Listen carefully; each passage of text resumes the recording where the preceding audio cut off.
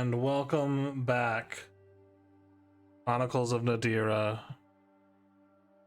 Today we are going into our fourth one-shot? Yeah, fourth one-shot. Today we'll be following Uzmir, the deserts of Granheim. So I guess we'll get started the back. So, Uzmir. The cacophony of shattering metal and roaring winds fills your ears. The airship being torn apart by this aether disaster.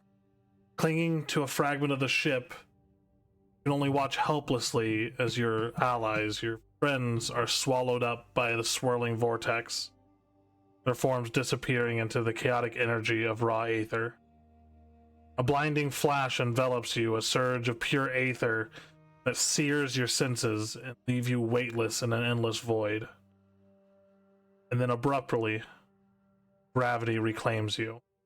As you plummet through the sky, the rushing of air tearing at your clothes and stinging your skin, the intense heat strikes you like a physical blow as you pierce through a layer of shimmering atmosphere. And below, an endless desert. Towering dunes bathed in the relentless glare of an unforgiving sun. As the ground rushes up to meet you, you crash into the sand with immense force, sending a shockwave that fuses the surrounding sand into a crater of glittering glass. The impact knocks the breath from your lungs, and for a moment, everything is silent except for a ringing in your ears. Gritting your teeth against the searing pain, you're gonna push yourself back up from the crystallized sand, the heat radiating from the ground, the scorching grains burning into your hands as you struggle. The sun beats down mercilessly, and the air shimmers with heat mirages that distort the horizon. As you turn, taking in the vast expanse of dunes stretching endlessly in every direction, there are no landmarks, no signs of life, only the impressive emptiness of the desert. What are you doing, Uz? I'm trying to take in my surroundings to at least somewhat get my bearings straight. It's definitely not somewhere that I've even close to have seen before, so trying to look for any place that I can probably climb to figure out where I am, or if there's some place that I could see close by that's could tell me where I am. Okay. Go ahead and roll a perception check.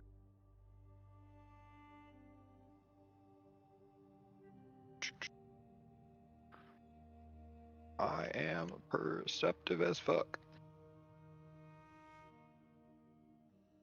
18. As you begin to look around, jump over. From a vantage point atop Sunbleached Rock Formation, Ranger, you observe this desert with keen, multifaceted eyes. The heat and ever-present force, but was a familiar companion to you. Your chitinous exoskeleton provides you with plenty of protection from the sun's relentless glare. And then a sudden flash in the sky catches your attention. A brilliant streak that ends with a distant impact, sending a tremor through the ground that you could feel beneath your feet. The event, unusual to say the least, and in these dangerous lands, any anomaly warranted investigation.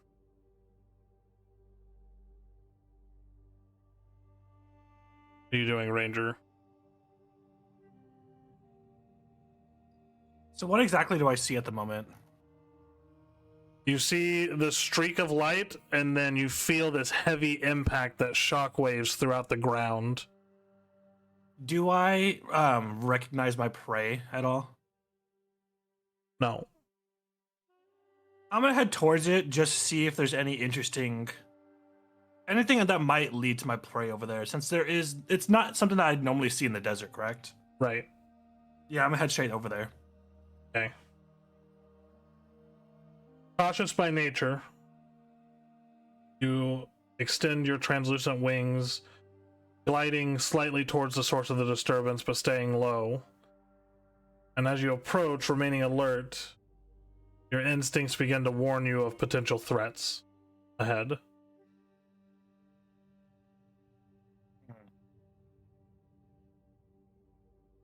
I'd like to go for stealth here at this point. All right, go ahead and roll a stealth check for me. 21. Yeah. Upon nearing the impact zone, you see a crater. You notice movement. But not just in the crater. Around it as well. Basan, trudging through the dunes, your thoughts are consumed by your search for your missing brother. The desert heat, mitigated by the elemental power coursing through you, but you're not so easily assuaged. All of a sudden, the sky erupts with what looks to be a falling star that crashes into the sands ahead of you.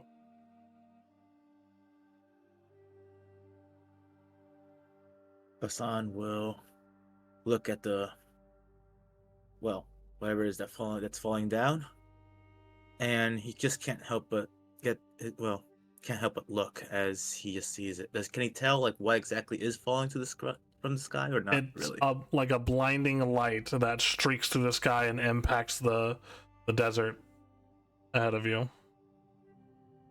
Yeah, Bazan's gonna pull out his scimitar in one hand, and he's just gonna slowly approach.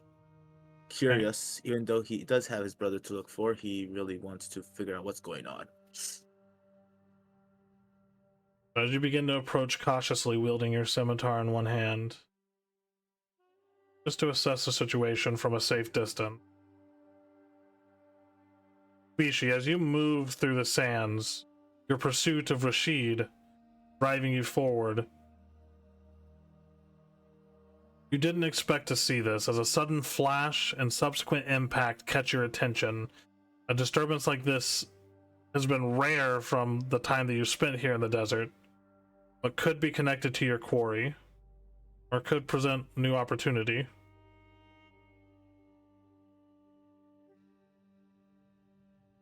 What in the motherfucking shit is that? And I'm going to take off running as best I can through the dunes to the impact. Okay. As you near the crater, begin to observe the scene. You notice this lone figure struggling within the impact zone, and two others approaching from different angles.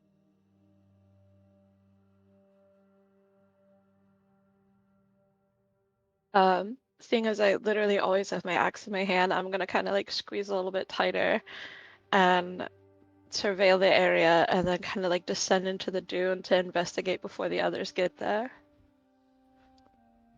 So, at this point, as the sun slowly beginning its descent towards the horizon, casting long shadows across the dunes here, the air is hot, but a slight breeze carries the promise of a cooler night.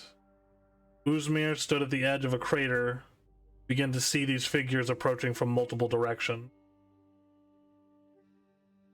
Their body language all guarded, this unfamiliar and hostile environment. And your perception check was an 18? So you see two of the figures presently. Don't see the third. I don't see the third.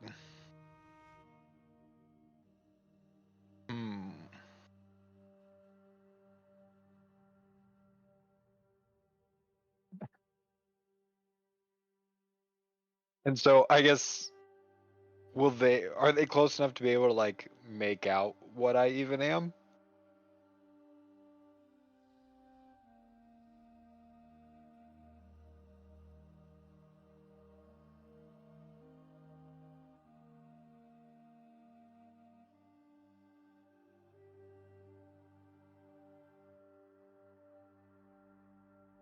They're pretty close at this point. I mean, pretty close enough to make out what I am is relevant. They can see a humanoid figure. Oh, okay. See that's what I'm wondering. So I could see these two, right? Yep. So knowing that they're both in this direction. I'm gonna at least get out of the fucking crater Okay. to where I'm not the fucking low ground here, and start backing towards this cliff. Because unfortunately, that's what I would probably fucking have to do. With, like, my axe at the ready. Okay. So you three see the figure climb out of the crater, grabbing his axe and backing towards the cliff side. Towards you, Ranger. So the first question I have, do I know what type of creature or beast or even person I am hunting at the moment? Observing him, or what kind of creature you're hunting currently? Yes. The creature you're hunting was unknown to you. Pretty much everyone in the hive that was attacked did not survive. You were out on a hunting, with a hunting party when you came back and discovered the wreckage in your hive. Okay. And then just judging from the people that are currently around me, who would I deem the most dangerous? It'd probably be between the guy who just fell out of the sky and the massive red-skinned demon to the north. Okay, so I'm gonna roll quickly. Anything that's lower or lower numbers, I go for Sin. Higher numbers, I go for One. I mage hand Sin immediately right now, and my goal is to try and press him against the floor. Okay. Or I mean, the figure there. So that's a saving throw for him? It is. What kind of saving throw? If I'm correctly, it's let us go and check. Telekinetic. Strength. So he has to beat my spell modifier, which is 18. All right. So Uzmir, you need to make a strength saving throw. Oh, I almost just fucking. Well, I mean, it would have been the same no matter what. 15. So you are suddenly forced to the ground, Uzmir, by an unseen force. And at this point, turning your head up, you see this third figure on the cliffside that you were backing up to. At this point, I'd pretty much like to fly down to him and have my blade come out of my arm and point them down at his neck. Yeah, there's this horrible slicking noise as this blade begins to slowly come out of this creature's forearm, dripping with what seems to be some viscous poison of some sort. And I'm just gonna speak in his mind. Fall. Why?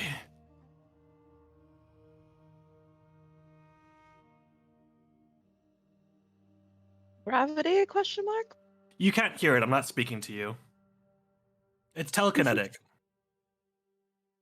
That wasn't in game. Oh, okay. Yeah, oh, that's out of character. Yeah, Uzmir, you hear in your mind a voice that says, "Fall, why?" Don't fucking know.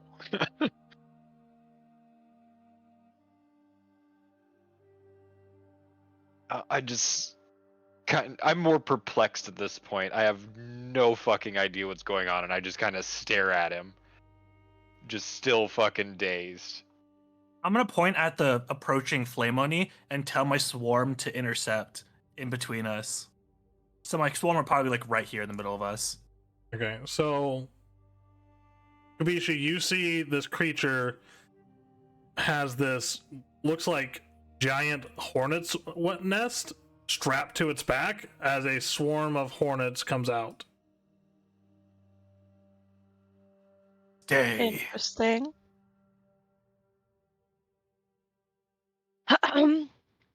I'm going to cup a ball of fire in my hand and be like, "Yo, get these things away from me. It's me They're and not them, near homie. you. How Me tall and is this them, cliff?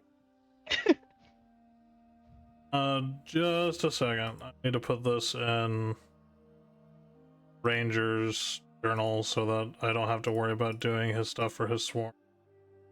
There you go. For the most part, they're not an actual thing. They're just gonna be used on like attacks and stuff. This is more just for Yeah. Which cliff? narrative Uzmir? flair. The one that he came from. It's about 30 feet up.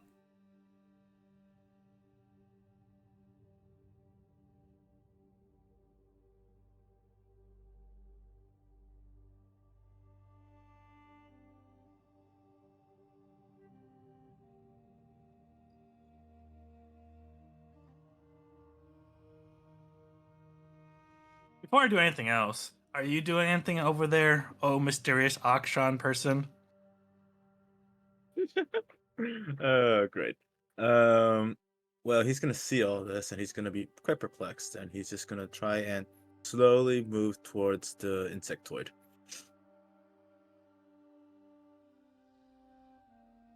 Oh, alrighty then.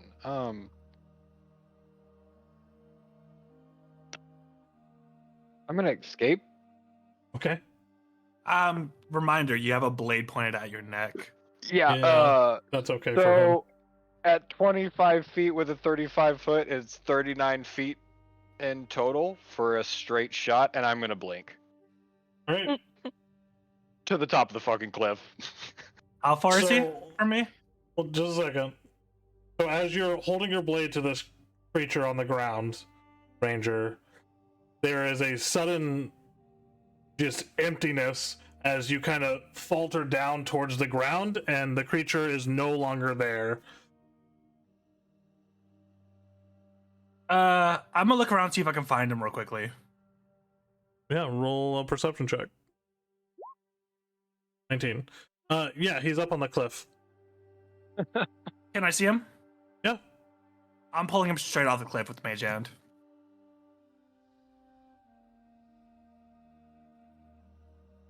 Okay, Uzmir, roll a strength saving throw. This is them all bullshit.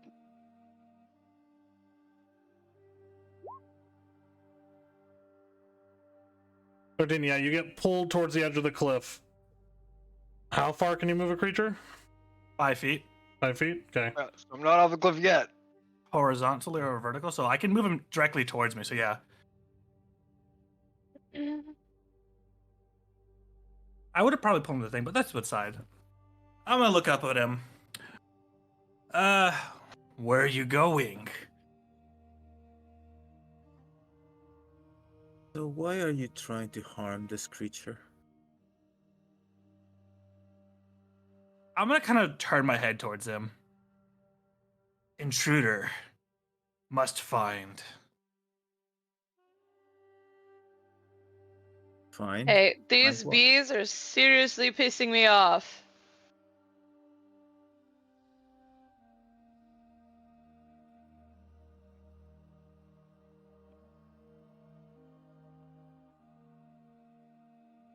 At this moment, I'm gonna kind of turn towards the Flame Oni. Do you know where the intruder went? I'm gonna shrug.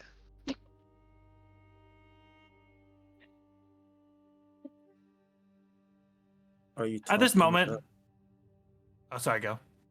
I was gonna say, but I was gonna say, like, are you talking about the star in the sky? No, that's just strange.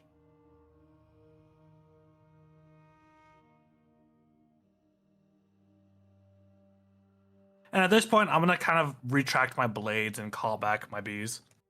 Or my Okay. hornets. Almost as if having lost all of my interest in this.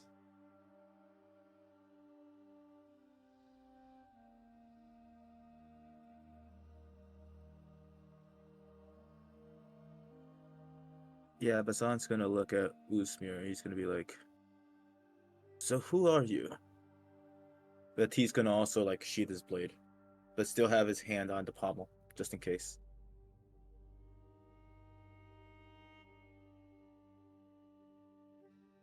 I mean, that's. I mean, at this point, I don't think my name's gonna benefit anybody here.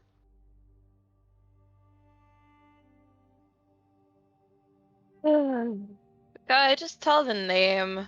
We're trying to figure out why you exploded from the air. And it would be a very nice gesture of friendliness, at least. I was on a ship that could fly, and some shit went wrong, and it exploded, and then I fell from the sky.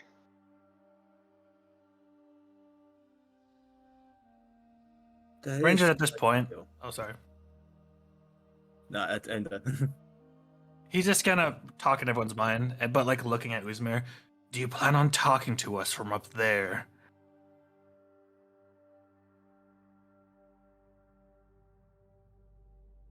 well, you did Depends, are attack you him. still gonna have your weapons? My weapons are already put away. Mhm. He's gonna start raising his hand as if he's gonna pull you off if you don't come down.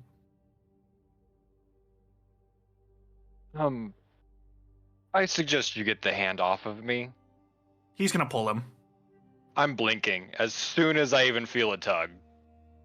Okay, so go ahead and roll a strength check for or strength saving throw for me.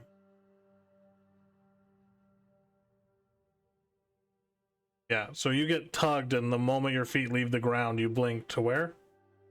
To the other side of him. This Okay. time, axe now at like not hitting him, but stopping just short. So you have an axe to your back right now, Ranger. Like you would feel the air come off of this. I'm gonna just kind of turn my head back. Finally. Or even because how tall are you? I'm 6'5". Yeah, so I'm gonna look down a little bit. Same thing. Finally. Equal. I'm just gonna turn and look at him. I believe I wasted fucking 2 of those already. You didn't have to.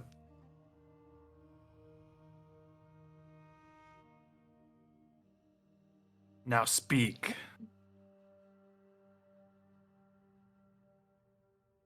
I don't think we're at the point where we can just start demanding things from each other.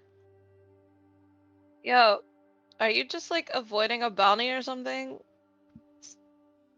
You think that if I was avoiding a bounty that I'd just fall from the sky and create the most inopportune experience we've had?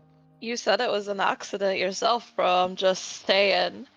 The only reason why something won't give its name is usually because there's a bounty on it. Oh, they're My hiding. name is Uzmir, but like I said, the name isn't gonna help any of Uz- the situation. Uzmir? That's familiar. Hey, didn't you used to be short as all hell? I guess at this point, would I recognize Kabishi? Roll a history check. A history check. That one. Yeah, at this point you begin to put together. She looks a little bit different. It's been like 7 or 8 months, but you've definitely met this Oni before. Would I have remembered her name? Yeah, you'd remember her name.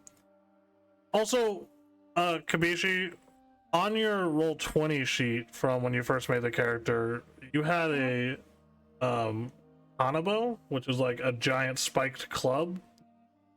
I don't know if that's what you actually had or if you swapped to a great axe.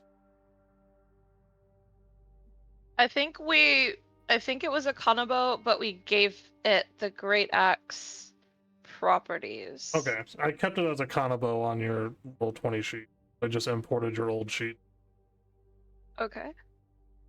I kind of want to switch to the axe though, because she's having axe envy right now. Just pure XMD. Kabishi? Yeah. Well, it's been a long, what is, almost a year now or so? Yeah, about that. How's grandma? Pretty sure she was arrested. Was it for the brooms? Where's the hers?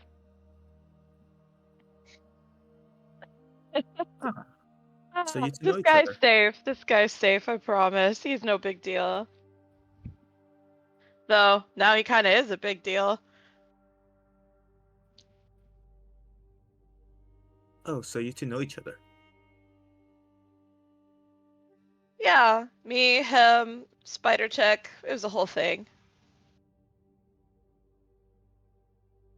By the Ray? okay. It was a whole thing. Yeah. Let me tell you, I was cleaning webs out of my crack for a week. It was awful. Yeah, I think I'd rather not hear that story. And so, who are the rest of you? Oh, Yeah, that's a good sorry. question. Oh, sorry. Introductions are in order, I suppose. My name is Basan Ravid. A pleasure to make your acquaintance. Pleasure. As he looks to me, the nearest cactus is this one over here, right? Yep. I'm gonna start walking towards it. Is anyone stopping me while I'm walking towards it? No. No? Okay. Nah, we don't give a No shit. reason. Yeah, no reason. I'm just gonna kind of cut it and like look for the water that's normally inside of cactuses. I'm just kind of walk back over, you know. As you And cut it offer it. open, the interior of the cactus is dried out and barren, and the cactus kind of falls and crumbles into dust as you pull at it off the ground. And looking around you, most of the vegetation in this area is crumbling to dust at the nearest touch of the wind or sand. Using my advantage as a ranger and being able to find up to like the minimal amount of like resources to keep some alive in my favorite terrain, where would the nearest water source be? Where would the nearest water source be? Or like a source of water? Unless you want to start digging, about 4 miles north, there is a Dashi Vel outpost where they have like an active well. Okay, that's all I really needed to know. And I'm gonna walk back. And speaking in everyone's mind, sorry, no water. Ranger. And then I'm just gonna kind of point north, water. While kind of looking up and down at Uzmir. Water.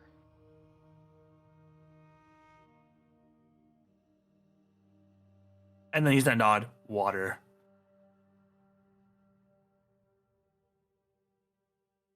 And he looks at his own water, water pouch, and he's gonna be like, I do need some water after this long trek. I'm definitely not carrying any either, so. I'm gonna You start want walking water? north. Oil. Just drinks oil. Huh. There's this like constant buzzing that follows this insect person around. I did call my of- hornets back, right? Yeah. Yeah. Kind of reminds you of Riven. Except with I mean, Riven, it's flies. Yeah, the resemblance is uncanny.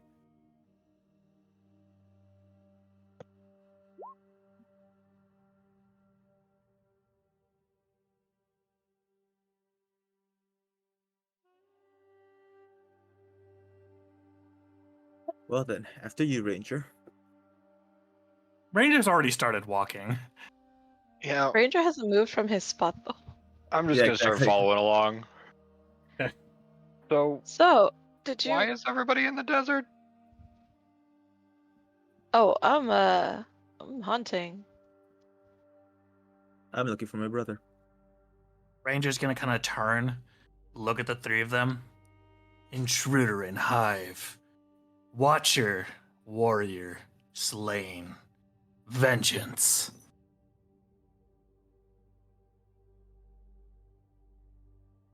Right, So a so lot of killing. And then he's gonna nod. lost friend, vengeance, and lost. He Got certainly it. hits the cliff notes, doesn't he? It does seem like that, yes.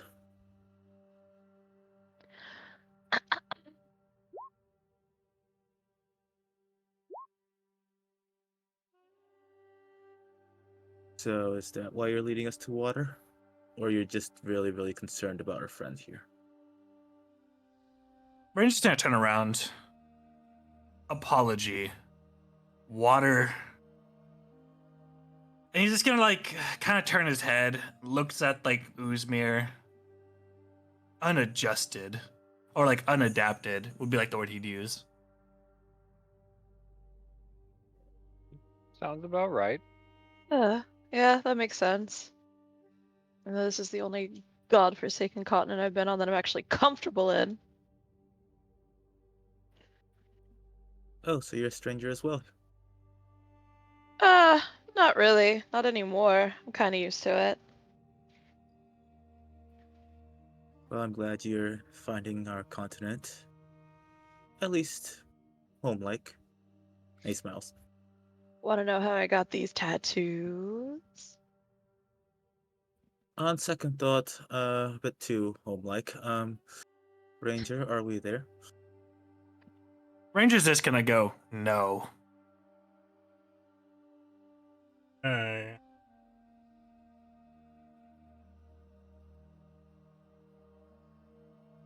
So, you guys are heading towards the water source? Mm-hmm. Okay. Trekking Yep. through the desert. I need I need everybody to roll a Constitution saving throw. And Ranger and Basan, you guys have advantage on this.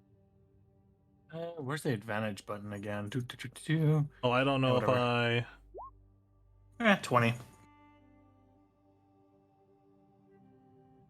Say Constitution saving throw? Yep. It's okay, it showed up anyways. I rolled a 20. 22. 13.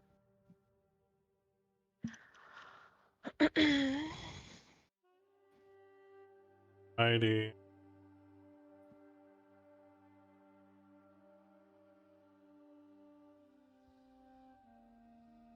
Okay. The last heat from the sun's rays bears down on you all. Kabishi, you got a 13. So, Kabishi, you would take 4 points of fire damage, but that's reduced to half because you're resistant to fire damage. Lamau. I'm comfy. Like that tickles.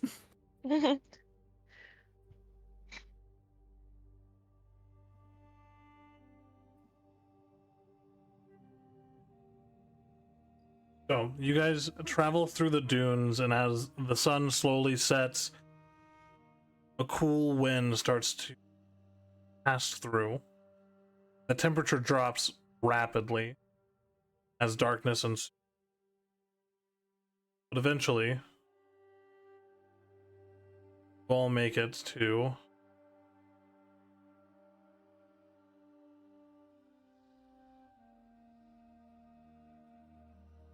Dashivel Outpost.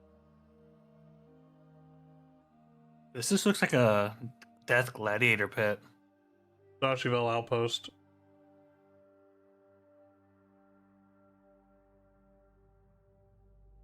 Ranger last to death. Worst case, I just throw them into the fire. It's not that big a deal. As you guys come into the central area, you see multiple figures, though they all seem to be dead.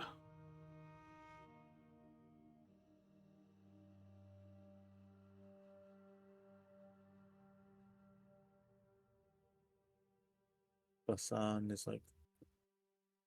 Is there anyone alive in this room? You don't see anyone alive. You can go check closer if you would like. I would, and I'd like to investigate the way they died. Okay. Starting with the man closest to us. Roll a medicine check. Doesn't look super promising. The man is bloated, and it looks as though he literally ate and drank until he died.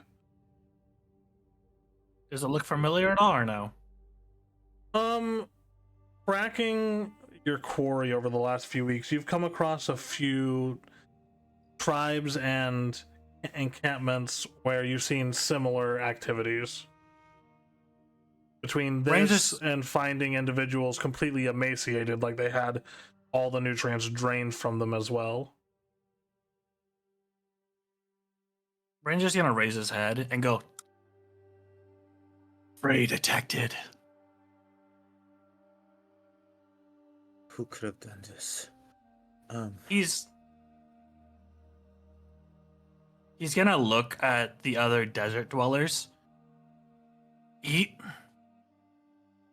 And like offering the bodies to them. No, please no. Basan is gonna lean towards the guy, the man here. He's gonna just close his eyes and Aurelius protect you. And he's going to almost seemingly do some magics as he's gonna cast Speak with Dead on the man. Yeah. Yep, and because of his eldritch magic, he can cast it at will. Okay, so what does it look like as you cast the spell? So his eyes are almost like bright, glowing yellow as his entire form just swirls in almost like a stinging dust cloud almost. And basically they'll see the sand just go through into the creature, into the dead body, through the mouth, and then he'll suddenly take like a gasp, but he's not alive. He's still dead. But he can now talk. Yeah, as the sand envelops this body, this corpse, you see it enter into the body, and then after a moment there's a like a facsimile of breath. What happened here, my friend? Hungry. So hungry. Where did this hunger come from? Do not know.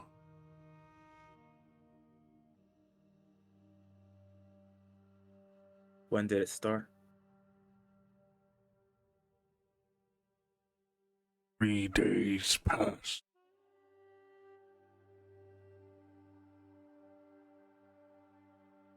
And Basan's gonna look at the others in case they have any questions that they want to ask. Or at least one more, I'm assuming. Ranger's not gonna exactly understand as much. He's just gonna keep looking at the body. Yeah, this is more towards the other two. Since he assumes that Ranger has other things on his mind.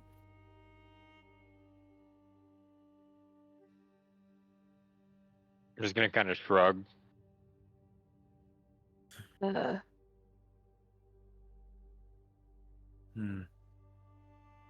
I wonder. Hmm? Was it Rashid? Was this Rashid? Was not Rashid. Rashid fled. Of course he did.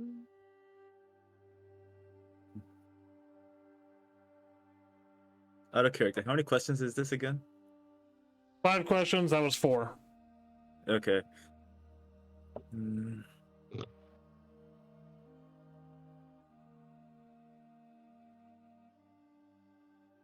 So, I can tell by the body. But how did you die? Hungry. So hungry. So unlimited hunger. After This that, is magic. the body collapses onto the ground, once again lifeless. DM, I have a question. Yep. Would I be allowed to use Mage Hand continuously to roast this body above the fire?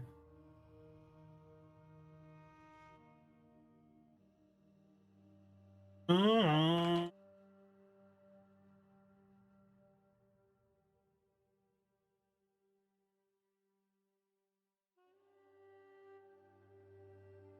I mean, it would drop into the fire after a minute, and then you would have to pick it back up out of the fire.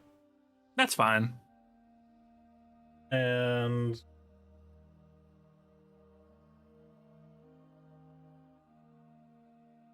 My wasps aren't exactly picky. the hand can't carry more than 10 pounds. Ah, dang. Wait, is that with telekinetic? Being able to move people? Telekinetic just makes it to where you can shove and pull. It does not Unfortunate. increase the weight that you can carry. Can I just throw it into the fire then? Yeah, if you want. Why are you mutilating a corpse? Because I want to feed my wasp. What do you mean? No waste in the desert. I don't think your wasps care if it's cooked. Oh, you're Yeah. right. I'm just gonna feed my wasp or him to my wasp. Okay. What the hell is happening? I have no clue. This is amazing.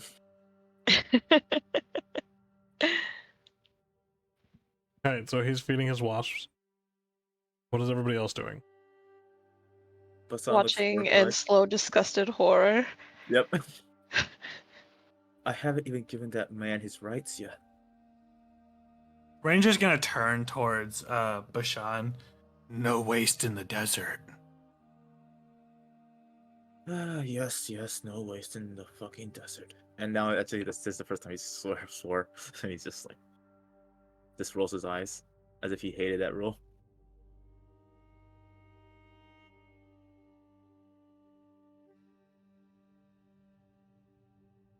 Well, from what I can tell, this is magic all over it. The bloating, it happened 3 days ago, too.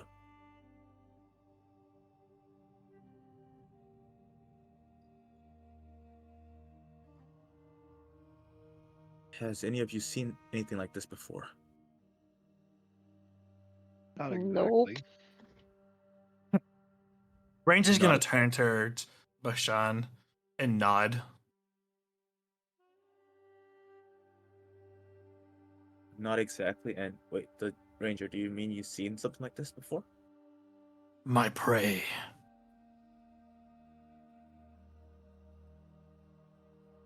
And what is your prey exactly? Ranger's gonna kind of tilt his head, point around to him.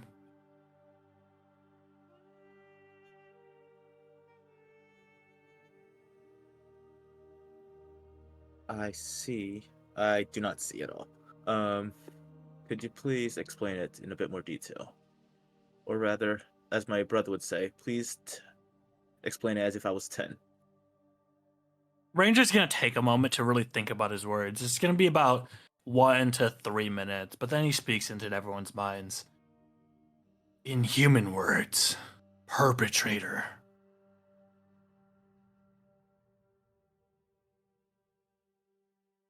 So whoever did this is your prey.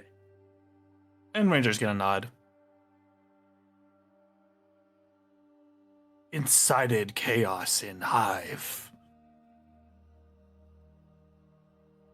Can Basan see if there's like any lingering magic afoot? Since he's like 100%. Yeah, roll an Arcana check. Thank I'm you. gonna take a look around. Yeah, as you move around, you hear this gnawing, Uzmir. Gnawing Yeah. from where? As you move around, you see one of these bodies over here is moving and is currently chewing on the other corpse. Ew.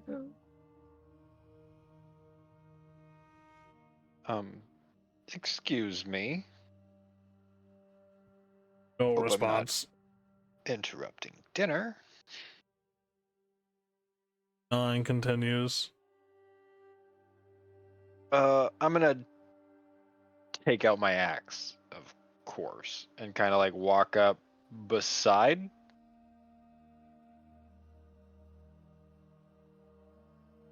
Yeah, you just if see they the even creature notice. just biting and ripping flesh off of this other corpse. Creature or human? It looks human.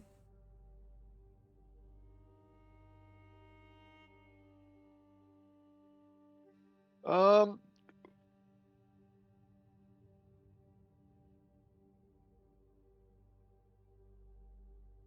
So you don't notice this then. Creature does not seem to pay any mind to you at all.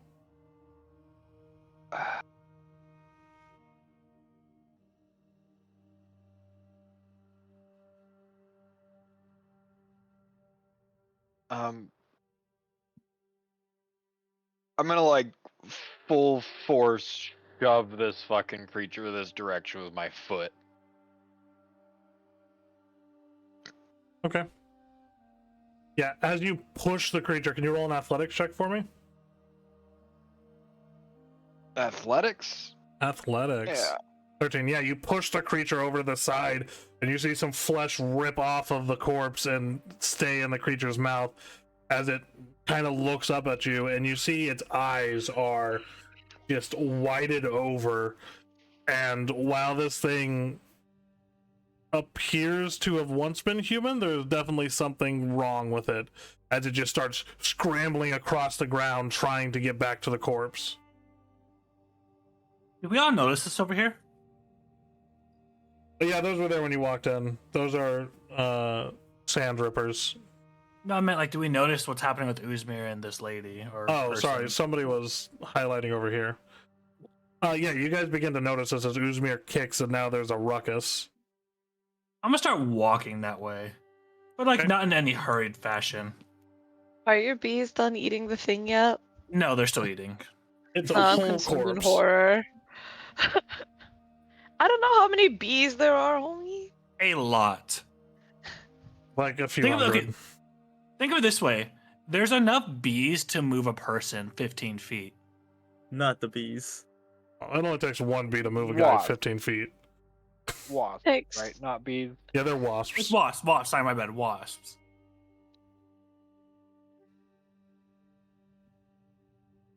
Specifically tarantula hawks. Great. Ugh. Yeah, Very my neck venomous. Ugh. Are you doing anything, Yeah. Uzmir? I'm more perplexed that this thing is completely fucking ignoring being absolute fucking dog kicked out of the way. Okay, I'm gonna keep walking up then, and I'm Do gonna you- look at Uzmir. If you let the creature get back to the corpse, it'll continue chewing on it. Yeah, I'm not stopping it. All right. I'm gonna turn to Uzmir. Crazed? Question mark. I'm not even sure she's human anymore. Ranger's gonna nod, walk up to the creature, and extend its blades. Okay. Are you stopping me at all, Uzmir? No. And then I'm gonna attack the creature. Okay, roll an attack.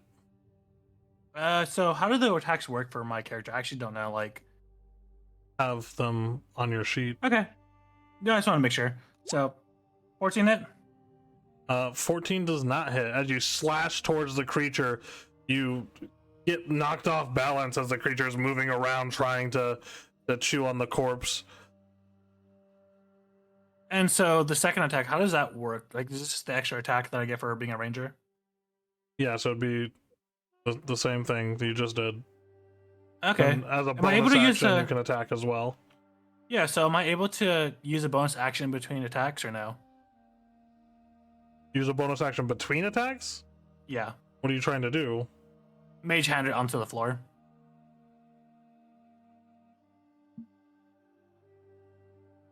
Yeah, you can use a bonus action between attacks. So I'm gonna mage hand it to make it go prone onto the floor. Okay.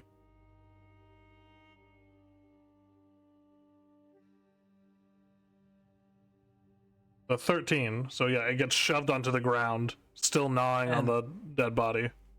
And then I'm gonna try and attack again. 21 hits. 9 piercing, 2 poison. Why isn't it equating that to poison damage? You have to actually label it as poison on the little line on the sheet. I did. Like the type. Yeah, I did. Yeah, they're definitely labeled it. Don't know why it's not calling it. It's okay, we know it's poison damage. Yeah, it takes 9 piercing damage. You slice its head off. It kind of rolls to the ground, and there's still a little bit of chewing going on for a few seconds after its head is severed. Ranger's gonna turn to Uzmir, cold, and then walk back towards his hive.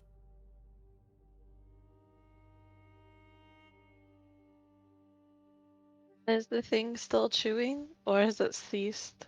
There's a little bit of chewing going on, but more like a nerve reaction than an undead thing. Oh, that's so gross. I'm gonna check out the body. Okay, what are you trying to figure out? See if there's any like strange markings, like something's burrowed into it or something fucking weird going on. Yeah, roll an investigation check.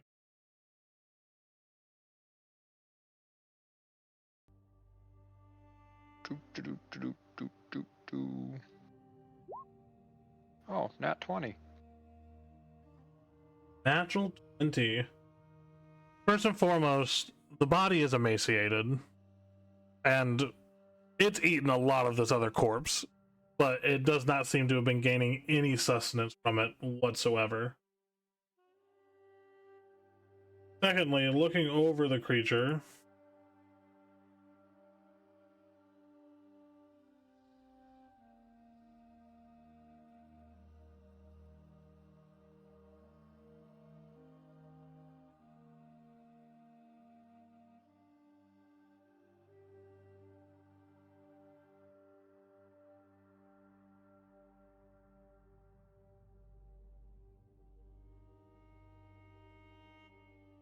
you see a symbol seared into its side.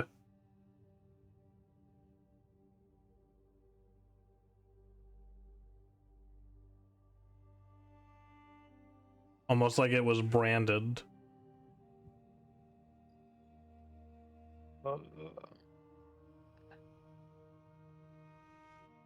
The sun. Oh, sorry, I was just communing with my patron. What's the You matter? wouldn't happen to notice the symbol, would you? First, may you receive Aurelius' blessing, and he's going to look at the symbol, see if he recognizes it or not.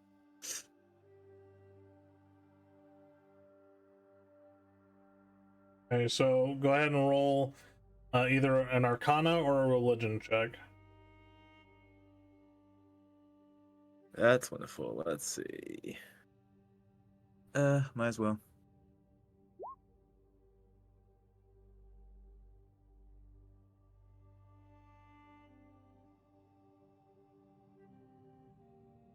Seven.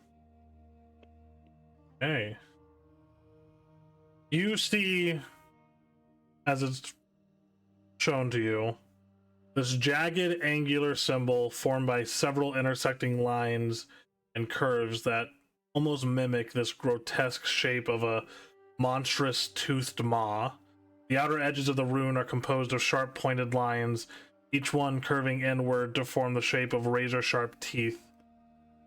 The teeth themselves are positioned to give the impression that the rune is constantly biting down or about to close on something. The upper half of the rune curves downward in the shape of a wide crescent-like arch with multiple sharp points extending downward like fangs. The lines are thick at the base but narrow sharply as they descend. At the center of the rune, there's this jagged, zigzagging line connecting the upper and lower halves, forming almost like a throat. The central line pulsates, with a bit of energy as you look at it. You don't recognize this symbol, but it is definitely still pulsing with some sort of corrupt aether.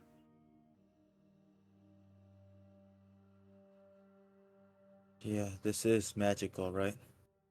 Corrupted magic as well. See how it almost looks like it's biting down? That could explain well, that would explain why they're acting as they are. And I don't think I have enough power to, if we do come across any survivors, to help them. Oh, we may have to find the source and deal with it.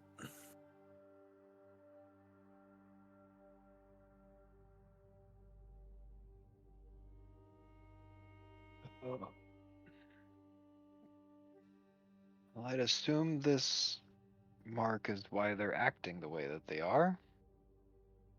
You could always check the others to see if they have something similar. On it. We'll go check this body over here.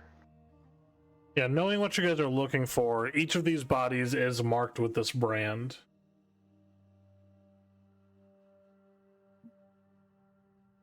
Got one over here, boss. So they all have it then. Then it's just as I feared.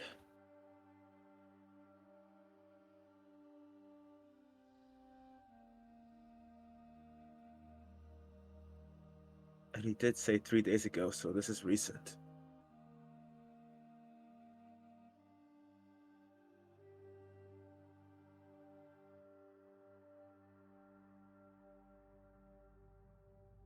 Well then,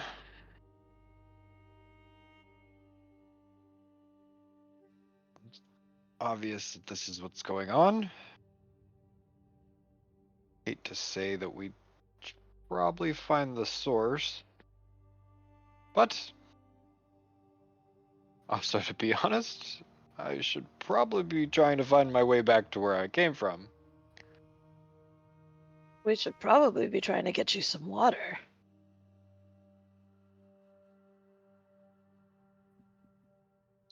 I am going to go look for the agua fresca. Yeah, it doesn't take you long before going into this building. There is a well in the center where water can be procured. Is it clean water? I don't know. You want to take a sip? Sure, why not? All right. Roll a Constitution saving throw. Oh no. It is, the water seems clean. Okay. Yeah, Bazan's gonna get some as well in his water pouch. At this point, is my swarm done eating this man? It's a whole ass body, It's been a while. and it's bloated, and there's a lot of it there.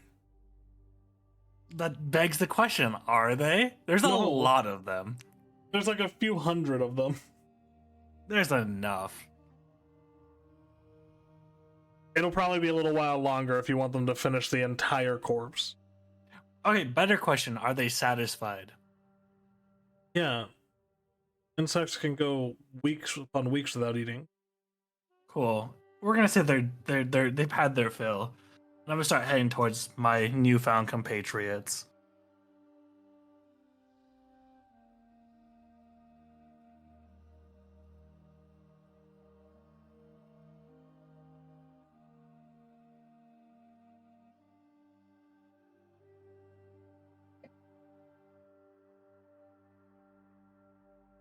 So, as you all stock up on water, next move. You said So you is there- wanted to get up. Oh, sorry, go. Bazan just wanted to ask Uzmir, do you wanna leave? Do you? I mean,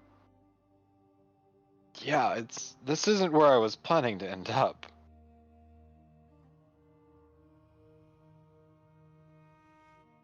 My brother could be in one of these places. Well, how about if you help me solve this? I will take you directly to where you need to go. Directly where I need to go. Like you're just gonna magically pick me up and carry me there. I will escort you personally. You have my word, on my honor.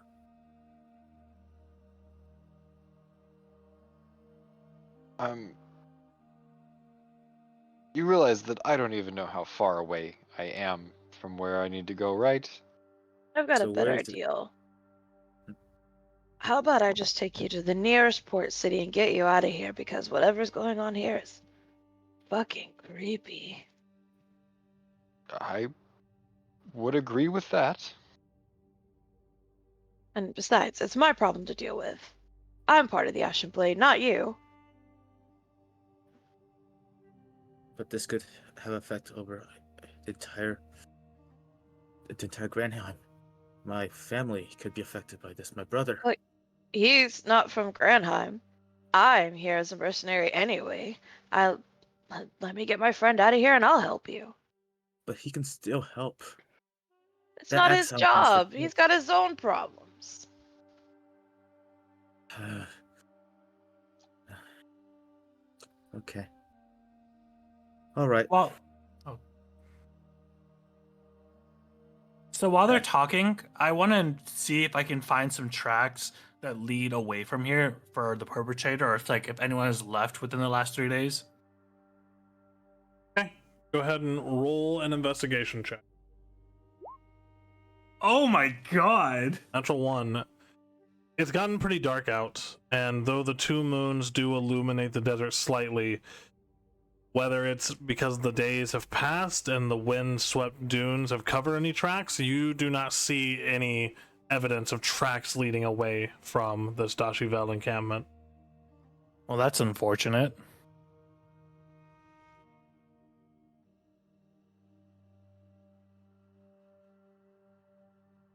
Well, At this moment, oh, sorry. no, go ahead. Ranger was just going to come back from looking at the tracks and just say, rest. And just kind of like cozy up like next to a wall. Okay. And like he'll like choose the wall over here or something. And like sit up against it.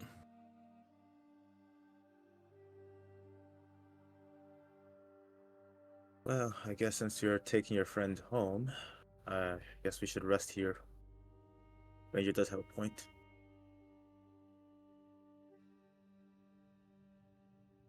And this one shot's just going to be getting Uzmir home now. Fuck the Arbiter. Yeah. Arbiter. Wait, what's the Arbiter?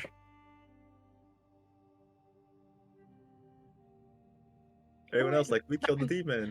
The way nobody wants to stand up to a giant 6'1" homie. Absolutely not. It was just turn into a bird and fly home. A long flight. Good. Yeah, if you know what direction you're going, you know where the hell you are. Yeah, it's not like you've asked anyone. Exactly. I've gathered that I'm in Granheim. That's a start.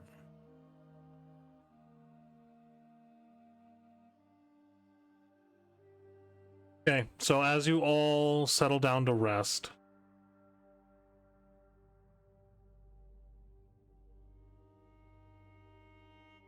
I'm gonna wander off. Okay. Just because I don't want to go full fucking Harbinger in front of these people. So I will be sneaking away, I guess is the way to put it. okay, go ahead and roll a stealth check. How stealthy can I be? 15. Not super stealthy. Does anyone have a passive perception above 15? Oh, 20. yeah, for sure. I have a fucking 21 passive. Yeah, I have above of 15 for sure. Mine's Hassan's 12. 19. But they're laying down for rest. That's why I'm going off a passive perception. Yeah, so you all hear shuffling and then can see the figure of Uzmir. Are you exiting the encampment? Probably more just getting to somewhere where they aren't just gonna be in my business. It doesn't really look like there's anywhere in here to hide. So, yeah, I guess I would technically be leaving because I'm assuming that I'm assuming that the building's gonna be utilized and stuff. I guess what's up here? What's up? Where? The top right corner. It Oh, looks like there's stairs leading up to something. yeah, it leads up to a hut. Well, would anybody see me in that hut? No, there's a door on it. All right, well, I'm heading towards the hut. Okay.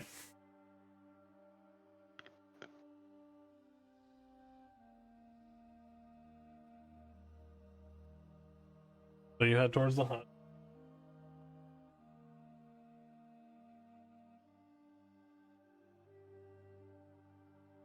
Yeah, but Sun has 12 passive perception. He doesn't see shit.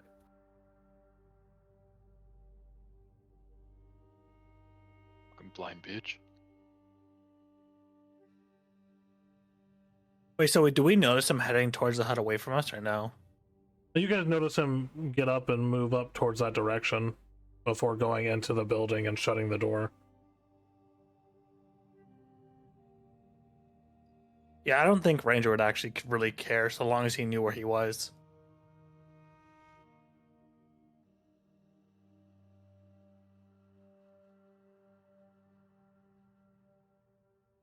What's in the hut? What's in the hut?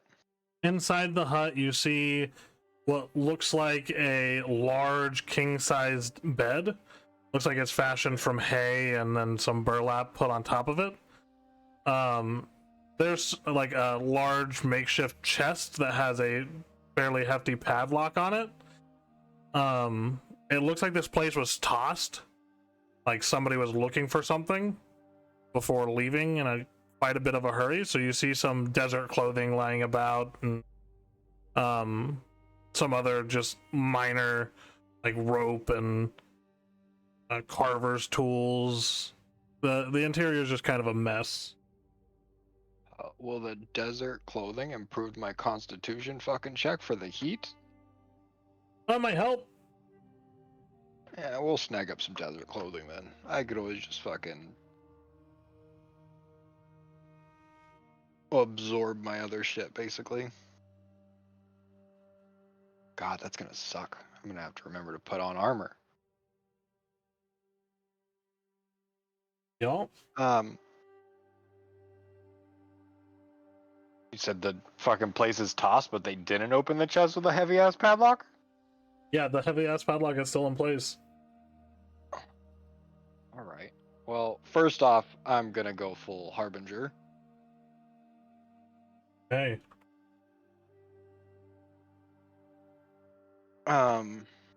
And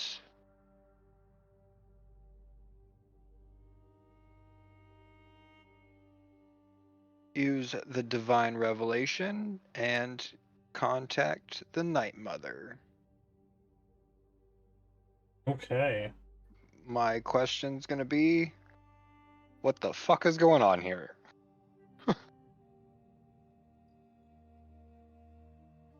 Alright.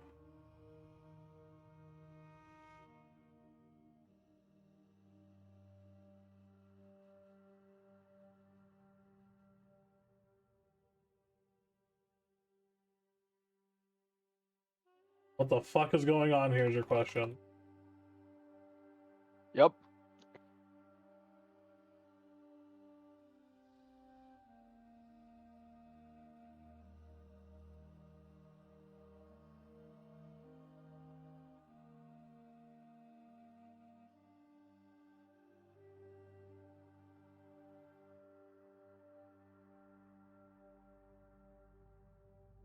So, as you ask this, vision goes blank. For a moment, silence. Before you see vast desert before.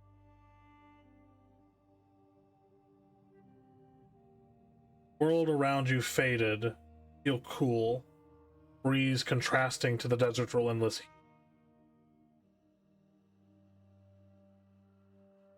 And it's just a vast expanse of night sky dotted with unfamiliar constellations.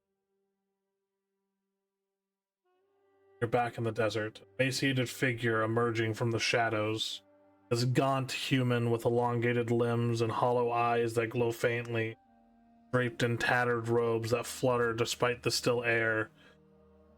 He walks almost with a grace, a bustling encampment. The inhabitants pause their activities, turning their gaze towards this newcomer as the figure extends his bony hands, offering gourds of water and baskets overflowing with ripe fruits and freshly baked bread. The inhabitants' faces are etched with relief and gratitude, eagerly accepting his gifts as each person takes the offered nourishment. Subtle but searing mark and symbol resembling Uthima appears briefly on their hands before fading into their skin. The figure's lips curl into a faint, enigmatic smile. As your vision blurs and shifts, now, same encampment plunged into chaos. The once grateful inhabitants are overtaken by a ravenous frenzy. Their eyes clouded, pupils dilated, and veins protrude visibly under their skin as they gorge themselves on food and drink, consuming far beyond their capacity. Some tear into raw meat with animalistic ferocity, while others guzzle water and wine, the liquid spilling down their chins, the sound of ripping flesh and desperate gulping filling the air. Amidst this madness, they begin to turn on one another.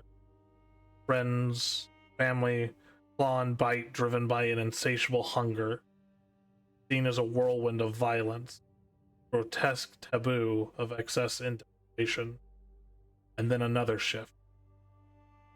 Silence blankets the encampment. Bodies litter the ground, some grotesquely bloated, stomachs distended unnaturally, while others are gaunt as if drained of all sustenance. The air is heavy with the stench of decay, stillness of death.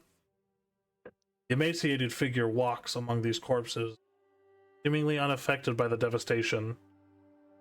Liam paused to survey his surroundings, a gnarled smile spreading across his sallow face, his eyes devoid of empathy. He turns away, slowly walking out of the encampment, leaving it behind, as the shadows seem to stick to him and gather around him, obscuring his form until he vanishes into the desert. A brilliant flash of light engulfs you. Gaze upon the night sky dominated by the red moon Lumina. Tracks spiderweb across its surface, glowing with an ominous crimson light. With each fissure, pieces of the moon break away, drifting into the void. From these fragments, 7 shards of a blade emerge, representing a piece of Kalenroth. Begin to move, drawn towards you, and then drawn together by an unseen force as they align, begin to fuse, metal flowing like liquid into a single formidable blade. As this vision fades, you're left staring into the darkness behind your eyelids before your vision is given back to you. Would I have been able to tell which direction he was going based off of like where the moon was in the sky or anything like that when he was leaving the town? Roll a survival check. I can do that. 20. He was heading north. Heading north. Alrighty. Well, we're gonna go ahead. And then I need you to make a wisdom saving throw. A wisdom saving throw? Yes, sir.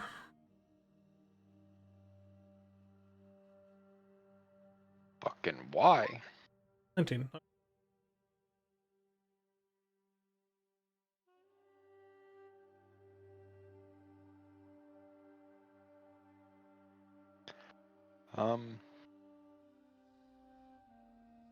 Yeah, from there, I'm gonna try to break into that box All right. with my axe against that padlock.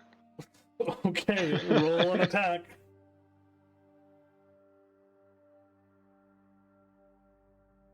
Uh, 17. Yeah, you hit it. Go ahead and roll damage. 9. oh, Yeah, you break hold the on. lock. I don't think that rolled right. 1d12 plus 5 plus. All right, yeah, no, that rolled right, I guess. Wait, hold on. 2 plus 5 plus 2?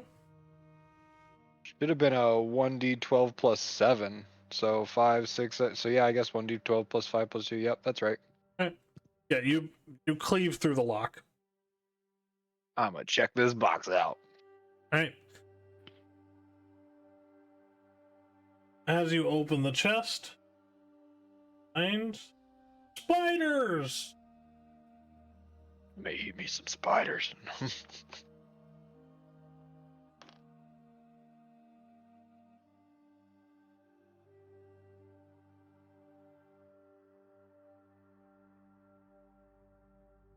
Not spiders.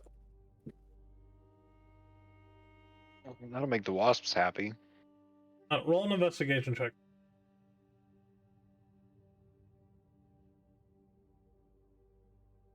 Advantage. Investigations. 20.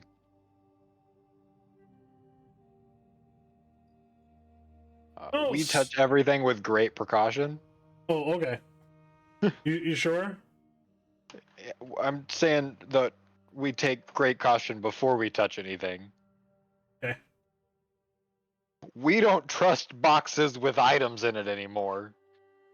The first thing you see on the top of the other items in this chest is this rolled, large, like, roll of parchment. Fairly aged, and it's tied together with, like, shut with string, basically.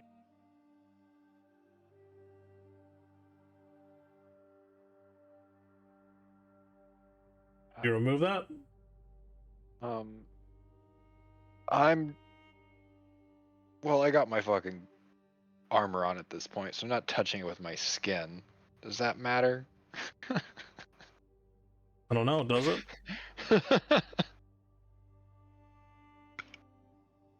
Yeah, I'm gonna remove the scroll. Alright, so you pull the scroll out. Are you opening it up, or are you just setting it aside? I'm gonna set it aside for this moment. Okay. We're gonna set that to the right, and then we're just gonna anything that looks like trash we're putting to the left. Okay. There's a leather-bound journal filled with, well, probably information, but it just looks like an old leather-bound journal. Alright. To the right. There is a finely crafted scimitar in the chest. Scimitar, eh? Finely crafted. Is it in the way? Can we get past that without touching it? Yeah, you kind of like. I mean, are you gonna nudge it to the side? I'll flick it out with my axe. There's an amulet featuring a sun emblem, crafted from gold and amber.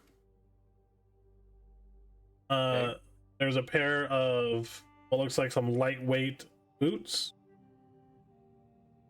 A collection of scrolls tied with black ribbons, some bearing seals that you don't recognize. There's a heavy pouch in there. You can't see what's on the inside of it. There's an envelope sealed with dark red wax, bearing an unfamiliar crest. And then there's like some minor kind of probably stuff that meant something to whoever's chest this was, but doesn't. It's just like bits and bobs, kind of. You know what I just fucking remembered? What? I still have fucking Roderick the Pocket Gnome. You do? I'm pulling out my pocket gnome. Well, Pat's pocket gnome. All right. So you pull out Roderick the Pocket Gnome. All right. I'm gonna start with a gold piece. As you put it in his hand, the pocket gnome begins to come to life. Where the fuck are we?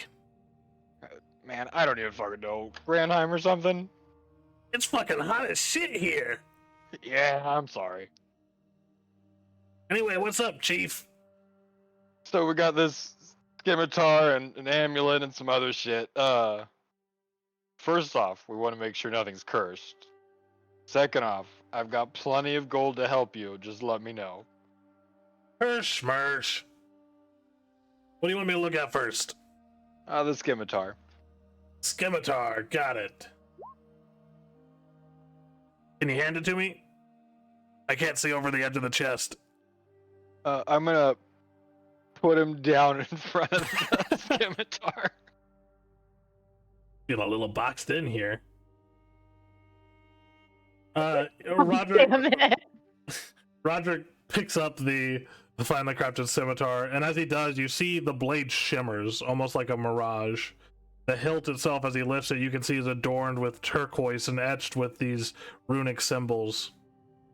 Ah, this is a mirage blade. Interesting. So the blade itself, and Roger kind of picks it up and swings it towards you a little bit. You see the blade disappear and reappear. So the blade grants advantage on attacks, as you can't actually tell where the blade is when using it. You can activate that Mirage ability 3 times for a short rest. And then the blade also allows the wielder to cast the spell Blur on themselves once per day. Alright.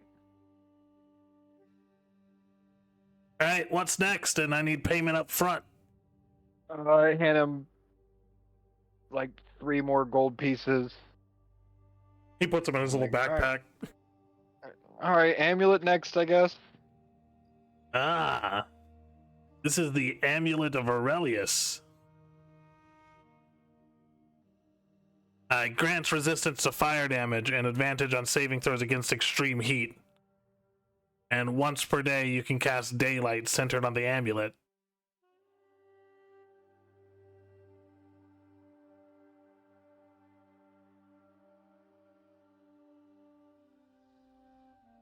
Alright. I don't remember what else was in the chest. There's a pair of boots.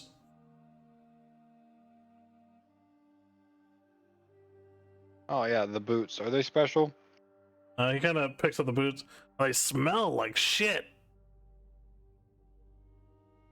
Yeah, these boots are made from Dune Strider leather. So, they negate difficult terrain caused by desert environments. When moving through sand, you have an increased movement speed of +10.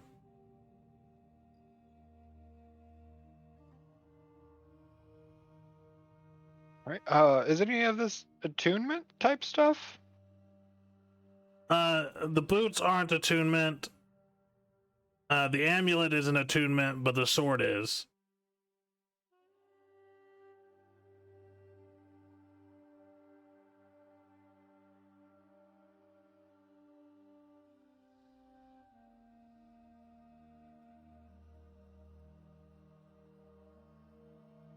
Alright, I think that was it, right? Yeah, I mean, that's all that Roderick sees as magic in this chest. Alright, so you'd be able to tell if any of these scrolls or anything are cursed, right? They don't seem to be magical in nature. So you'd be able to tell me if they were cursed, right? I mean, they don't seem magic in nature. The question was, would you be able to tell me if they were? I mean, if I, investigated, I could discover if they were cursed. You still have 1 piece of gold left here. Alright, hand me a scroll. We're gonna hand him the first one, the one that was on top. Alright, the big one? He takes it. Nope, not cursed. Hand him another gold piece in the leather journal. We're just gonna keep doing this. Just tell me how much shit was in there. Alright, not cursed. He goes through all of them. None of them are cursed. All right, I'm just gonna say there was what, like a few. I took myself down fucking 10 gold. I don't care. That's fine. All right, Roderick, you're greatly appreciated from keeping me from turning up like Wolfrins. So, No problem. Always happy to help. all right, back in the pocket. Alrighty. Hopefully not for too long. At this point, I'm gonna kind of gather up everything. I will be putting on those fucking boots and that amulet All right. since they're non-attunement.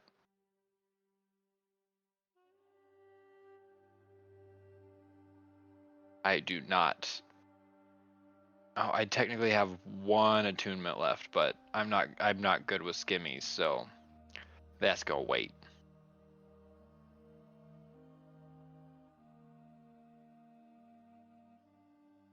Hey.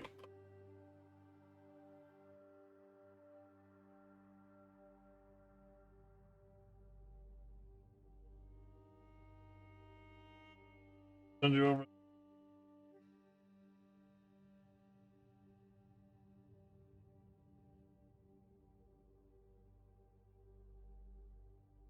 Where's Discord? There it is.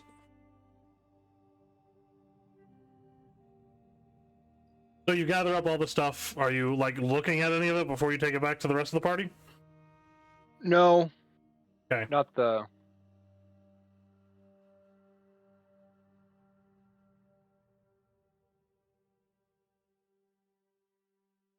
Hey. You have your Raj Blade. Elias. Spider Boot.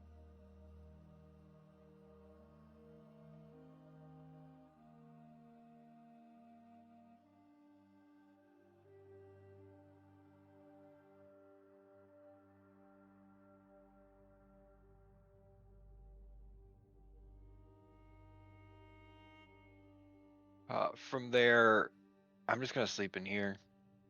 Okay.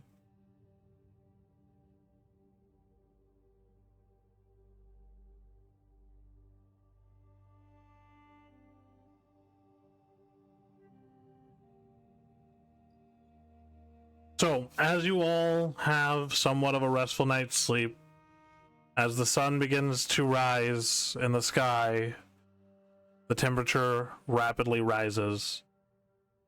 You all wake to the heat of the sun bearing down on you once again.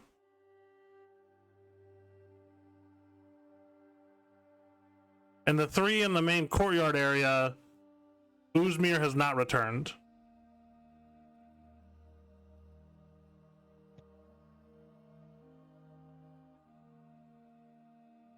Oh no.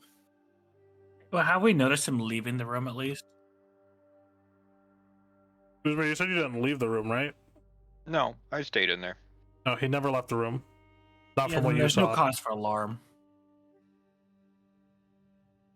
Since it's daylight out again, I want to see if I can try and pick up the trail again of the person who did this. I'm sorry, with a natural one, the tracks are gone. This is a desert Okay. and the sands are always shifting.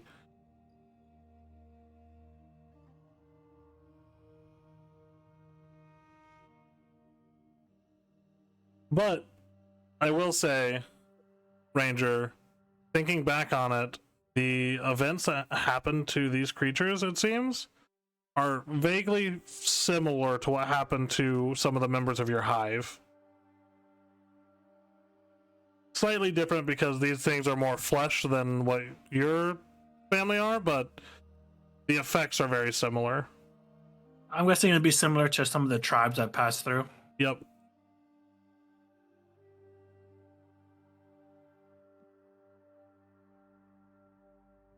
So, Uzmir does descend down towards you all with a handful of items. Yeah, I got all the scrolls.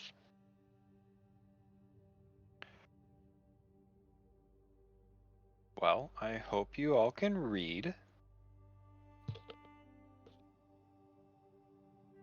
Was I muted? Nope. Okay. So that's what you're doing. So that's what you were up to. Though I didn't even Oh. see you leave. Not very perceptive, are we? I swear I just Probably fucking not. heard a gunshot next door. No, that was me. Oh, no. Thank God. The sun's coming up. I was so freaking cold last night.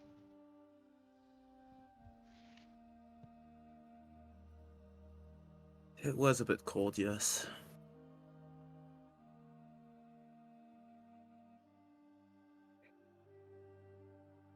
So, what do you got for us?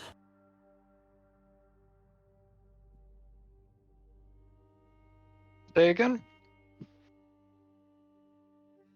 So, what do you have for us? I kind of hand him a couple of the scrolls, keeping the biggest one for myself. Hand a couple of scrolls over to Kabishi, and then I just look at Ranger. I'm like, can you read? The Ranger's gonna look at him. Better than you, and nod. Rude. Just making sure. And I hand him a Figured. couple too. And I hand Ranger the leather-bound journal. Okay. And then I kind of plop down a little bit and open up the big ass scroll. As you do, roll a dexterity saving. Oh no. You see this aged parchment map of Granheim, intricately detailed with landmarks, oases, trade routes, and Dashivel territorial borders. Oh, a map.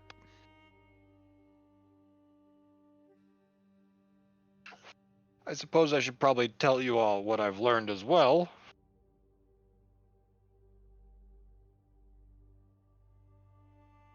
And I kind of fill him in on the description of the character and the town that I saw, and that he's heading north from there.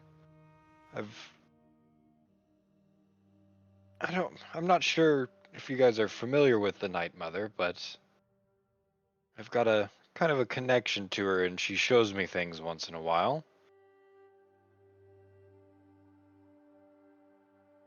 To at least explain why I have this information.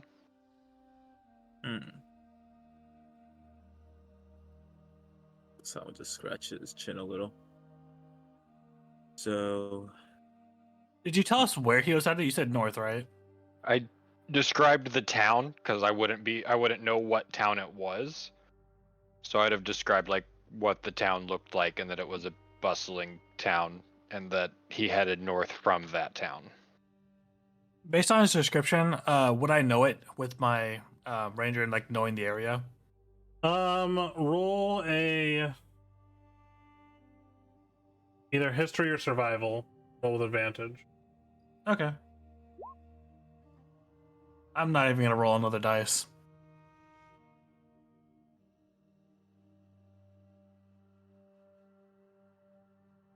And then he's like, "Nope, actually, you didn't."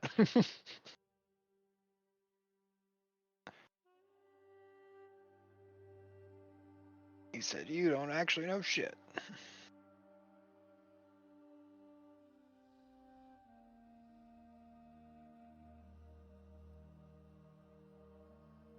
like, whoops, sorry, it's needed to be a 30 or above. I would cry if I needed to have a nat 20 for it. Because like You rangers. want to roll again? Oh, you want me to roll again?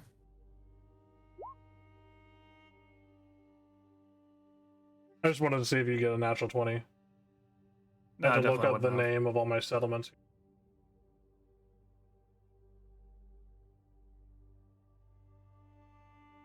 Yeah, like I'd be very surprised if I didn't know the area with the build I have. Given the description of the settlement that Kuzmir saw,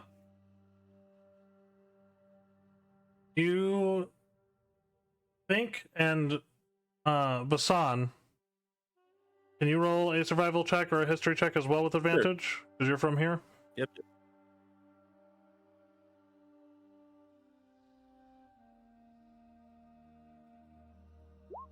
Natural 20. This sounds very much like the tent city of Veth'Arden, also known as the Jewel of the Sands. Sprawling Tent City is the largest and most influential settlement of the Dashivel nomads, serving as a vital trade hub and cultural heartland in the vast desert expanse. Veth'Arden is a place where the harshness of the desert meets the vibrancy of human ingenuity, creating a unique oasis of commerce, culture, and community. So the city itself is composed of hundreds upon hundreds of tents, pavilions, and temporary structures made from richly colored fabrics, sturdy canvas, and intricately woven rugs. The tents range from simple dwellings to grand marquees adorned with banners and tribal insignias.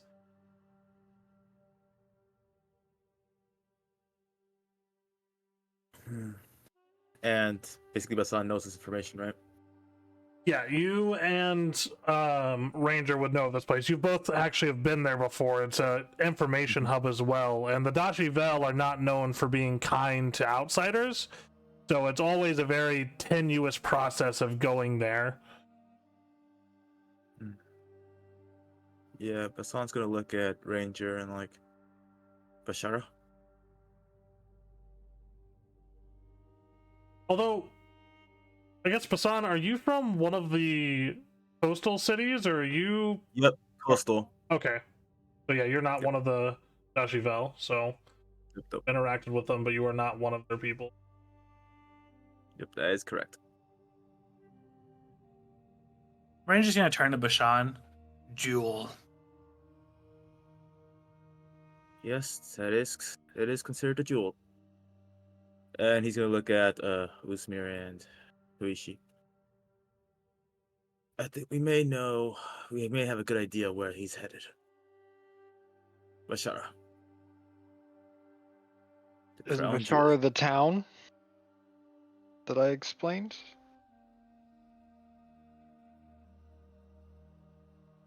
That is a good question. Yeah, is that the town itself, or is that like like a small village before the town? No, Veth'Arden is the tent city. Okay. But that's the one that I explained. Yes. Yeah. Okay. Yes. So the Yes. jewel's in ruin then. It's done for. He headed north from there. So the map, as I'm assuming the jewel would either be easily recognized or labeled. Yeah, so on this map you see an X, which basically says you are here. You are currently in a Dashivel settlement called Kitaro. And on the map you see a jewel symbol that just says Veth'Arden above it, and it looks like it is about a day's travel north of here.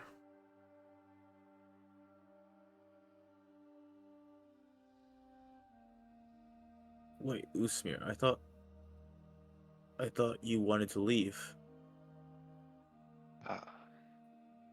This has become more complicated, unfortunately.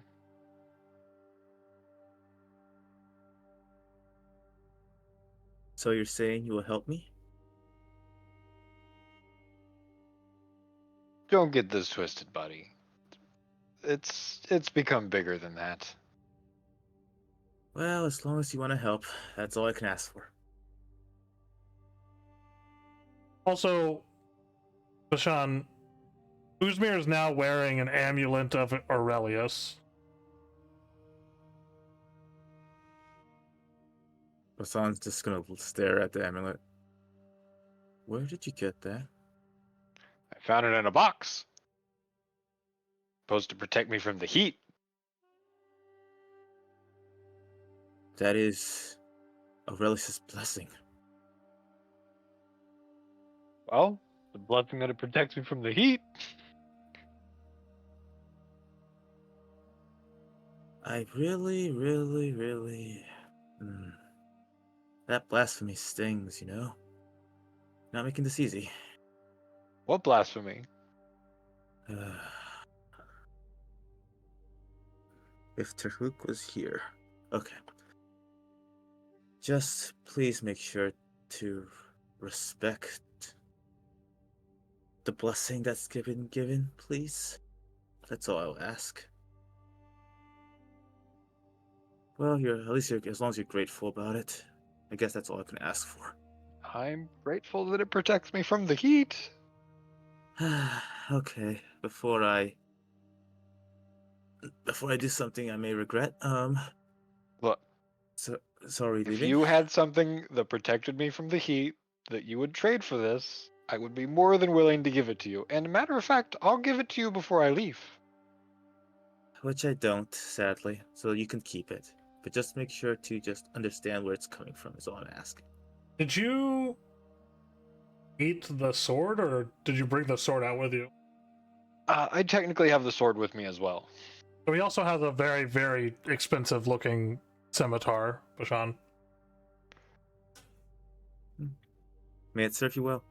Yeah, he doesn't really care much about the scimitar, just the Aurelius necklace. Does anybody use scimitars? I do, but I have mine, and she has barely failed me so far.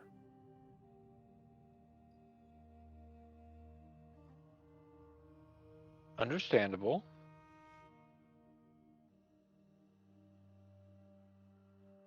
Riven's voice like, sell it. Yeah, Riven's voice just went by. Don't give it to him. Sell it. Sell it. We need all the gold we can get. Well, so I do not see this fucking town on your map, by the way, Luke. None of the Dashivel places are on the map. I have a second map just for me because the Dashivel cities move around. They're nomadic. Oh, okay. So,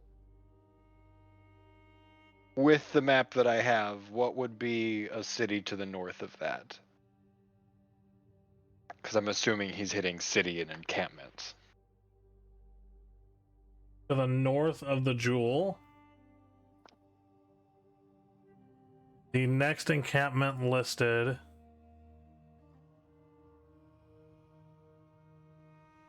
is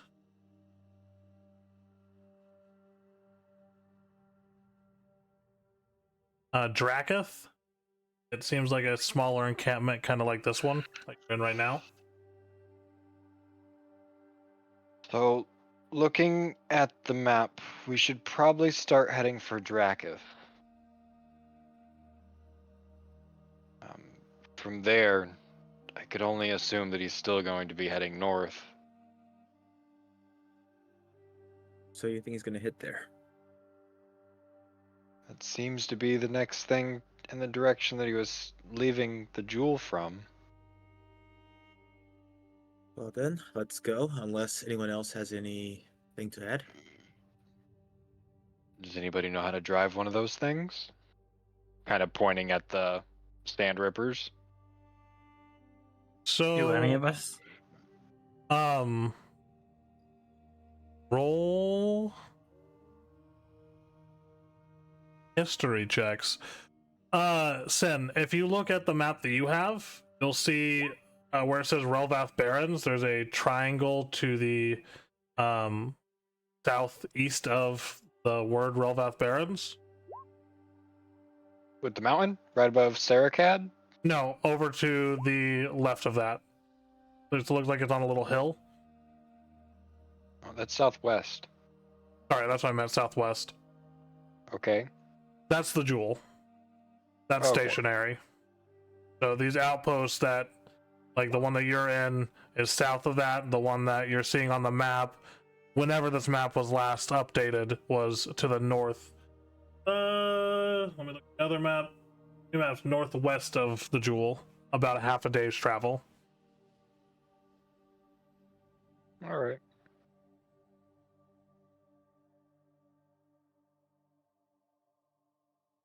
Alrighty, so.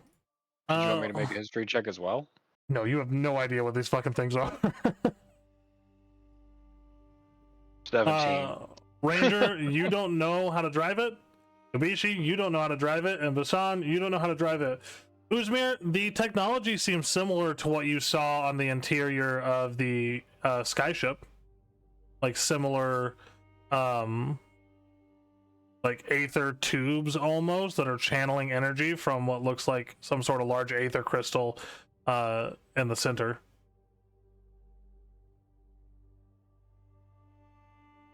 So But I take it as a you no. might be able to drive it.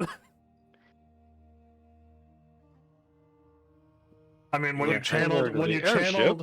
when you channeled aether into the airship console, it whirred a little bit. So We're gonna try it. I don't care. We're going for We're gonna broke.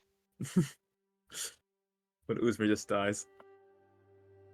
alrighty, so Fastest one shot ever. we're gonna try it, huh? Mm-hmm. Uzmir, So if it explodes, how much damage will we all take? you might find out. Great. I'm gonna have Just everybody you. stand back. I'm gonna have you roll Arcana. 15. 15. As you push your aether, like force it towards the machine, it does whir to life, and it's this like rattling, thunderous boom, and the thing feels like it's gonna fall apart. But you give the handlebars a little bit of a twist, and it starts to move forward a little bit. Oh, yeah, we got this. Uzmir's like, I'm taking this home with me. Fuck yeah, we are.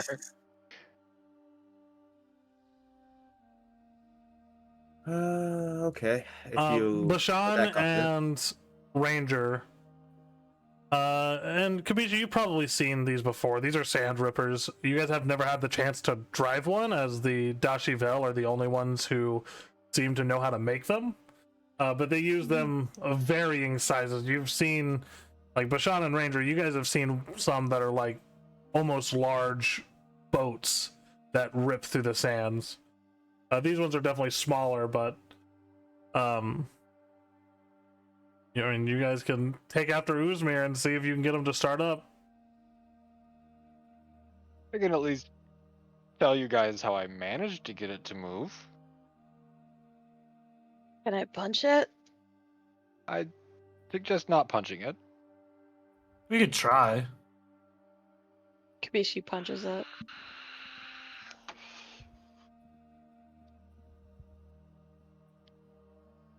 Alrighty, go ahead and roll an Arcana check for me. 7. You punch it. This is like hard scrap metal, and there's like when you hit a bat against concrete, like a metal bat against concrete, there's reverberations that come back and kind of sting your hand.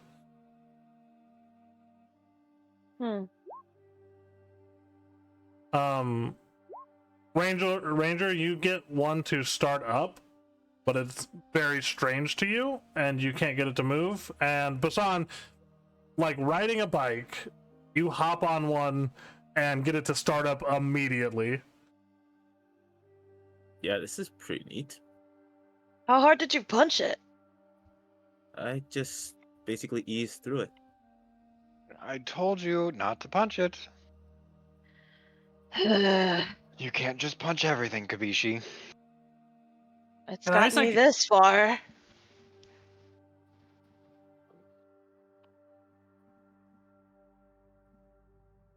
So how much space does these things have?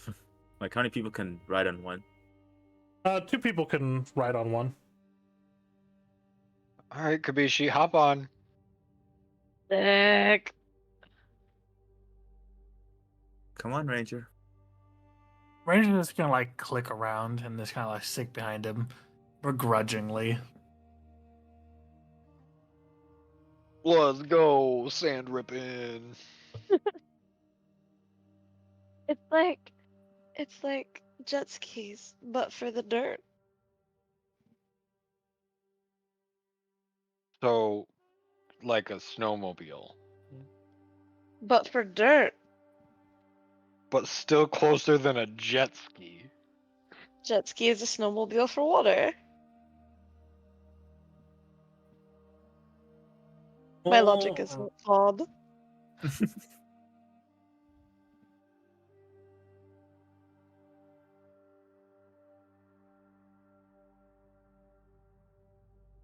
Okay, so I will give you guys access to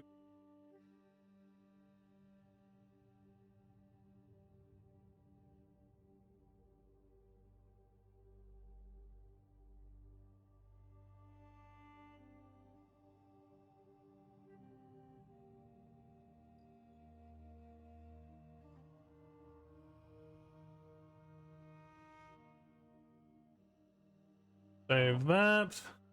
Could you imagine, and this is completely out of character, what it would be like if Uzmir got fucking cursed by this fucking thing?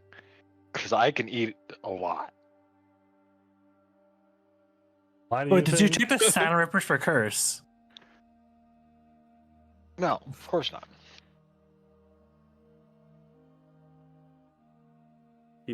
He probably did.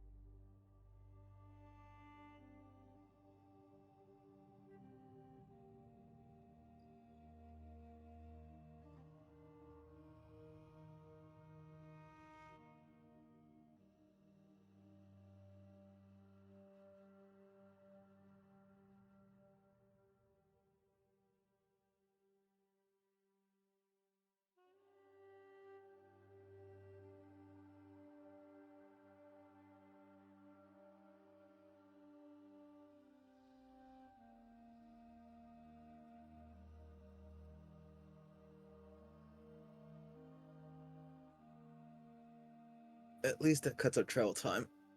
Oh yeah, it definitely will.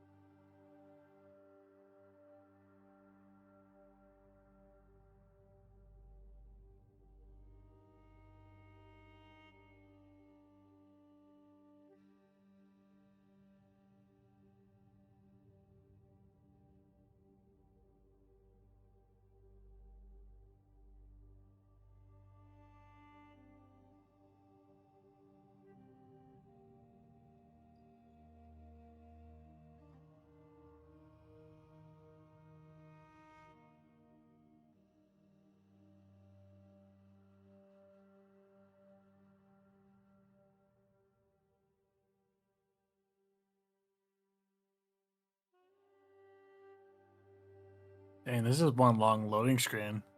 Yeah, that's because I had to make a few changes. I had not the bike versions, I had the car version loaded up.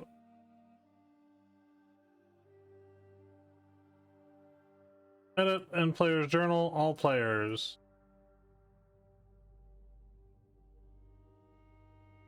So I'm gonna get rid of these ones.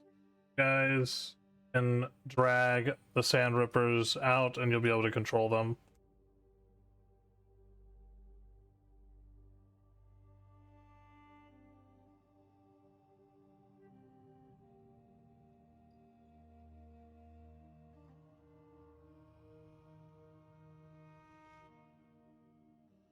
Second to up on them if you would like.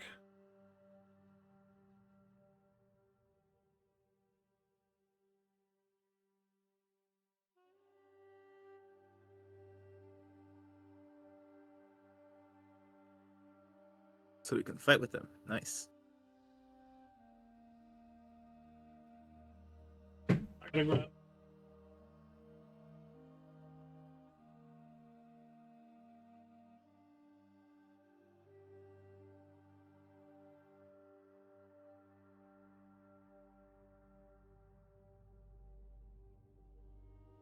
Okay, so who's on which bikes? Me and Kabishi's on one, and then Basan and Ranger's on the other. Yep. So main thing with these is they do have a 120-foot movement speed. Bonus action and action can be used to dash. So feasibly, I mean, you could be going 360 feet per round. So they are very, very fast. There are roll checks, so if you try to do maneuvers with them, then you will have to pass roll checks to succeed in those maneuvers. If they drop below 20 hit points, the driver must make a dexterity saving throw at the start of each turn. On a failure, the Aether engine becomes unstable and explodes. So be aware of that.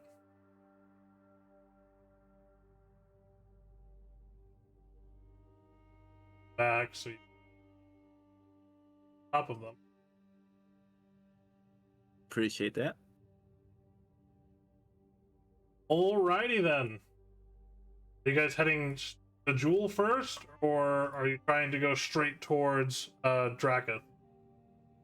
I'd say we'd be trying to head straight towards Draketh. Yep. Draketh, yeah. That was the plan. Yeah, pretty much. As we miss all the content.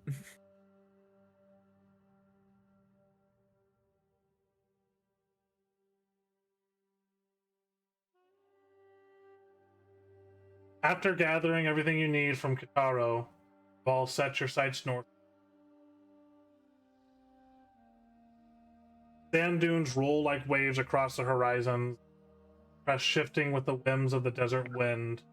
Sands range in color from pale gold to deep amber, shimmering under the sunlight. The heat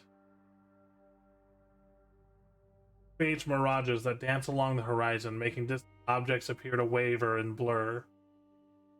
Constant dry wind that's across the Relvath Barrens, fine grains of sand that's exposed again.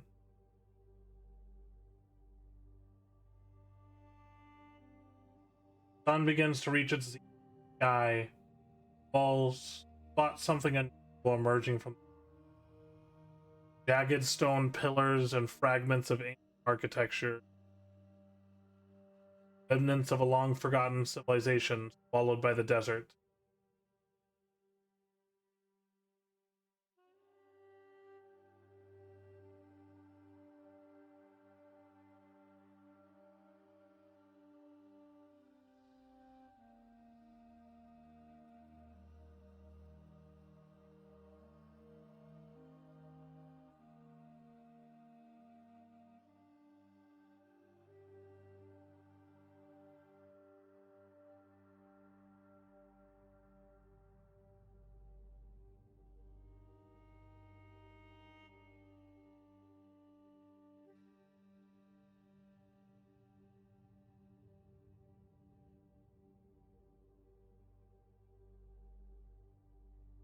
As you guys come up on this area, see winged shadows in the sky.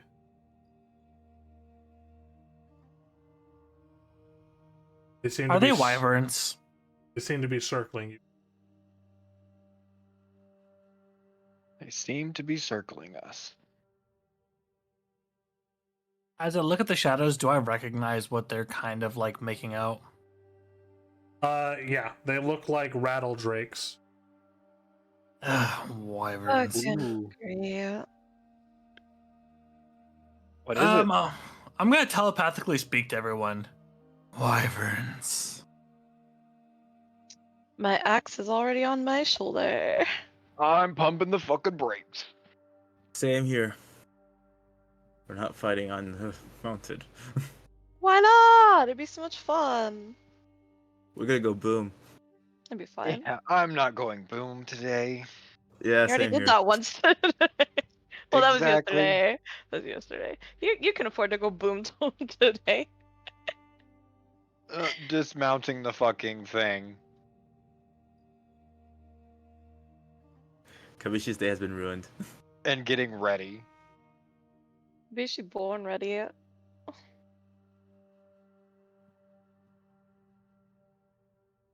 Yep, taking out the scimitar.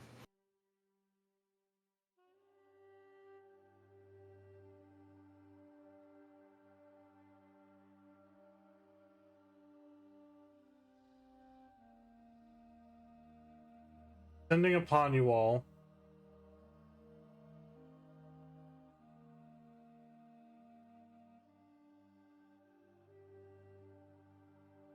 Two rattle drakes as they hit the sand with a large impact.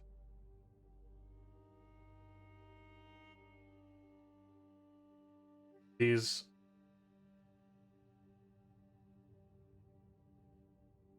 they're grotesque hybrids resembling of rattlesnakes and wyverns. They have these elongated serpentine bodies covered in rough scales with these large wings that allow them to fly.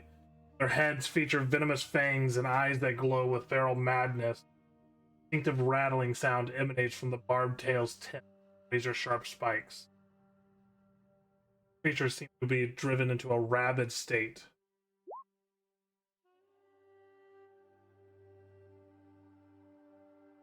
So, I can have you guys roll initiative. Make sure you click on your token before you.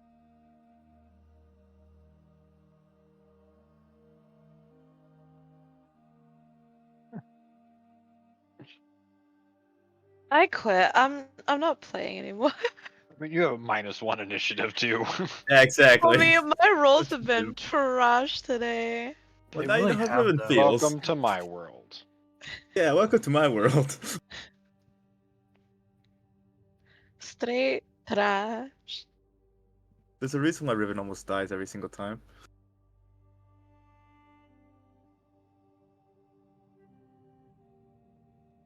It's also really funny seeing Riven's icon for Bashan. You mean balsamic vinegar? Yeah, balsamic vinegar. Atomic Ven-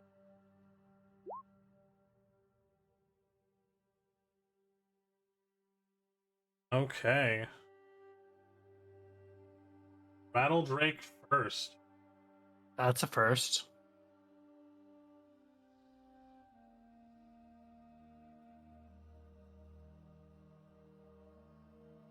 Here, sneaky, sneaky, sneaky. Run for.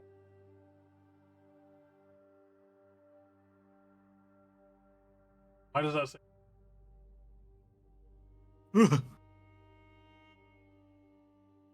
Yeah, that's the final boss, alright. Uh.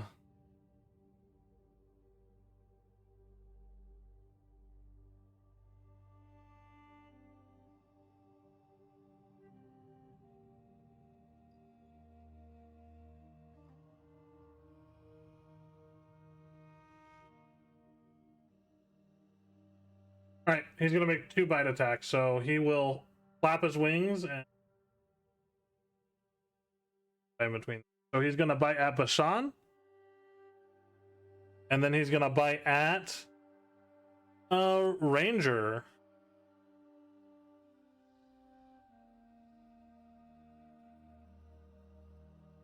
It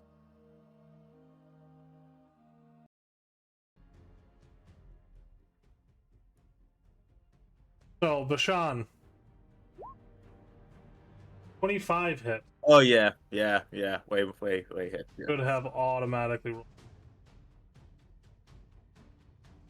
Hit that again.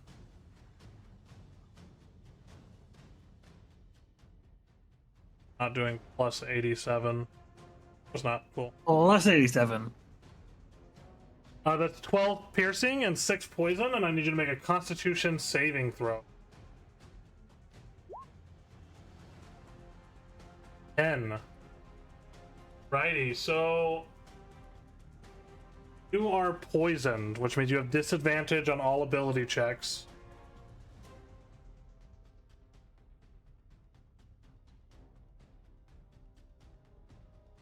On all attack rolls and ability checks. You can make the saving throw again at the end of your next turn. That hurts. Ouch. Alright. Second attack is going to be at Ranger. Ranger, that is a 14. Nah. Okay, so it snaps at you, but you hold up your carapaced arm and just kind of knock it in the face as its head is knocked to the side, and it hisses at you. All right, Basan, it is your turn.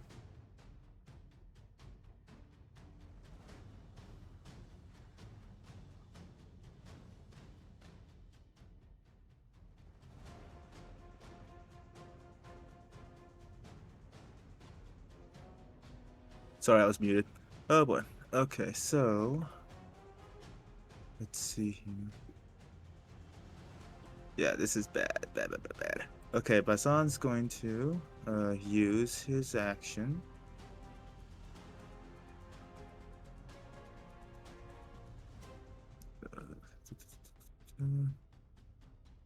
To cast Armor of Agathis. Oh, sorry.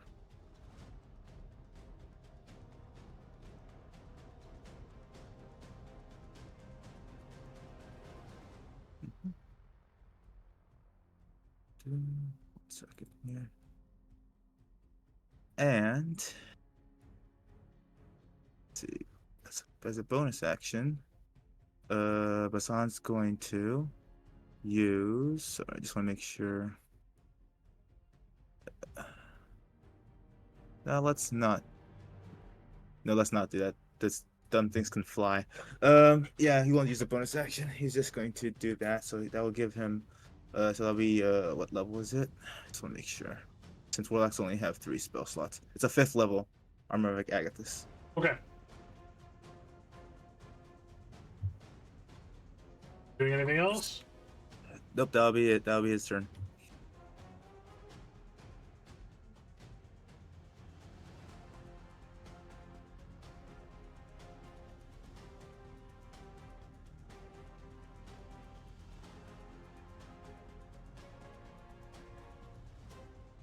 Righty, so after Bashan,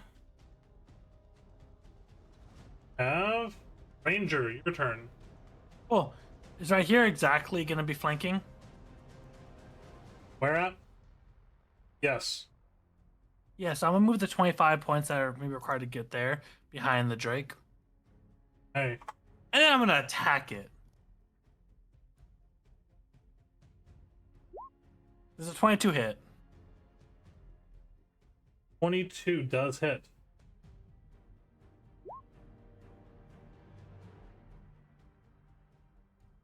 6 piercing, 6 poison. It is immune to poison damage. That's okay. But it will take the 6 piercing.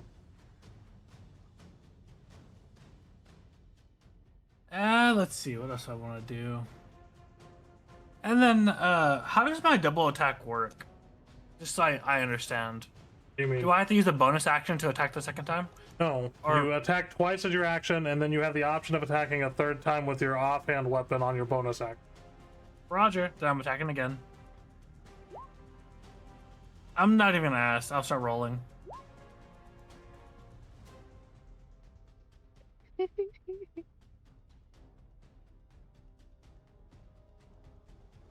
that rolling correctly? Did I just roll a nat 1 on both of those? That's fucking good. How? That's You amazing. know, irregardless, whatever, cool. And then, how does this work? That's just, no, it's just not gonna work. Wait one second, let me read this real quickly. It's just to double check. I have a question. Nope. So, moving something out of another creature's attack range, does it just give them an opportunity attack or no? Like if you forcefully move another creature out, Yeah. yeah, they will get an opportunity attack. Cool. I'm gonna use my bonus to use Mage Hand to move this Drake. Okay. Yeah, that's it. Does it move?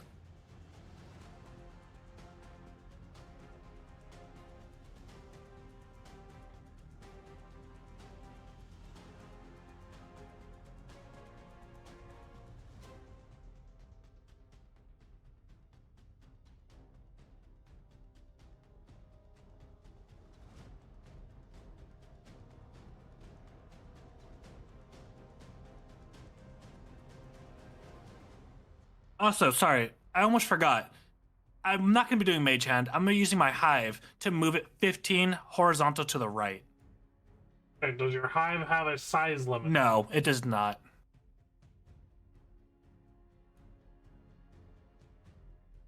What is this? There is no saving throw. It just happens.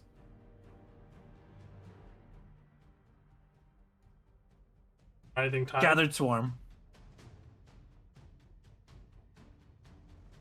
Oh, no, it is saving throw, I think. No, it is. You're right. Sorry, Strength. Yeah, it doesn't just happen. It's freaking other one that just happens.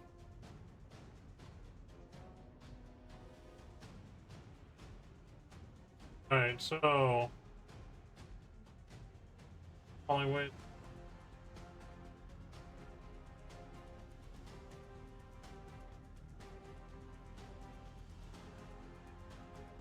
Then piercing damage from the swarm, so do the 1d6 piercing damage. No, so I can choose one of them. So it can either be the 1d8, okay, I see. or I can move it 15. Alright, so it needs to make a strength saving. Yep.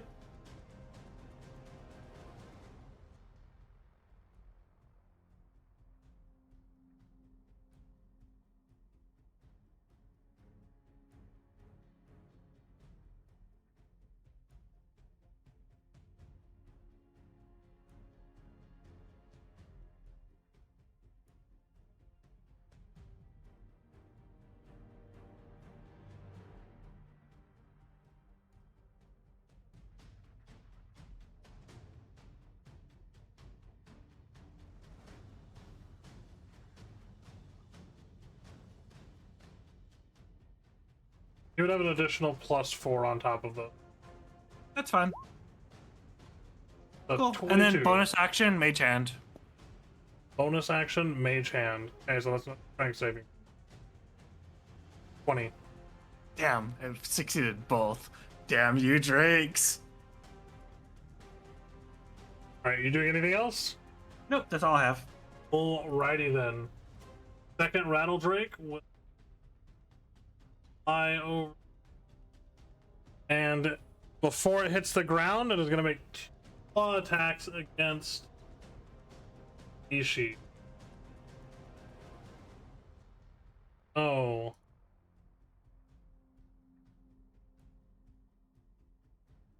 She's got this.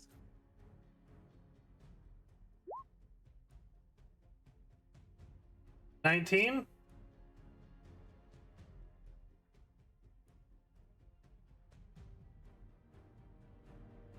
Did I hit you, Kabishi? Yeah, that's a hit. Sorry, I was coughing. You're good. That's 15 points of damage. Second claw attack. Did 21 for another 15. No, we rude. They'll land next to you. Save that. Uzmir, it is your turn. Alrighty then. Can I see this spot? Yeah. The Rattle Drake is not a wall. Yeah, not assault. Alright, I just wanted have to ask. Alrighty. Before he does that, I just read this and I meant to do it. Can I spend 1 breathing point to use Blazing Aegis, please? Yeah. Sick. Thank you. That do it for you? And in case it's me personally, and it blaze of fire, so anything that takes a melee attack against me takes 1d6 fire damage. Well, 3d6 fire damage. Take the damage now, or just if he attacks you again? It's a reaction, so he could technically Got it. take it on the second attack, but I'm gonna just say if he attacks me again. Okay.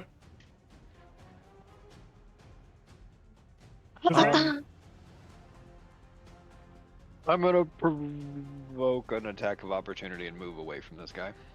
Alright. Take that chance, and I'll at you. In Yep, that for works. 11 points of slashing damage.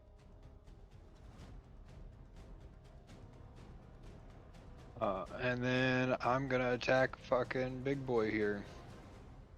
Okay. Yep. 31.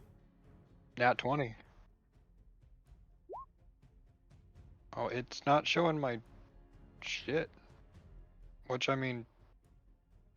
Oh, never mind, it's just an 8. Yeah, it's a straight 8 fucking splashing. So it's 16. And then attack number 2. 30. Definitely hit. For another 16. Oh wait, 8. I mean, not 16. My brain. And then I'm gonna go ahead and use my accelerated mind and take another turn of attacks. Okay. Another nat 20 That hits. for 22. Hacking into this. And 27 27 hits as well. for 16. It is starting to waver as you're hacking into its spiky scales. You see blood just pouring out of this creature as it kind of moves back and forth, trying to keep its ground. Anything else, Uzmir? Nope, that's everything. Righty, Kabishi.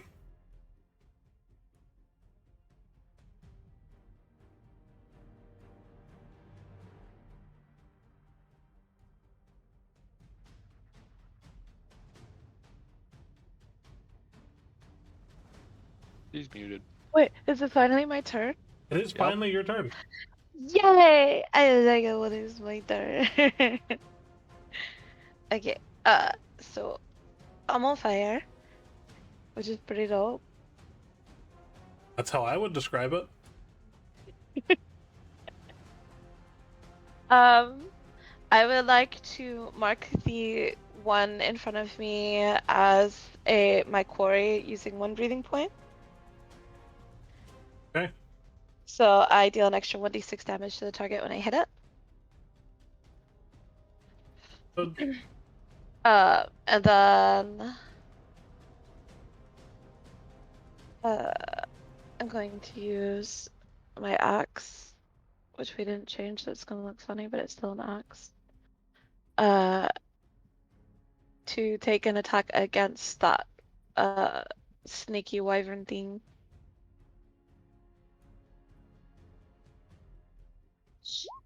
Hoppling. 16. Does not hit. As you swing towards the creature, it's writhing in pain, and its long neck is just going too many different directions for you to get a good solid hit. Okay, second attack. 20. 20 hits.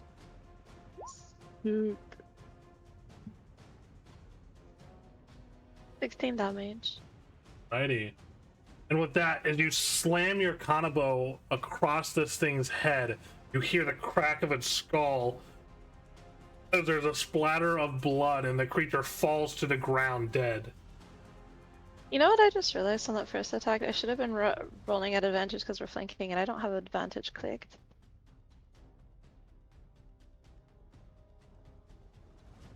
There we go. It's dead anyway. Doesn't matter.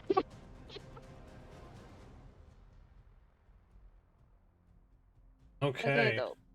So before my turn, I'm gonna move over here since this one's all dead and stuff.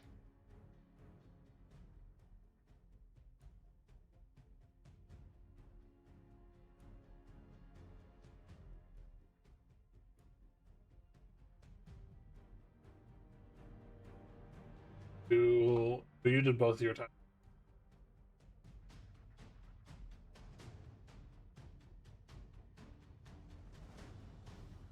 Sadly.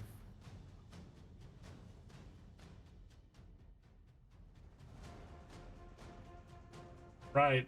Back to the first Rattle Drake.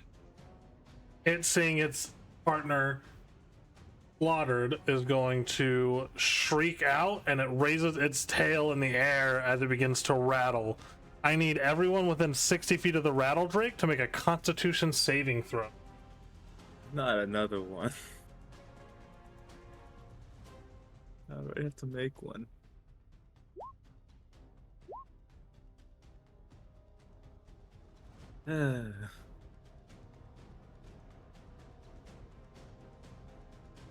Got it, Kabishi? Wait, what's up? Constitution saving throw. Constitution. Koshi's like, nah, I don't need Constitution saving throw. I got this. He's like, it's I not don't my have turn. I any don't have to listen. constitution.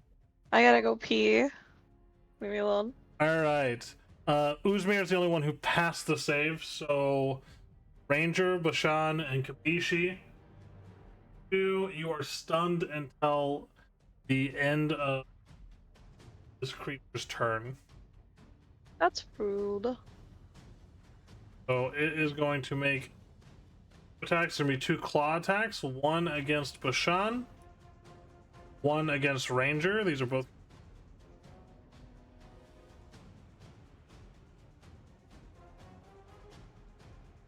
claw attack against Bashan. That is a 17.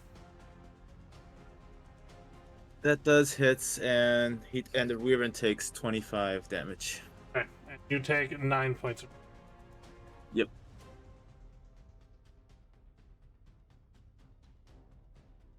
claw attack against Ranger. That is a 25 Ranger for 15 points of slashing damage. Oh wait,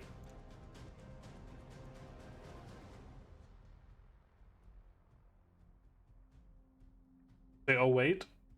no, I said wait. Oh, okay.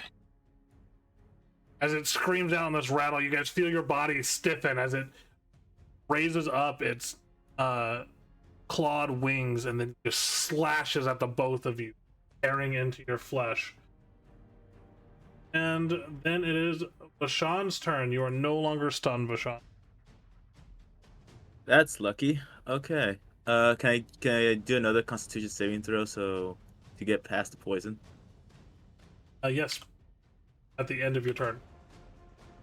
No. Okay. Well, I guess he's gonna take 2 slashes with his scimitar. That'll be a normal roll since technically it's advantage, but with poison it'll be a straight roll, right? Yep. Okay. So he has 2 attacks. First, 19. 19 hit. Yep. So that'll be 15 damage. A quick question, Kuro, about the Dao's wrath, the bludgeoning damage. If it says once per turn, is it like both attacks or Oh, just it's one attack? one of the attacks. One attack. Okay, got it. There's the other. But I took it off. What? Okay, Oh, I think well, it's built Lord. directly into the weapon. It's an additional 4 bludgeoning damage. Got it.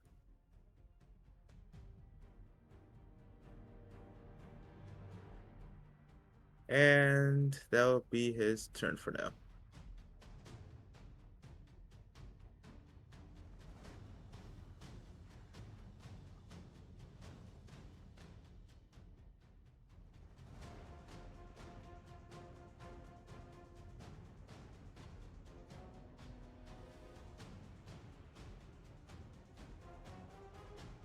Did you want to make your Constitution saving throw?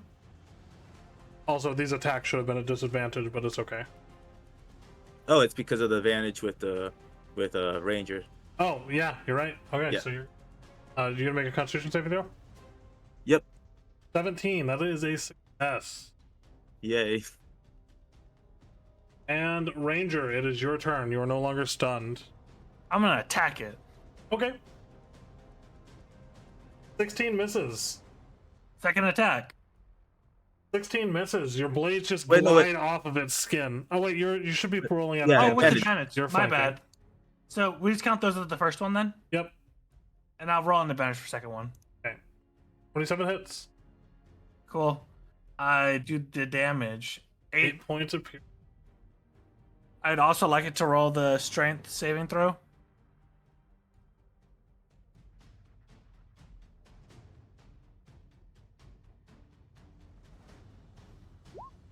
Natural 20. Mother. All right, cool. Mage hand.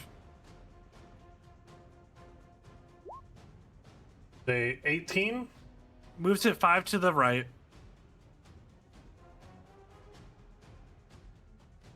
Why? And does that move it out of the attack range of the Flame Oni? It does not. It has a 15-foot reach with its neck. Yeah, I'm talking about. Oh, you're right. Shoot, 15 foot. And then that's it. I'm gonna end my turn there. Throat goat. Throat goat. The So that's what throat you're fighting goat. in the next encounter. A bunch of throat goats. Uzmir, it is your turn. Alrighty. Oh, that doesn't work. Hold up. Yeah. 40 feet. Because I get the extra 10 from the Dune Strider stuff, right? Yeah. Yeah. Let's go sand. So I move into advantage.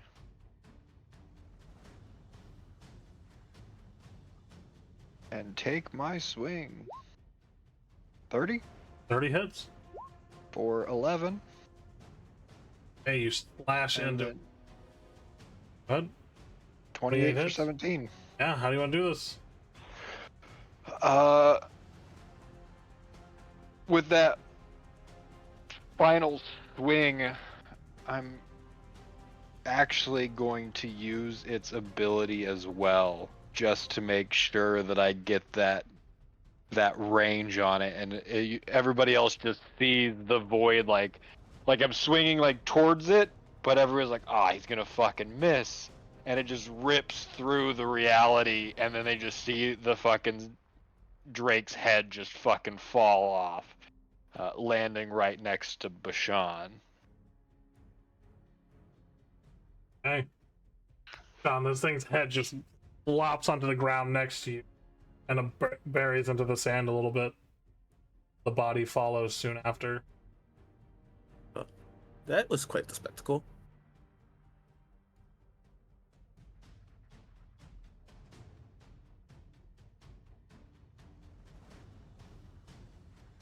And Basan's just kind of a bit bloody because of all the hits he has taken.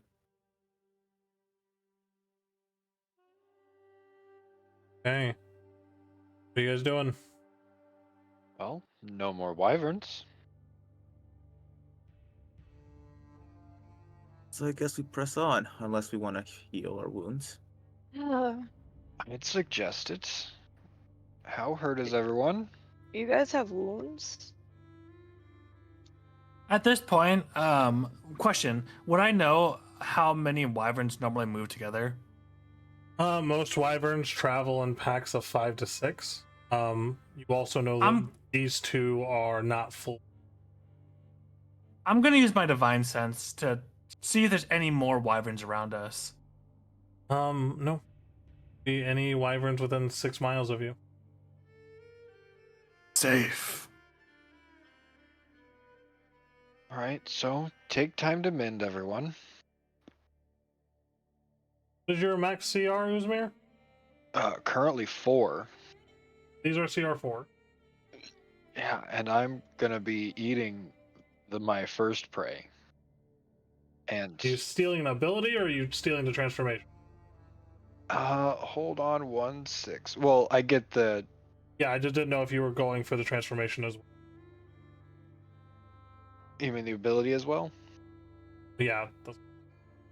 1 second. I gotta look at. So my proficiency bonus is a +4, and I gotta look at how many abilities I can even carry right now. Wisdom modifier plus proficiency, so 4, 5, 6, 7 in total. And I currently carry 2, 3, 4, 5. Oh yeah, so yeah, I will be taking an ability as well, just because I have an extra slot for it. Right. This.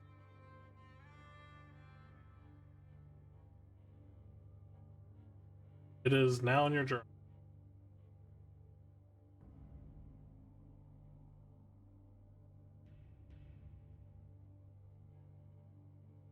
Rah. The ability, you can either take the spiked scales or the rattle. What's spike scales do? When a creature tries to grapple you, they take. I think I'll take the rattle.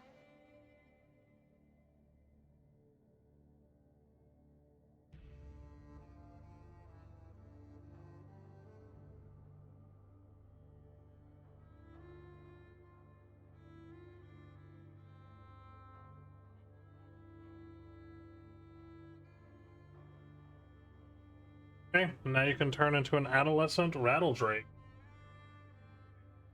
Yay.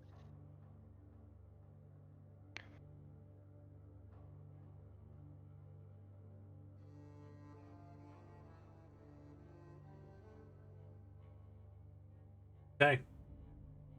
So you eat the first one, Yeah. it is gone in a jiffy. Everybody's completely disgusted by this because as I go more and more Harbinger, it just gets more and more grotesque. Yeah, but Except not Ranger. Kabuki, Ranger who doesn't has really seen care. this before with the spider. Yeah. Kabishi's like, wow, it's black now. That's weird. Now, Ranger doesn't really care. He's seen way worse.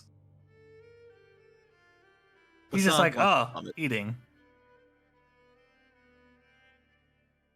After surviving the ambush with the rabid rattle drake, you all gather your thoughts, assess the situation. What are you guys doing with the second body? Just leaving it to the elements?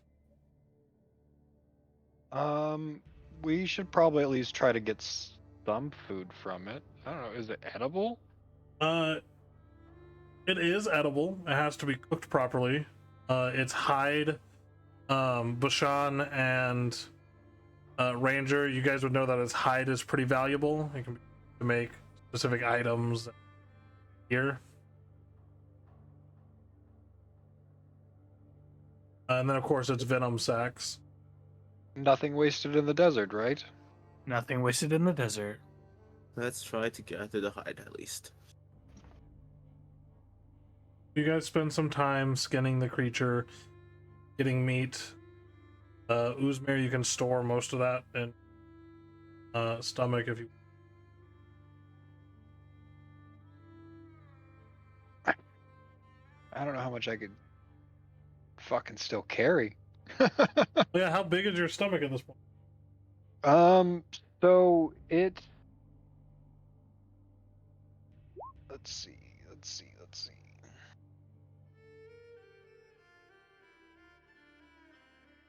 Um.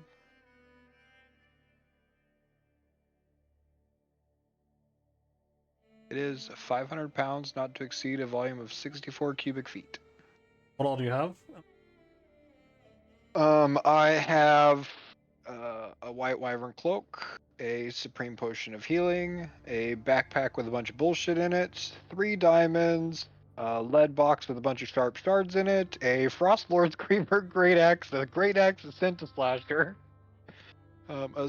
my silver medallion from the guild, and then I have the scimitar, and then I pull my own Great Axe in and out as needed. Most of the time it's on my back though, since it's my main hand.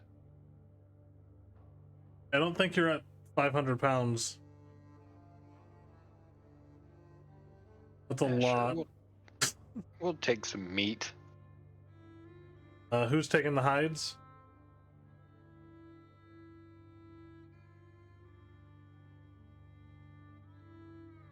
Right, leaving the Usmer, hides don't you want it? behind. Usmer, don't you want the hides? I could take some of the hide. Alright, let's share it then. Yeah, Ranger Then- doesn't really care. yeah, so Basan and Usmer will split the hides, I guess. Okay. So, as you guys continue, one climbs higher as you set out. Down on you.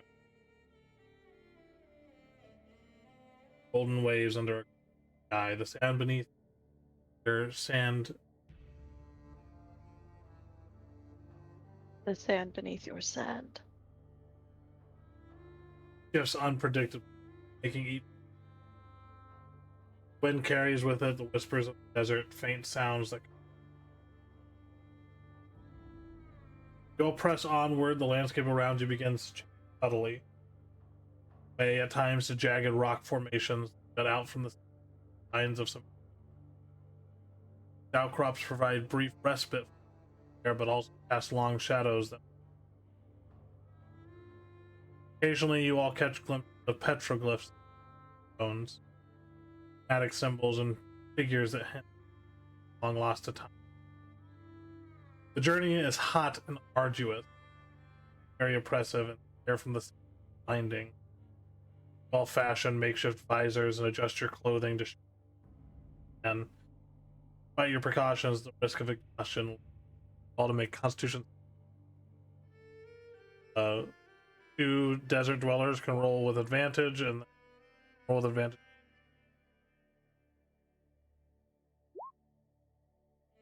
Nat 20.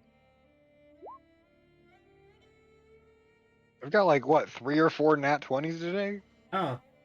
Bishi, you are going to take 6 points of fire damage, reduced to 3. It tickles again. You all It's already feel red. She doesn't notice the sunburn. the rain on your body. Tells you for. Hours pass, and as the sun begins, and you come across disturbing. The valley between two dunes lies the remnants of a caravan, carts overturned, goods scattered haphazardly. Bodies of pack animals lie motionless, no visible signs of injury.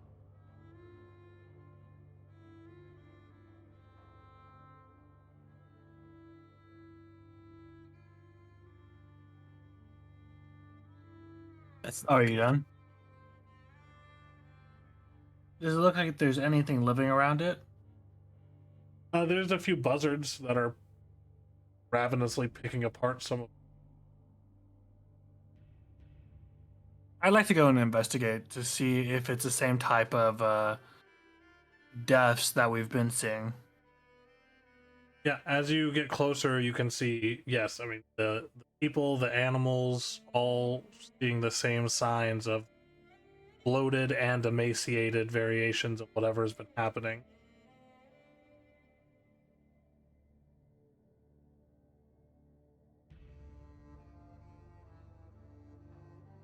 There's not much for me to do other than just keep walking in the same direction. You do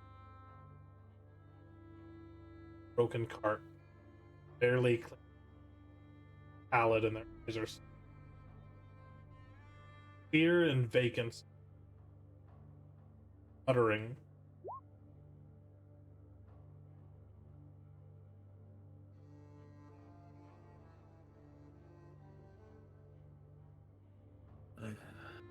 Basan. He's gonna try something, even though this may be a waste. He will try to approach the person and cast Dispel Magic. 5th level. Nothing happened. listening to the man through his fragmented sentences and delirious whispers. Hear him talking of this gaunt figure. Came offering sustenance. Those who accepted were overcome by insatiable hunger, soon turned on each other.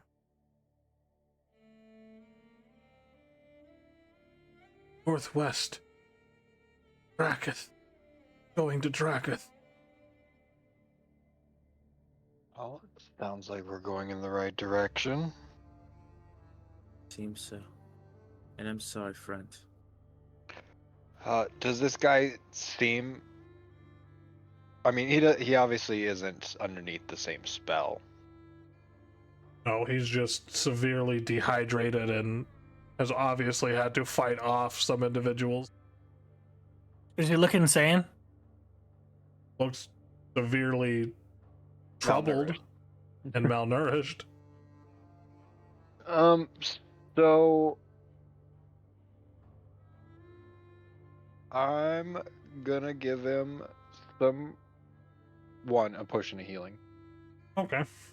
Basic potion of healing. He drinks it, you see his form slightly. And then one of my water skins, because I have 2 of those. Okay. And pull out some of the rattledrake meat.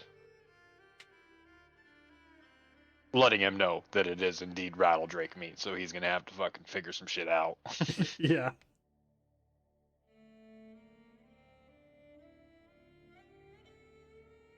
As you all do this, you know the threat you seek not far ahead.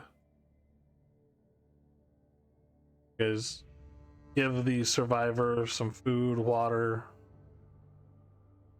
Continue on your journey. Yep. As you resume your journey, the environment reflects very much so your urgency. The heat begins to wane, but the approaching night comes a chill, seeps into your bones. The desert around you grows quiet. Sound of nocturnal creatures conspicuously absent. Navigating the dunes in the fading light proves slightly challenging. Shadows stretch and shift, and the terrain becomes increasingly treacherous. At one point, the ground beneath you gives way slightly, revealing patches of unstable sand that almost threaten to pull you under. I need the drivers of the 2 sand rippers to roll acrobatics checks.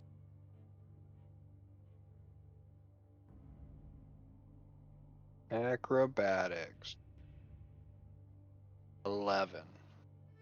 11 and 14. Okay, so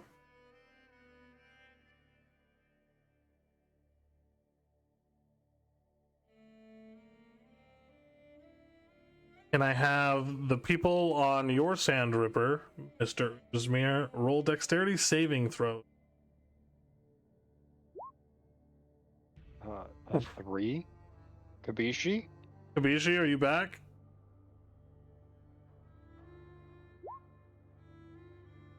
For Is- one fucking time.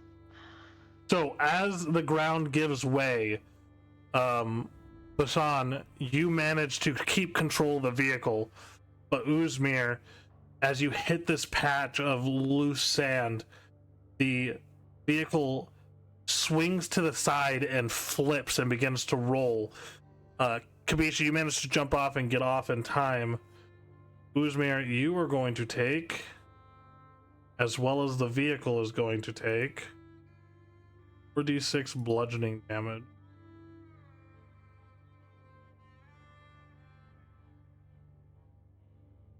So that's 15 bludgeoning damage to you and your vehicle.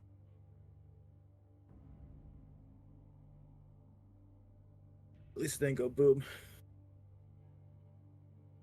Kabishi, you're going to take half of that, so you'll take 7 points of bludgeoning damage.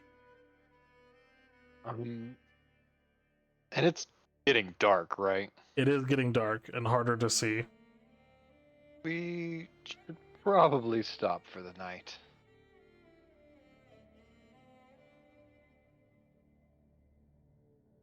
I still have one of the big ass fucking tents we bought. You probably should, yes. Oh.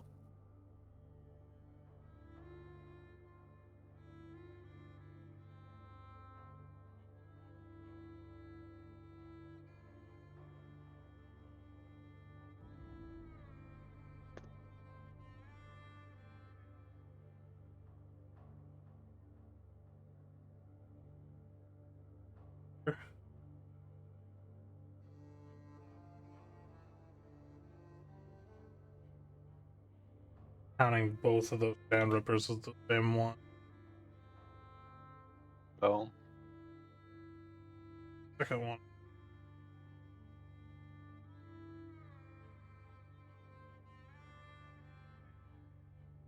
Still counting them as. I'll just remember that mine took 15. It's okay. Or we could just take the minus 15 and remember his is full.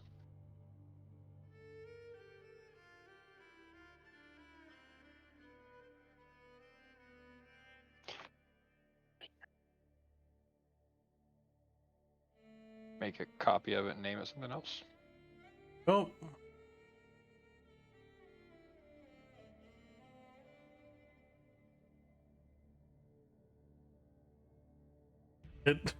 They're not the same one anymore.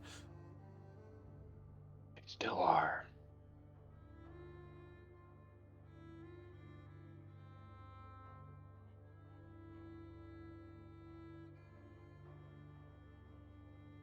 It's always been.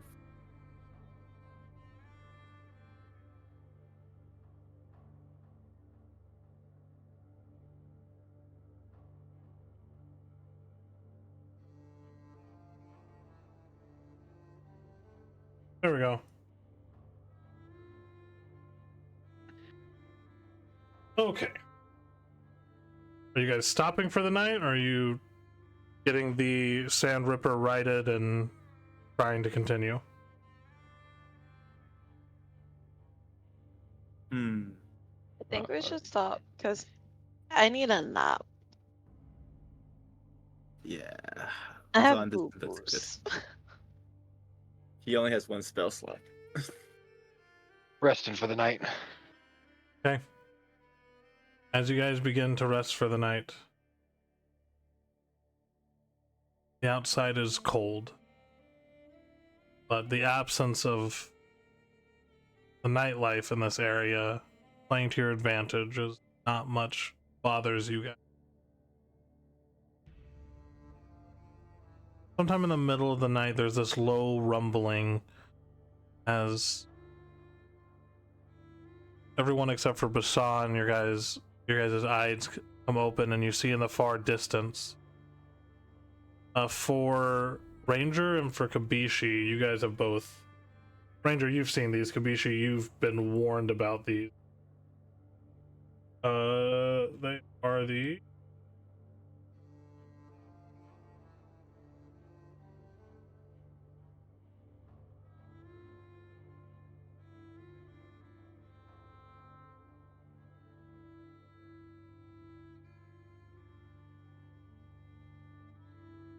Yes. You guys see in you 3 or 4 Efri Kresh. These sandworms, massive serpentine creatures dwelling beneath the dunes, feared by everybody out here.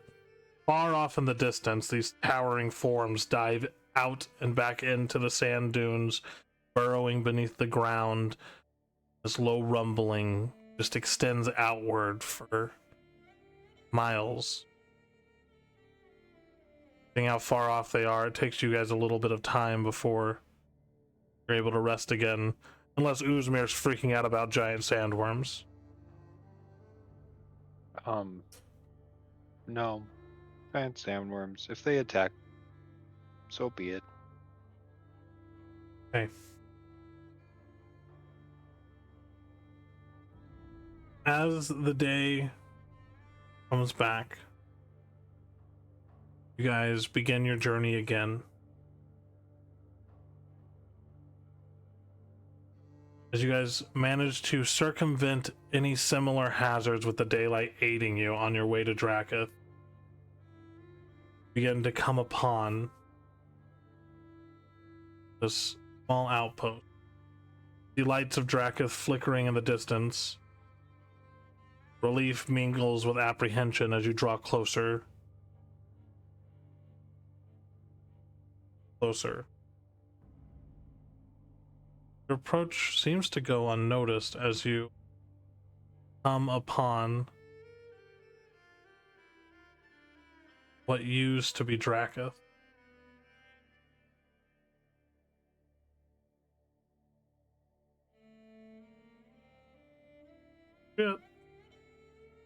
Get on your bikes. Dare you.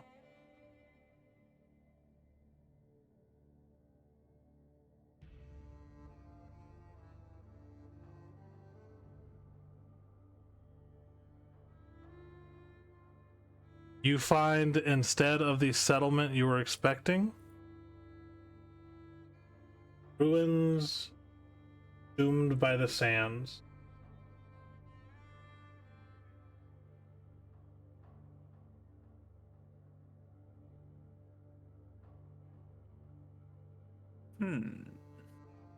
That shouldn't be here.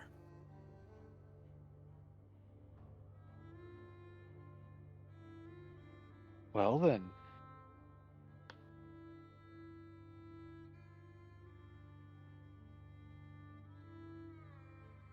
How cautious are you guys being on your approach?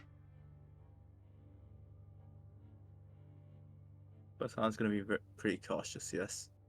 Yeah, since we knew that we was getting close, we'd definitely start to err more on the side of caution, expecting the guy to be here.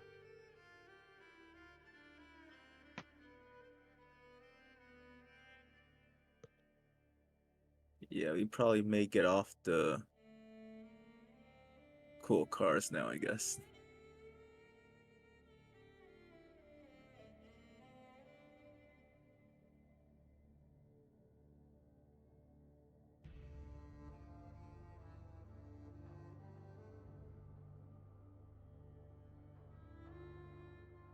So, roll stealth checks for me. Would not mind.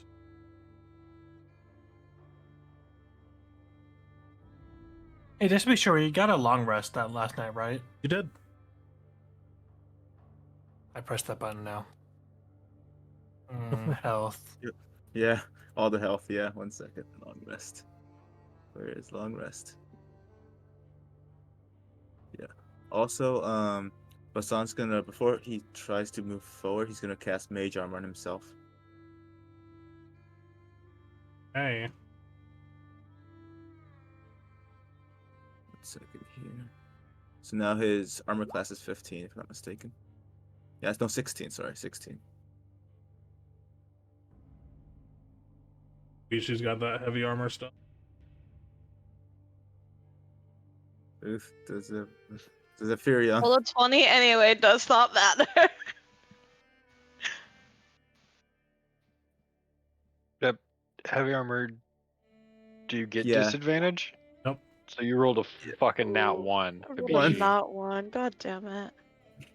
Got the Furion treatment. Wait, Hey, whoa. You shut up. It's true why though. do I have heavy armor on? Oh, okay. Here it is. Chainmail. Okay, cool. Is chainmail heavy? Chainmail is heavy armor. Chain shirt is not. Oh. That's what I was thinking of. I sound like the bells on Santa's sleigh over here.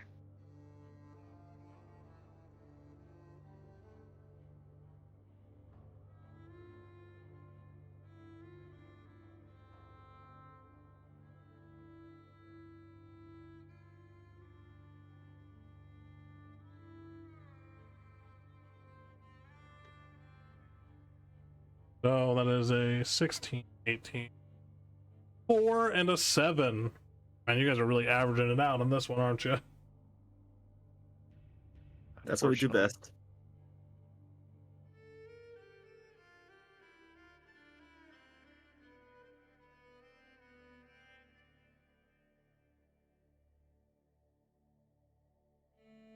It's basically an 11. Basically an 11. With one of those being a nat 1.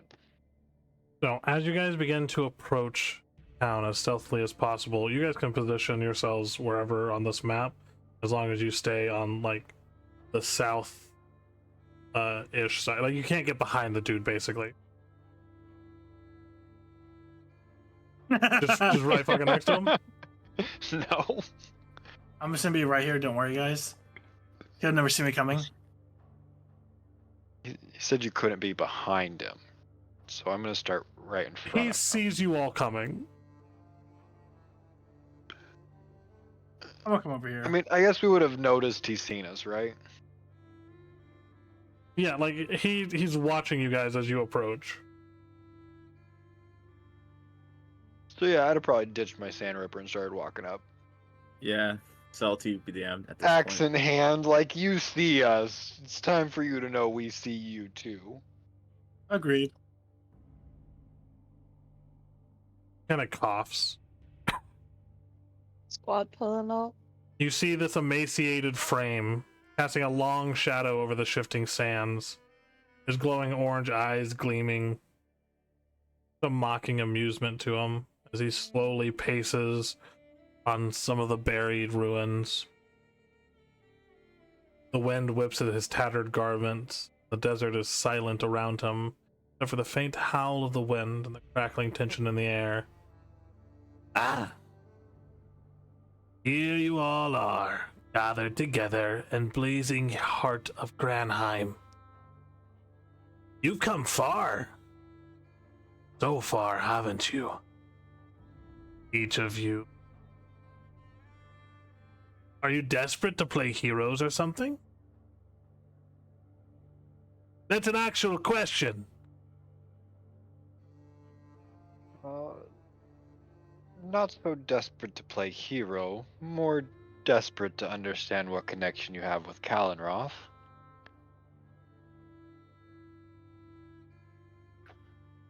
I should have figured as much. So, seems that at least one of you is here to fight against the tides of the inevitable. There's a truth that none of you seem to grasp. None of you mortals seem to grasp. You see, we arbiters, we don't do anything you don't do to yourselves. The sins we bring along with us already exist in all of you. We just bring it to the surface, rip away your pretty masks, and expose the truth beneath. And that's what we need for this world. No more hiding behind masks.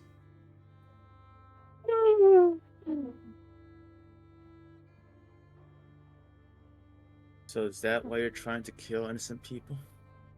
Kill innocent people. I haven't killed a single person. He's got a point. They all killed themselves. Ah. You seem familiar. At this point, I'm gonna don my mask. Okay, so all of you see this grotesque transformation as he is wrapped in shadows and emerges from them as the Harbinger. The Harbinger. Oh. What? Now I can see the truth within you, boy. The hunger that must gnaw at your soul. You consume everything, don't you?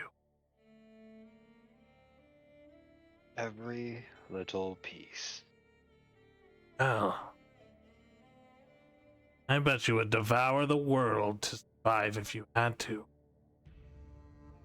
You're That's what more it of took. a walking embodiment of gluttony than I am. Yet you wear But the I guise. also give. What do you give, boy? I gave. I mean, just yesterday. Potion, food, water. Was that out of concern? Or out of repetition? Out of kindness, more than anything. You wear the guise of a messenger, of a prophet, of a hero. But how does it feel? You consume. Doesn't it just feel great? Devouring the remains of those weaker than you?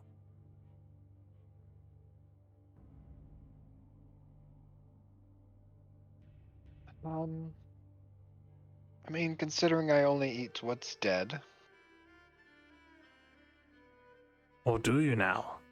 Has it always been that way? It has. You're just as much a monster now as you were back then. The monster I will continue to be. Well, no reason to beat around the bush, huh? If we're gonna do this, we might as well do it now. I'm getting hungry. Just thinking about it.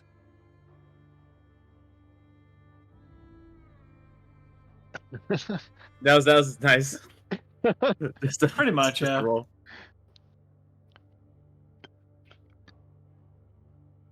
All right.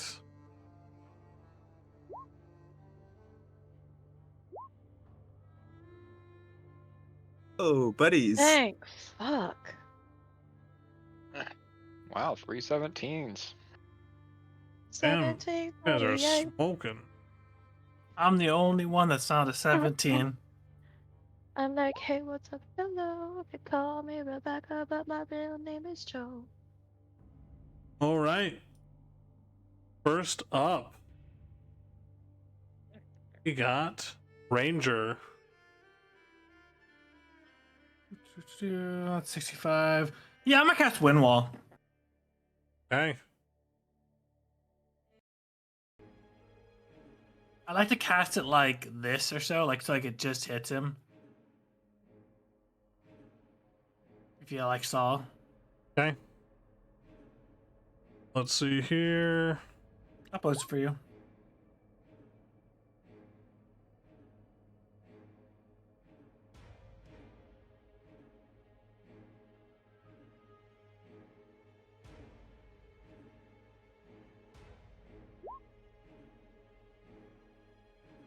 Uh,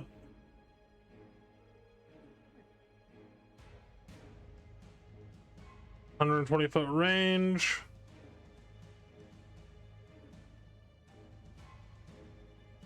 Yeah, so you want to grab a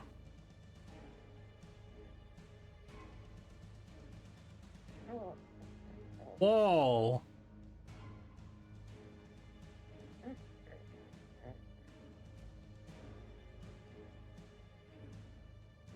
Is it going to be the full 50 feet? Heck yeah, it is. I'm extra.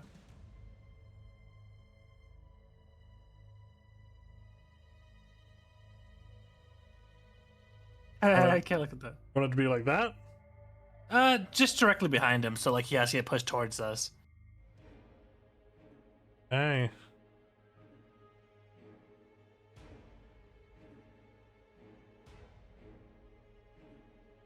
So, a wall of strong wind rises from the ground, whipping up sand. All appears each creature within the area must make a strength saving throw. Righty. Here. Saving throw. They 28? Yeah, so he makes it. Strong. So he takes He has a half plus 10. damage. Yeah, he is very strong. So he takes 7 points of bludgeoning damage. Heck yeah, that's what's up. I'm also gonna move my distance for the. Oh, he's proficient in strength saves. So I'll go Is. right there. Okay. With a fucking 20 strength score. Where was I supposed to go again? Is right there. Okay, cool. Are you maintaining concentration on the wall? No, I don't really care. Okay, so you're dropping concentration on it? Well, I don't really need to. It's not like I have to. Oh, it's up to you. I don't know if to keep the wall on here or not. Yeah, you can get rid of it. Why not? Okay. And then I'm gonna mage hand him. Okay. So 25. Ah, sad day. Okay, and then You I'm got- done with my turn. He's got a plus 10 strength save. There's still a chance he fails. All right, Kabishi, it is your turn. How'd you guys didn't just ram him with both of your fucking sand rivers? That wouldn't be fun now, would it? Yeah, and that'll make it go boom. Kabishi, What, my turn? it is your turn. Yay. What's my movement speed? Hold on. How fast am I? Ooh, I'm slow. Alright. Sick. I'm gonna cast Eruption on this hole. Okay.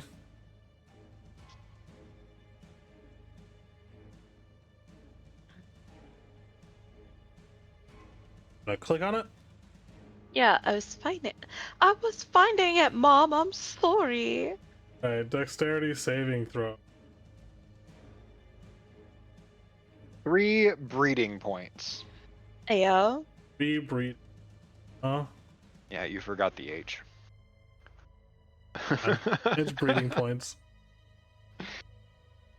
On a failed save, he gets pregnant. An 11, so he is pregnant now. With Kabishi's baby. Nice. Took Who takes- 17 fire damage. 17 fire damage. He is resistant to fire damage, so he'll only take half of that. Damn. That's fine. He takes 8 It's points of fire something. damage. You doing anything else, Kabishi? Yeah, I'm going to make my sword all flamey. I forget what it's called. You're gonna activate your flame tongue? No, she don't have a Or flame whatever. tongue. Blazing Aegis. Oh. No, blade ignition. No, Blade Ignition, sorry. They're Alright. like close together right So here. your Yeah, Blade Kanabo erupts in flames. But it's made of wood, so that's not smart. It's a It's metal. magical fire. It's a metal Kanabo. Also, I switched Metal. it to an axe. We just didn't have time to switch it to an axe on my sheet. Too late. Still Kanabo. Bashan, your turn. All right. Quick question: is this like a bunch of rocks that will like How tall are these? Like, It's just rubble. Why do you need to know how tall the rubble is? because I have repelling blast, so I want to see if that will basically stop him from going backwards. So when I Oh, come yeah, here. he'll hit the pillar. Okay. 5, 10, 15. Okay, Vassan's gonna move here. Okay. 1 second. Perfect. And he's going to first cast Eldritch Blast as an action. Okay. So that's, if I'm not mistaken, let me just double check my sheet real quick. That's 3 Eldritch Blasts. Be Eldritch Blast. 1. I'm assuming that misses. That does miss.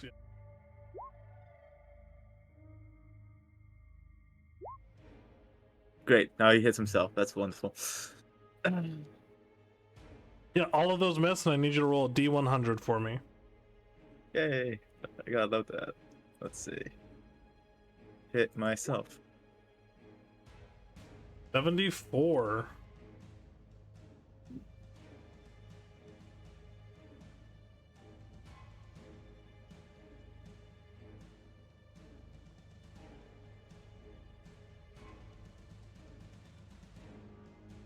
Hey.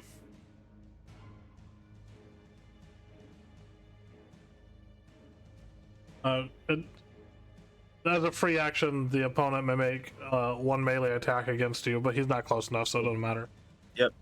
And as a bonus action, he'll use his illusionist bracers to try and hit this person again with Eldritch Blast. Since it's a Dang. cantrip. Sounds good. 1, That hits. 2. That hits. That hits. Ignore basically 2 of the bludgeoning, but 1 does hit the bludgeoning. Hey. Yep. So- And he should be sorry about that. And he should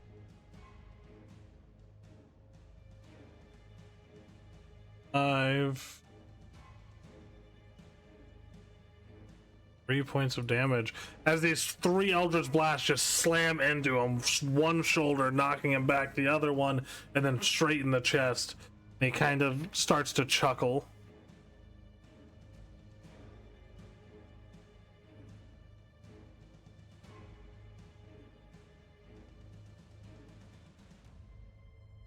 Doing anything else, Bashan? Nope, that is it. All right, Uzmir. Um.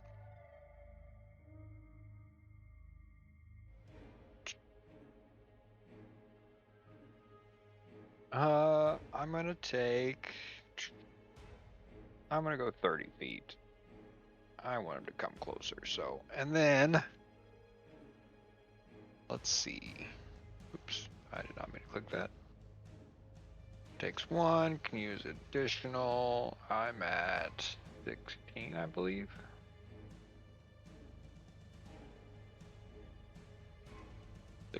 So I'm gonna use 10 magic fuel. No, that's pretty hefty for the opener. Oh, And spit fire. okay.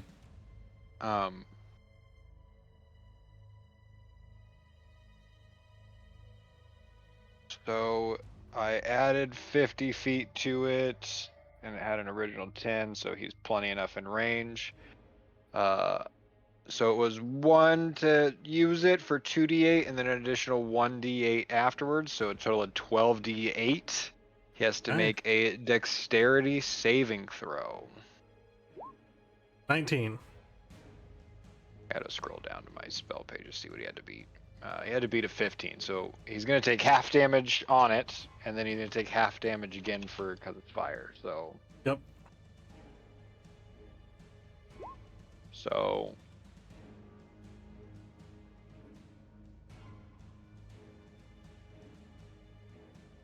It takes a total of only 13. Well, it's 13.75. 13 points of damage. That's technically 13.75. Explosion of flames. All right, I will do 13.75. Hell yeah. I was kidding. You can do 13. It's fine. You never know that when that .57 will come in handy. All right. There's an eruption of flame around him as you spit this fire at him, and he just kind of begins to move through it. Is that what you're doing? Yeah. As he extends one of his arms down,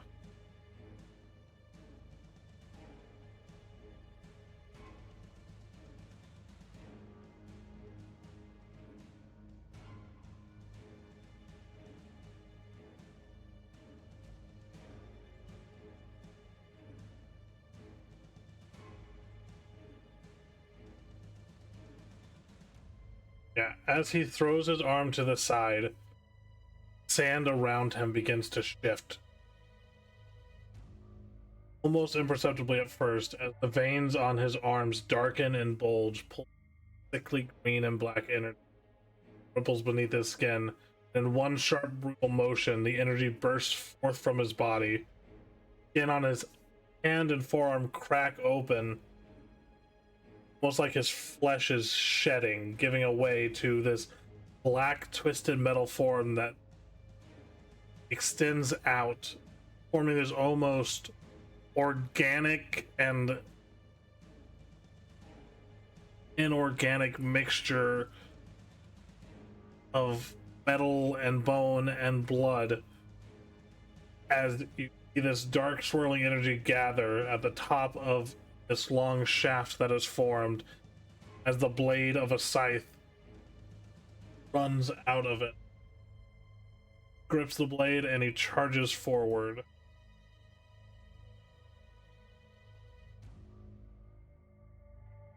Yeah, he's actually right here.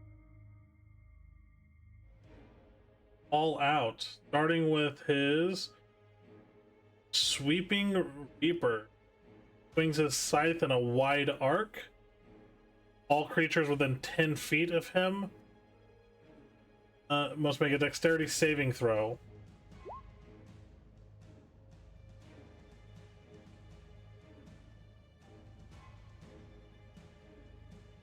So that is Ranger, Kabishi, and Uzmir. Alright, Kabishi and Uzmir succeed, so they will take half damage.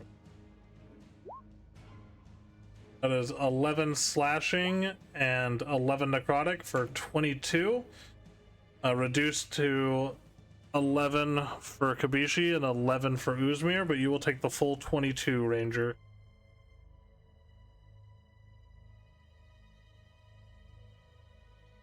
As he does this, So I only and take if 10. only take 10? Yep. Oh wait, no, I do take 15.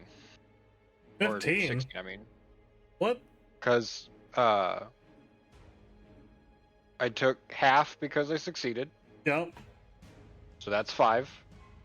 And then the 11 necrotic, so that's You take half 15 damage or of the 6. whole thing, so it's 22 damage reduced to 11. Oh, okay. Unless you're resistant to necrotic or slashing damage. Okay. At the- I'm gonna react. Go ahead. I'm gonna react to that and use 1 breathing point for Blazing Aegis. Okay. And he will take 3d6 fire damage. Alright, go ahead and roll it. Do I have that on my sheet as a quick button? I do, but it's only at 2d6.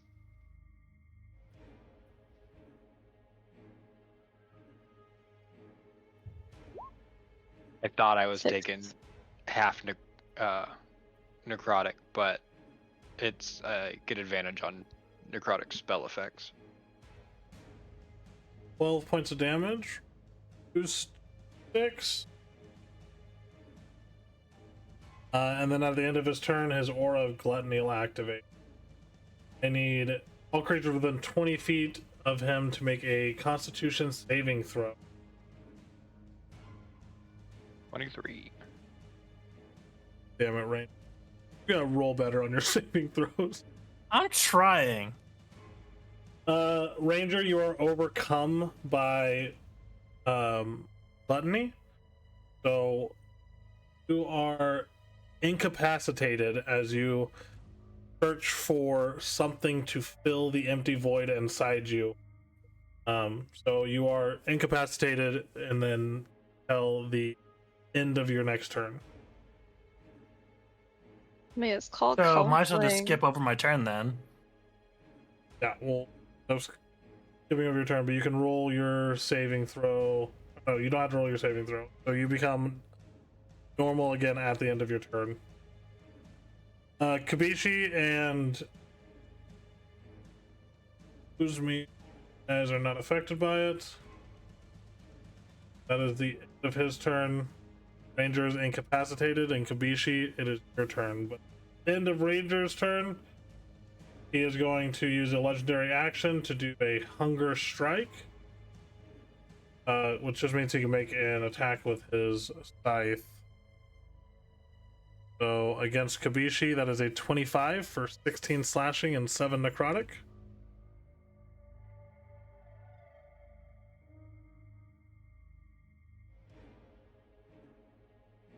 He whips his scythe towards you, smacking that big, chonky, muscly Dami Mommy.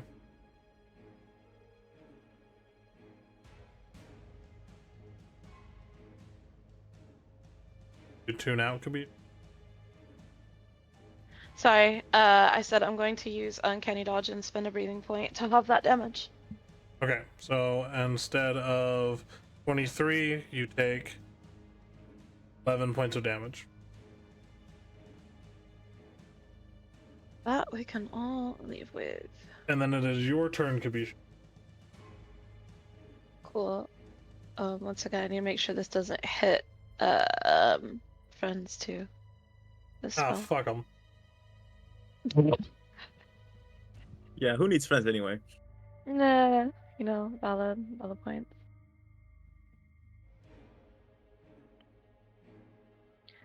So I'm going to spend a breathing point to mark him as my quarry. Okay. And then I can't find that spell on my sheet. Well, Heat wave.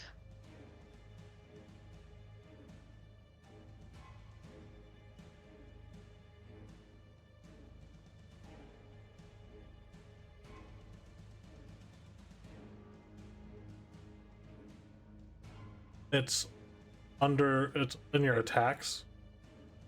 Okay. 1, 2, 3, fourth one down. Okay.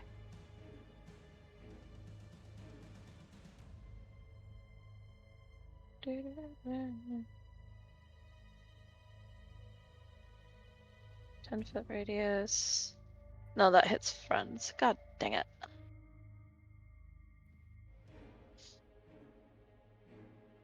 No heat wave? Huh? No, No. does it count? Does heat wave count for? Would it hit ranger? 10-foot radius? Yeah. Centered on you? Yes. Nope.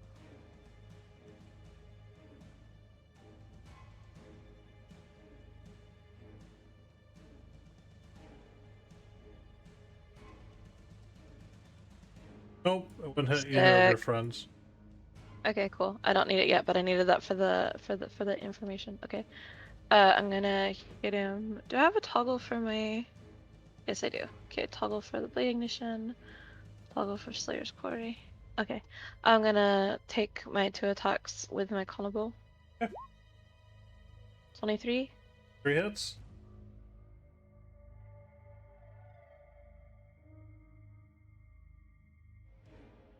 How much is that as fire?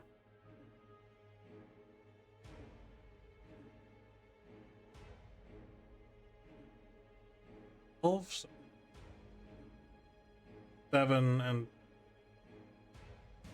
19. Okay. You Sand talk? smack him upside the fucking head, and it's a loud thunk. Big thunk. A little bit of black ooze coming out of the wound. 20 hit. 20 does hit, just barely.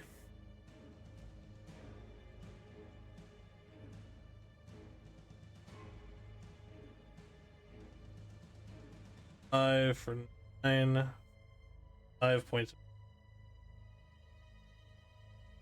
Hit him on the other side and it knocks him across the other side of his head. He is looking kind of dazed. How's that feel, you sandy bastard? Quite nice, actually. I had a crick in my neck and you just kind of fixed it. Yeah, apparently you had a crick in your bloodstream too. I'm hungry for more, little lady. Gross. Doing anything else? No. Alright, as a reaction, a creature within 10 feet of Zephyr hits him with an attack. You can use a reaction to make a scythe attack against that creature. He will do that now. That is an 18. Just barely hits. Alright, so that's 15 slashing and 9 necrotic. 24 points of damage. Spending a breathing point for that uncanny dodge. Okay. So instead of 24, it is 12 points of damage. Come on, mama. Ooh. Shut up, Rocky.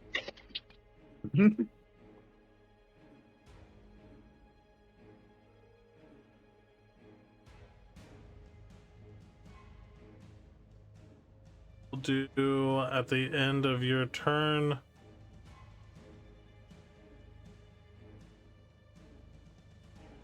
Spend action.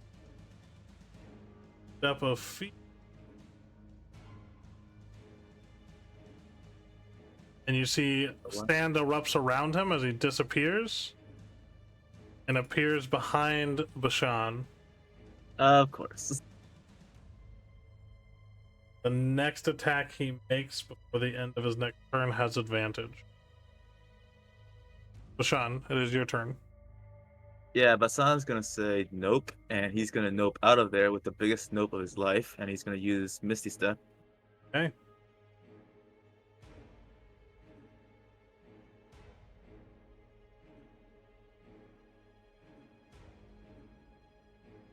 He's gonna go there.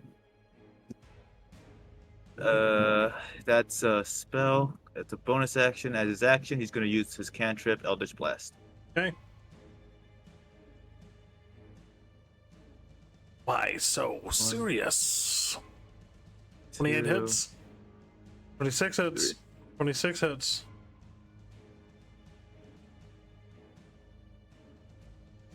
16. 29. 35 points of damage.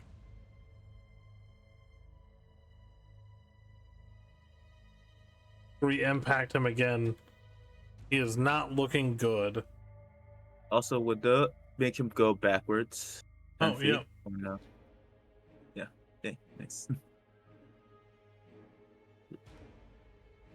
Yeah, he has to For be each better one? than that. I think I just said 10. I just can't remember. Let me just double check that. Since I really never used the Propelling Blast that much. It says, I can have creatures hit by my Eldritch Blast can't be pushed 10 feet away from me. Just doesn't say. You Yeah, so you have can have 3 them Eldritch pushed. Blasts. Do you want them to be pushed 30 feet away? No, just one.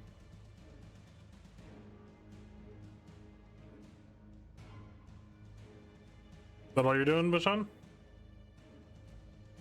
That's it. Uzmir.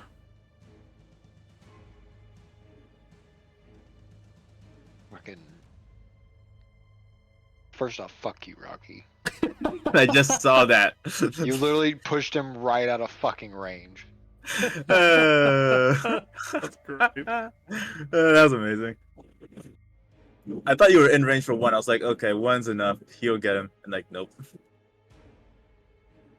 You better make like a blink dog, homie.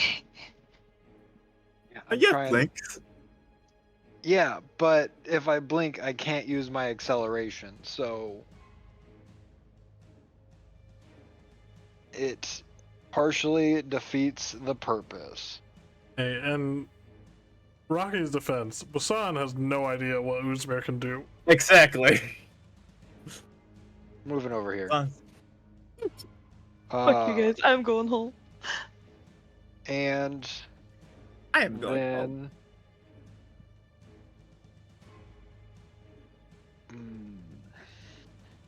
I gotta read now.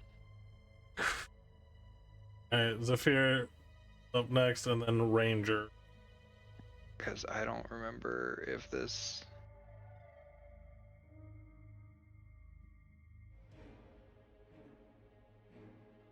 Is it an action or a bonus action to change weapons? A bonus action to change weapon. Alright. I'm gonna grab my bow. Okay. And then use my action. Once per day, I can use an action to call down a bolt of lightning from the sky, dealing 66 lightning damage to a target of my choice within 120 feet. Okay. I'm assuming it's not a storm or raining, so It is not a storm or raining. he is within 120 feet, so 66. I actually think that I might have programmed this one in, but What's the saving throw? it does not have a saving throw according to, I mean, here we'll look into your messages to make sure you didn't put one that I just fucking didn't write down. This bow. It's the Stormcaller. You did not put a saving throw down originally. What's the rarity of it? Very rare. Okay, so that'd be a dex saving throw, a D17.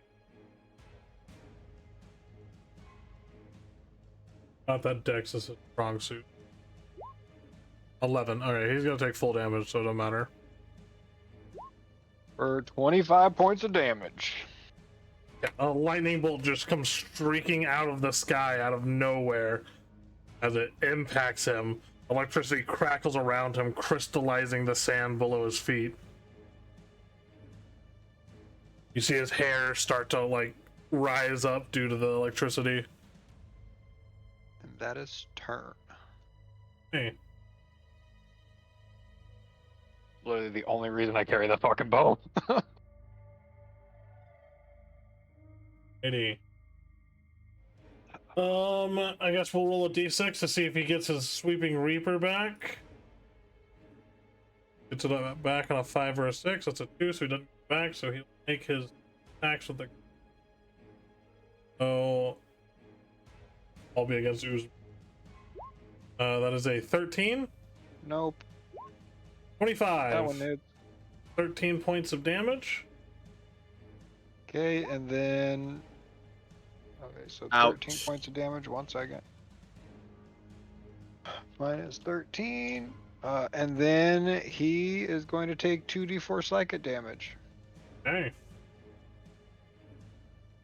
Go ahead and roll the psychic damage. 5. 5 points of psychic damage.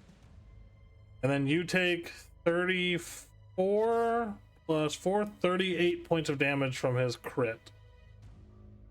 38. As he slashes into you twice, missing the How many first times one. can you use a reaction? Because the reaction says when I take damage. You Actually, get no, one. I'm- You get one reaction per round. Even if we did it, I still wasn't gonna use it. All right. That is the end of his turn. So I need you to make a Constitution saving throw, Uzmir.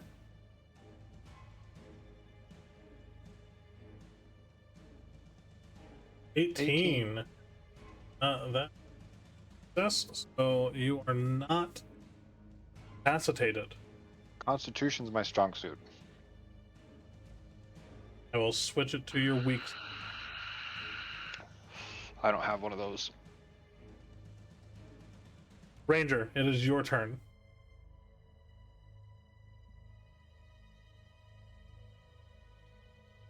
All right, let's see. Sorry, I had to like walk all the way over here.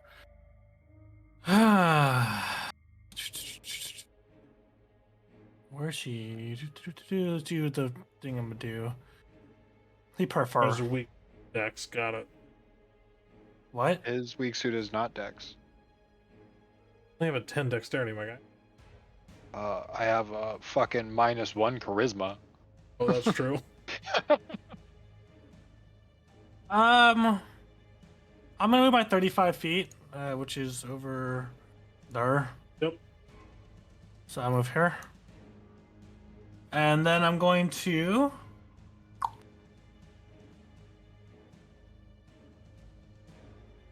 One second, sorry, I'm trying to read this.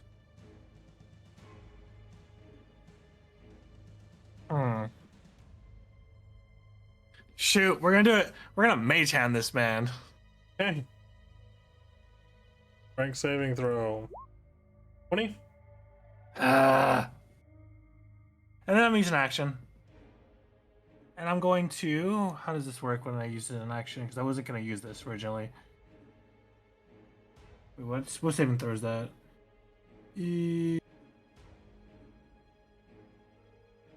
What's his strength? There's no point in using that. I'm going to use spike growth. Radius of that? It is 20 foot. Centered at the point within of my choosing. A 20-foot I posted sphere or 20-foot Yeah, I put it in radius? there. Alright. Here's you a 20-foot radius so you can move somewhere. I'll do it like her. Make sure he's not hitting anyone.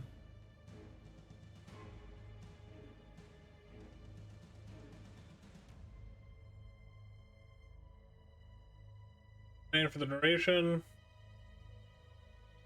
creature into or 5 feet of travel. Got it. Okay, is that all you're doing, Ranger? I can't do anything else, so yeah. End of Ranger's turn. He is going legendary action.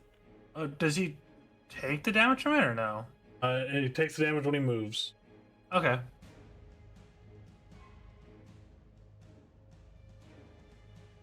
Do a first strike.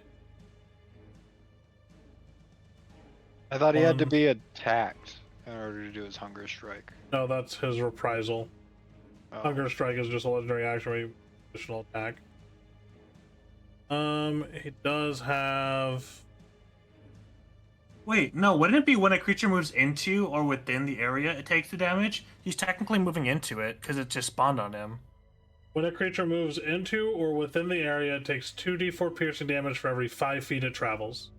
Oh, okay, never mind then.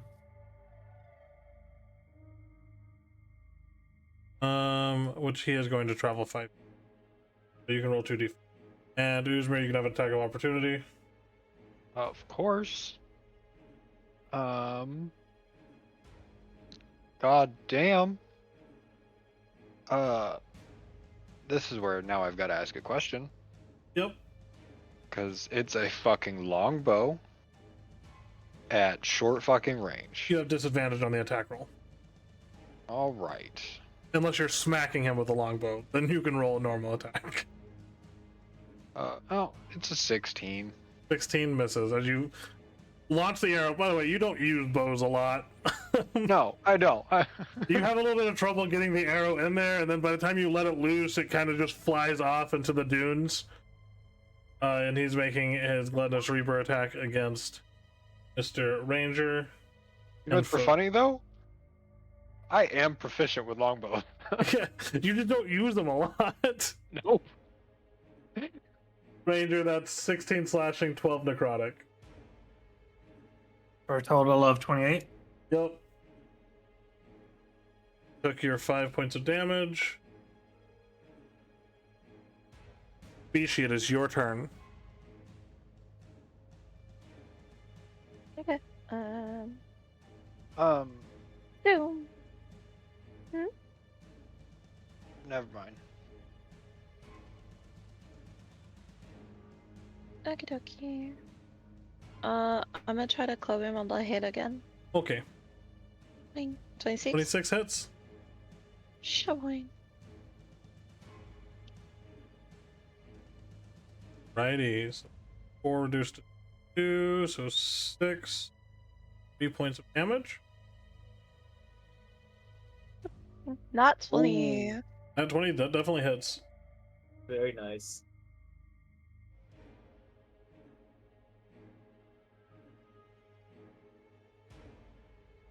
$14, that'll just stay 14. Half anyway. And 24. And 6. 60 points in total. 60 points in total. How do you want to do this? I'm gonna run up and I'm going to take my carnival over my head. And there's gonna be flames shooting out of my nostrils as I slam down on his head with all of my force, splitting his cranium in two. And being like, there, does that feel good? As you knock him across the head, his smile disappears. Body falters, emaciated form falls to the ground. Body begins to twitch. Guttural shaking and gore escapes from his throat as his eyes turn pitch black and flash open. Lets out this bone-rattling roar. Thick smoke start pouring from his wounds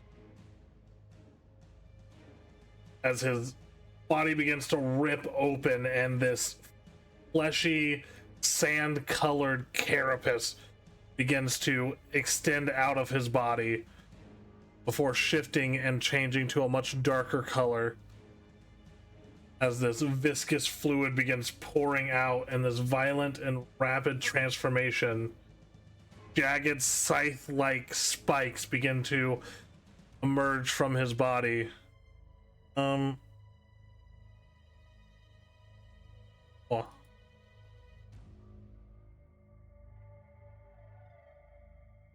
So,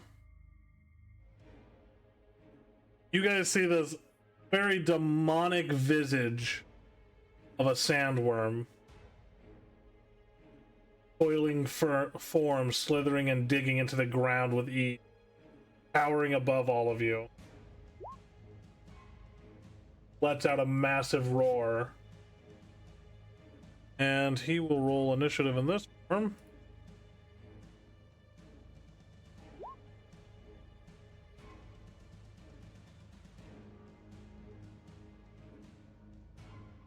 Can I use Dynasty Earth? Huh? Nothing. I am Ashidus Earth. Yeah. So as he does that and roars, I'm going to squirt ivermectin in his mouth, and then we all win, and we get to go home. Oh, sweet. That was easy. Perfect. Nice job, Darky. Are you doing anything else, Kabishi?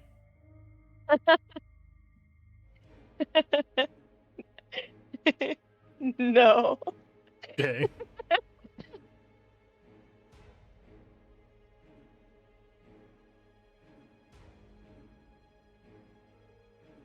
Quick question, Kuro. If me and Sin roll this at the same number, can Sin go before I can? Yeah. Yeah. Okay. Yeah, when you rolled his, it fucked up the turn order, I think. Yep. Yep. It was me, then Sin, then the worm. Yeah, it put him next.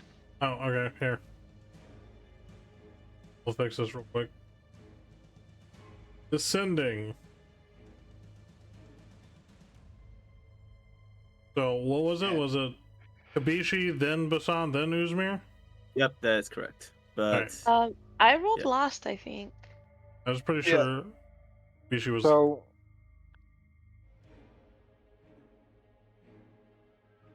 I don't know. We could look through the fucking chart. So it should have been, because we could look at fucking turn order. Ranger went first, then Kabishi, then Rasan, then me, and then fucking him. Okay, so then it is Basan's turn. Yeah. yeah, but I'm getting it to Uzmir first, so Uzmir can go first.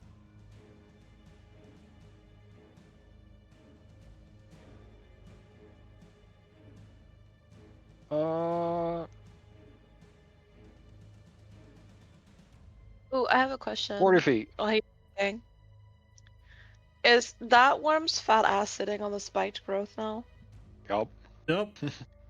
Salad. And then using my bonus action to change back to my axe. Okay. And then I have advantage here because Ranger, correct? Yeah. Hell yeah. 28 Big hits. attack Reno. I gotta scroll back down. I'm all the way at the fucking top. There we go. For 18. 18. And then janking him again with a 25 25 hits. for another 10. You slice into his hard carapace. You're ripping through. You see this black and red ooze begin to pour out.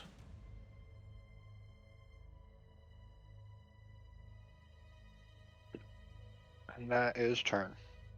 Right, Bashan. Quick question. If I blast him with Eldritch Blast again and do Repelling Blast, how much damage would he take because of the spike growth? Or almost nothing because he's big. It's per 5 feet It's move per through, 5 right? feet, so if you move him 10 feet, then that's 10 feet. Yeah, that's 4d4 then. Alright. Hassan's gonna move here. And he's gonna cast Eldritch Blast.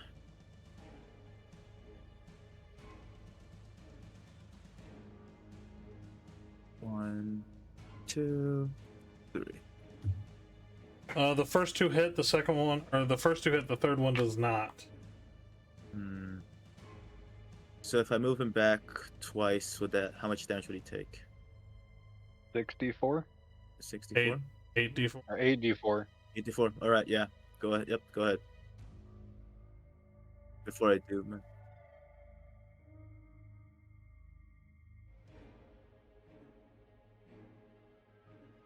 Alright.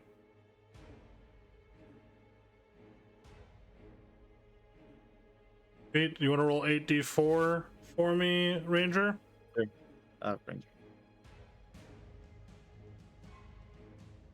That's a lot of ones.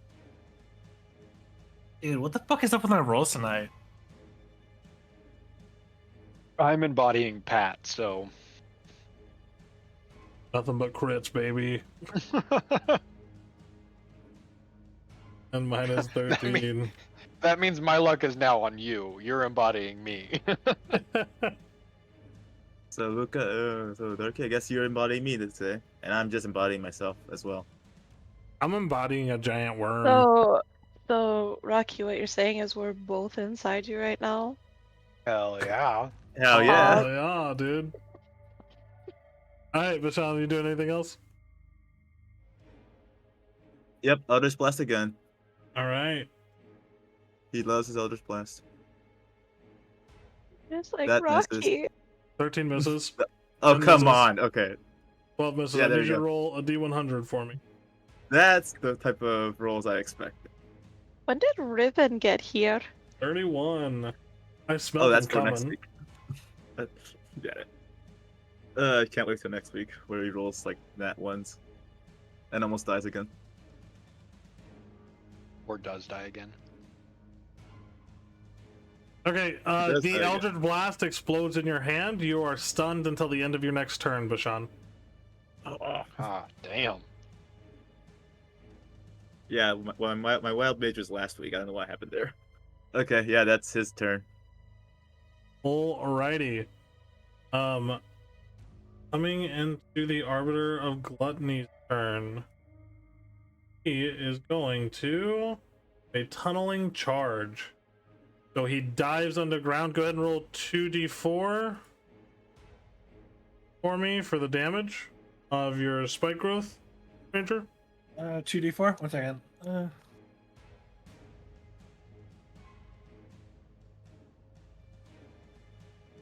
5. He comes up and then burrows underground before erupting. And when he erupts, it is a 60 long line and 15 wide.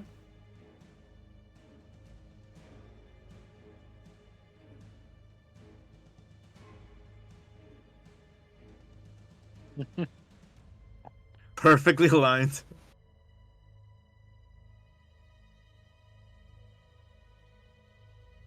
Yeah, so I need all of you in that line. Roll dexterity saving New throws. characters. Choose your character. Saving throws is not my thing. Bishi, that's a success. Ranger, that's a failure. Basam, that's a failure. So, have the damage.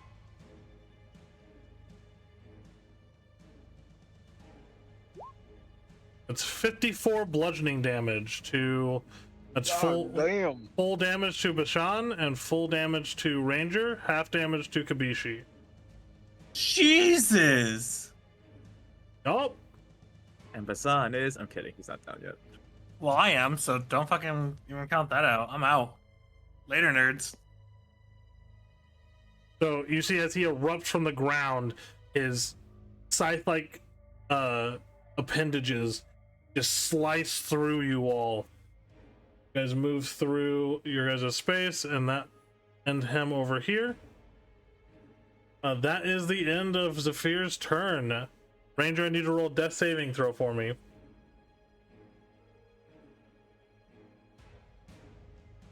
$17, that's a success.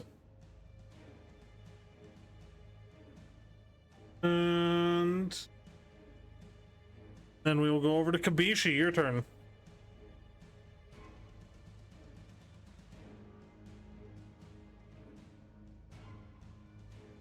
Kabishi? There you go. Yeah, because Yeah, she's I'm here. crying at the moment.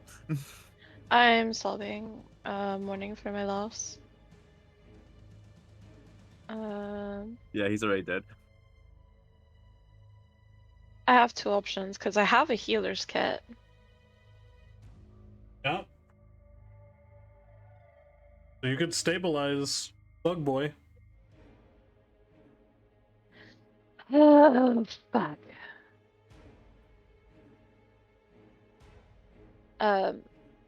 Kabish is going to call across to Uzmir. Hey, can you go club that thing for me? I need to take care of our buddy here. Yeah.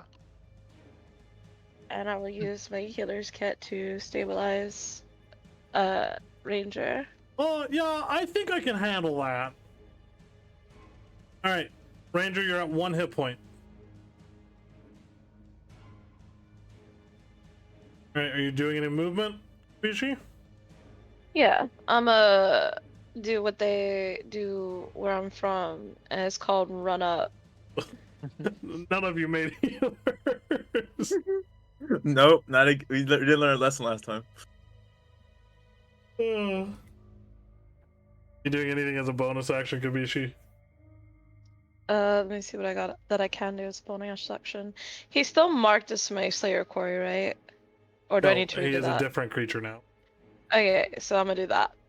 That's what I'm gonna do. I would DM, I would like to mark him as my op. He is marked as your op. Uzmir, it's your turn. So first off, I'm gonna use my bonus action to take my Supreme Potion of Healing. Okay. What is that again? Supreme Potion of Healing. It is the Supreme. 10d4 plus 20.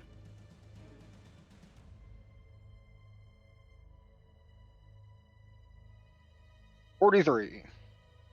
Damn, son. Sorry, Ranger, I was almost dead. It's okay, I was dead. And then I'm gonna do what Kabishi does and run up. But I'm also gonna swing my axe because I ain't no bitch. Alright. And roll your attacks. That's a 14 misses.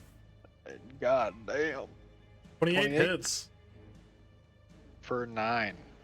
Ooh. Hey. Anything else? No, because I already used my bonus. Okay. After you, it is Bashan's turn. He is frozen, shocked until the end of his turn. Salute for Basan, he's going down. And then it is Beer's turn.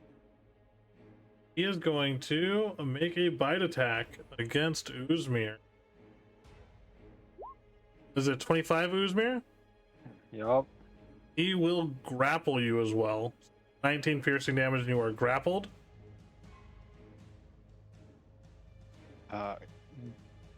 He did not ask for consent, so I'm gonna call the police. Fair enough. Then you're really not going to like what happens next. Oh boy. Since he has bitten and grappled you, he will now swallow you. All right then. Oh great.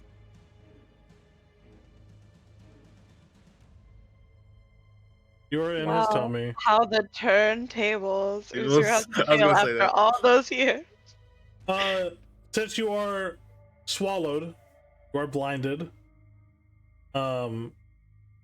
and restrained, so you can make attacks with disadvantage while inside of him. You also have total cover against other attacks from the outside of the creature. So nothing can hit you while you're in here.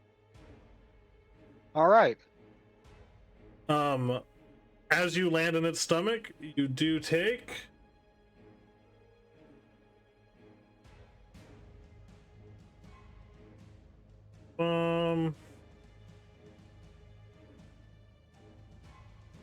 Question. Yep. How big is this space? It's pretty constricting while you All are right. restrained. You do take 7 acid damage.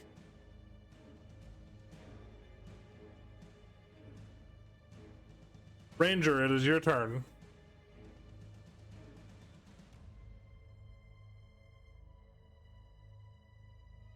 I'm gonna run up on him. I'm Oh, gonna slash man. him. All right, slash that motherfucker. 22 hit.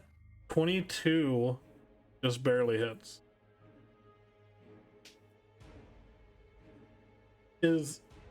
As he was resistant before, he is immune to poison now. And I attack him for the second time. All right. 27 hits for 8 piercing damage. And you know what I'm gonna do? You attack him a third time? Well, first off, I'm gonna make his ass fucking fly 15 fucking feet. Do that strength check. Alrighty. And he makes it. So I'm gonna attack the third time. 27 hits. And I attack him. Alright. You're just fisting the shit out of this creature with your arm blades. Hell yeah. Hopefully you're not hitting Uzmir. Man. Is that all you're doing, Ranger? Well, that's all I can do, so yeah. Alright. Kabishi, it is your turn. I'm a whack 'em. Oh, whack-a-mole. Got it.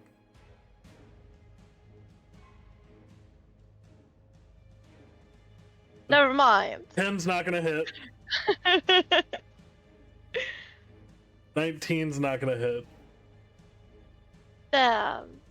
You slam your Kanabo into him twice. It doesn't even seem to phase the creature. That's rude. Big rude. So attack of opportunity is only if I move out of his range, right? Yep. The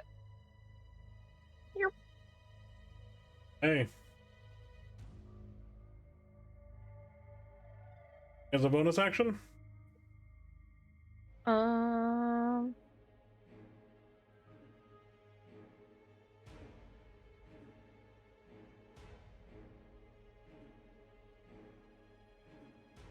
Yes, I'm going to enter Slayer's Focus. Okay. Why I didn't do that 10 years ago, I don't know. Enter Slayer's Focus. Uzmir, at the start of your turn, take 10 points of acid damage. Yeah, we need to get him out of there. Your attacks on the interior are at disadvantage, but it is a significantly lower AC. The inside of I would fucking hope so. If I do damage, do I get ejected? Is the fucking question. right. Jesus fucking Christ. 4. 28 28 hits. for 8 points of damage. Damage.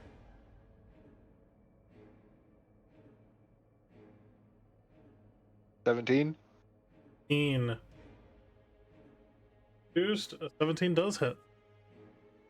19 points of damage. 19 points of damage. Ready for this? Hmm? Acceleration. 14. 14 does not hit. Ooh, and that one. That one. I need you to roll a D100.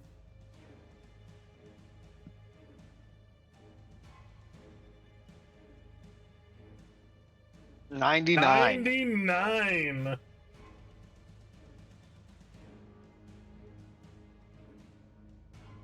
Your attack ricochets back and you hit yourself. Take half damage from that attack. 9 points of damage. You did 19, 8, 7, 27. Not meet the damage threshold to be ejected.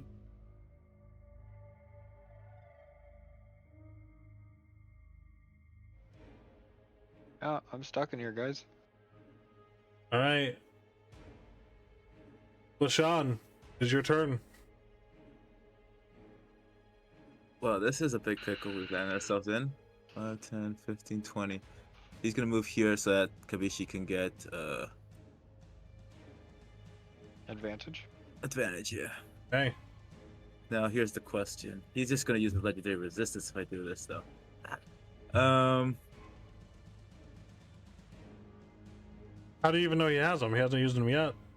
I know, that's why I'm gonna have to do this because in character he wouldn't know it. Psychish Crush. I can crush. Intelligence saving throw. Which you guys probably didn't know this. Intelligence. Super intelligent. Not his strong suit. You're still gonna get it like nat 20. I will cry. That's an Oh, there 8. you He is going to use a 50? legendary resistance. Of course. There you go. So he So takes, half damage? Yep, half damage. He takes 25 points of damage. Is he still stunned? No, he's not stunned. No, that's why I was like, Mark that legendary off. Not get those ones back. Doing anything else, Bashan? what else can I do? Anything to save Uzmir? I don't think so. Wait, one sec. I just want to check something real quick. Because I've never used this before. Basically the genie, fly thingy. You're gonna fly? No, I was just thinking. I was just seeing what else I can do here. No, that's it. That's his turn. I forgot how tall this thing is. It won't matter. How tall this thing is? No, yeah, I just forgot that I'm fighting phase 2, not phase 1. So Yeah. no matter how far I fly, he's gonna reach me. Alright. It is. That's all you're doing. Then it's the Arbiter of Gluttony's turn, and he is going to make a bite attack. And let's see. We will roll a d3.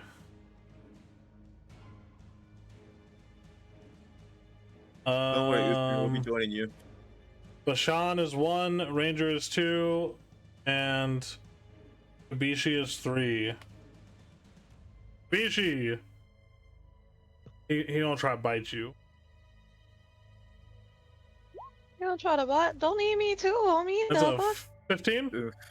That does not hit. Alright, so make a second bite attack. Well, my op's trying to eat me. The fuck? This one will be sure. Great. Homie, he has 1 That's a- HP. 29 Fuck. Ranger? Jeez. God, I just fixed him. Sorry, what happened? I Mercy. was. There's You- other you stuff just- going on. You just got bited. That's fine. 23 points of damage.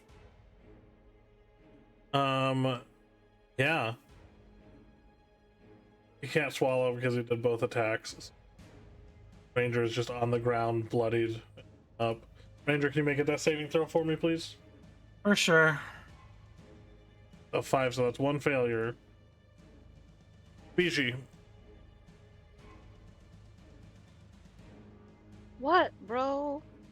Back to Kabishi.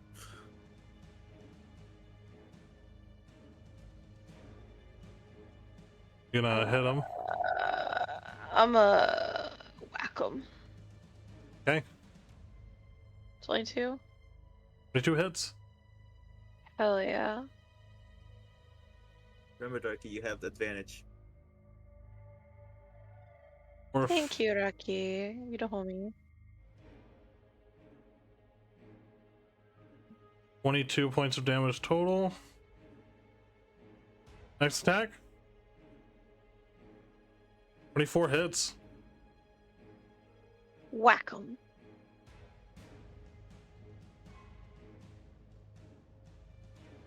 $14 points of damage. That one. He is looking bloodied. Have I whacked him hard enough to puke up my homie yet? No, that damage got to be done from inside. Hey. Same mindset, Darky. You doing anything else, Kabishi?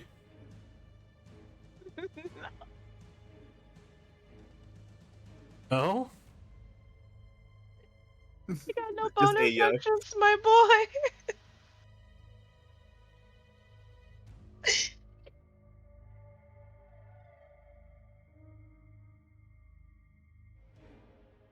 You're also supposed to be doing this.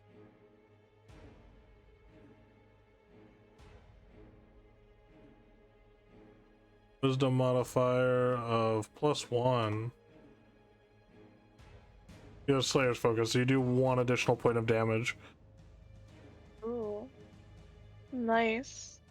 Uzmir,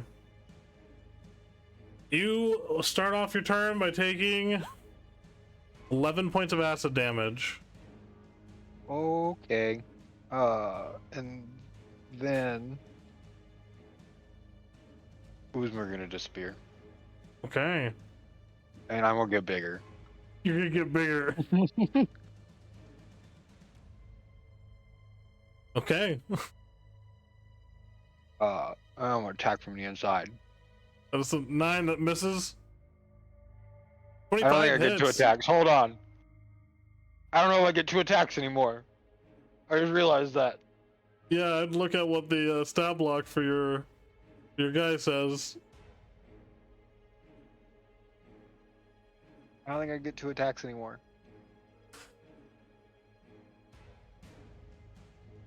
I don't think that carries over into fucking. Moorbounder. No, you only get 1 attack No. as a Moorbounder. Are you sure you want to turn into a Yeah. Moorbounder? Yep. Okay. Alright, so is that all you're doing? Yep. Okay. Also, what'd you do with your other token? Bring it back on the field, because that just took you out of the initiative. Oh. Oops, wrong one. Move it off to the side. There he is. Do I need to re-click initiative? Yeah, reclick initiative.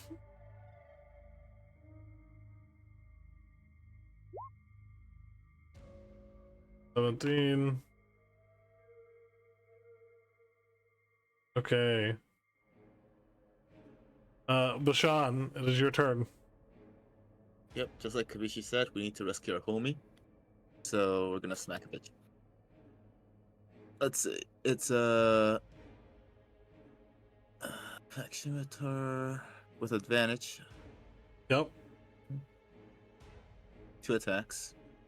Oh, he knows how to use his sword? Yeah. 26 hits. 17 That's points of cool. damage. And this one without the 4. And 11 points of damage. Yeah, you carve into this creature's hide, ripping through as you're being splattered with this black and red ichor. What are you doing, Somehow, Bashan? Yeah, let's see. 1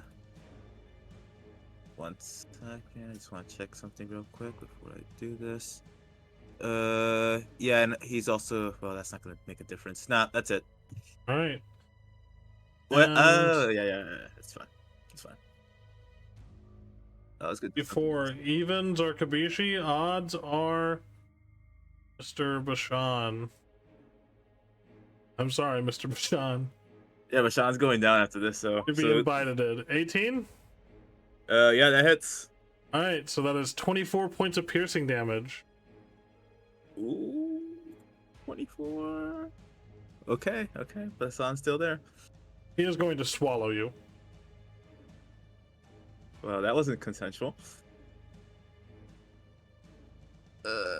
Why is this one shot so horny? I've been watching a lot of Vor lately. Vor. Yeah, Vor, apparently. What? Get out of my porn library right now. Yeah, let's just watch Kabishi. That's her. Mr. Moorbounder Uzmir, another body enters the chamber. I'm gonna hump him. All right. For Dominic. Yeah, this is how we all die. All right, Ranger, I need a death saving throw, please. Ooh, that's a Oh. fail. That's a double Oh fail. no! It's a double fail. No, he's dead. Ranger Yeah. is dead. Like dead too. Yep. Dead, yeah. This Kabishi, isn't it is good. your turn. Shit.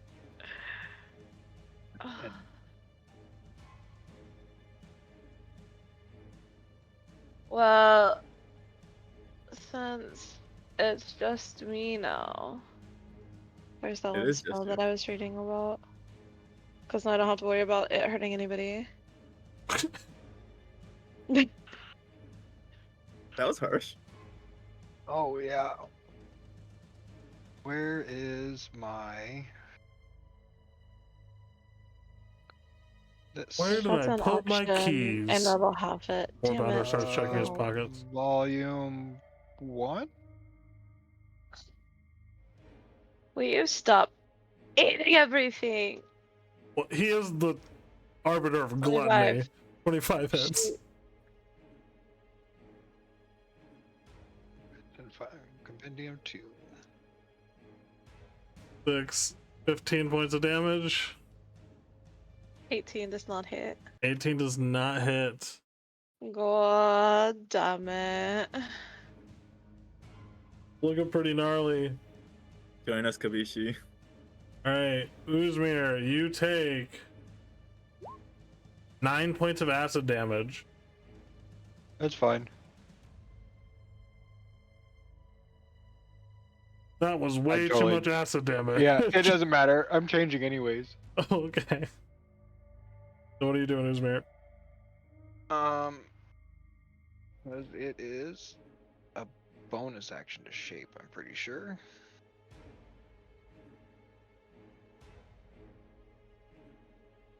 Gonna turn into a rattle drake. No, it is a bonus action. I should shoot.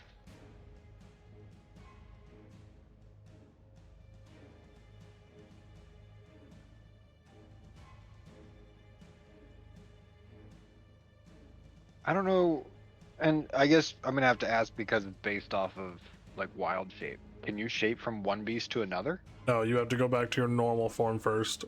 I was pretty sure. All right. Oh, I'm back to fuck. I Oh, fucked up fucking my hell. HP. God damn it. You were I down was to- at like you were at 50 44. something. You were at 44. Okay. There we go. So I'm going to attack. Okay. 15 does not hit. 22 or 17 does hit. Yeah. Sorry, yeah, if that does. 17 does 8 hit. That's points of 8 points damage. of damage. Hell yeah. Still stuck. Next turn. All right. I mean, Son's not gonna help you, so. Bashan. Take 10 points of acid damage. And Basan's down. All in due time, friends. Don't worry. You And- might all die, but I will survive. The fear is going to attack Kabishi with a bite. Is an 18 Kabishi? Yeah, it hits. Join us, Kabishi, join us. 14 piercing damage.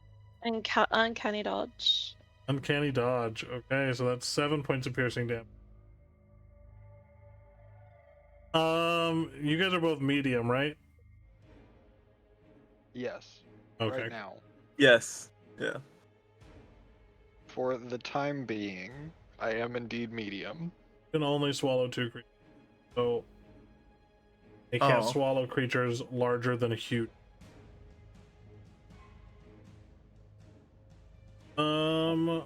We'll make a second bite attack. It's a 17. Does not hit. All right, the second one narrowly misses you, slamming into the sand as you jump to the side, and it is your turn, Kabishi. 25? 25 hits.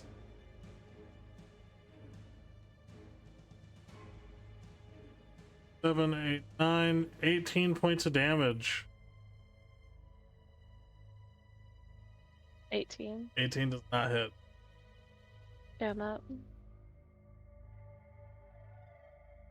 Do anything as a bonus action? Cry. Let me see if I have a bonus action I can take, because I don't think I do.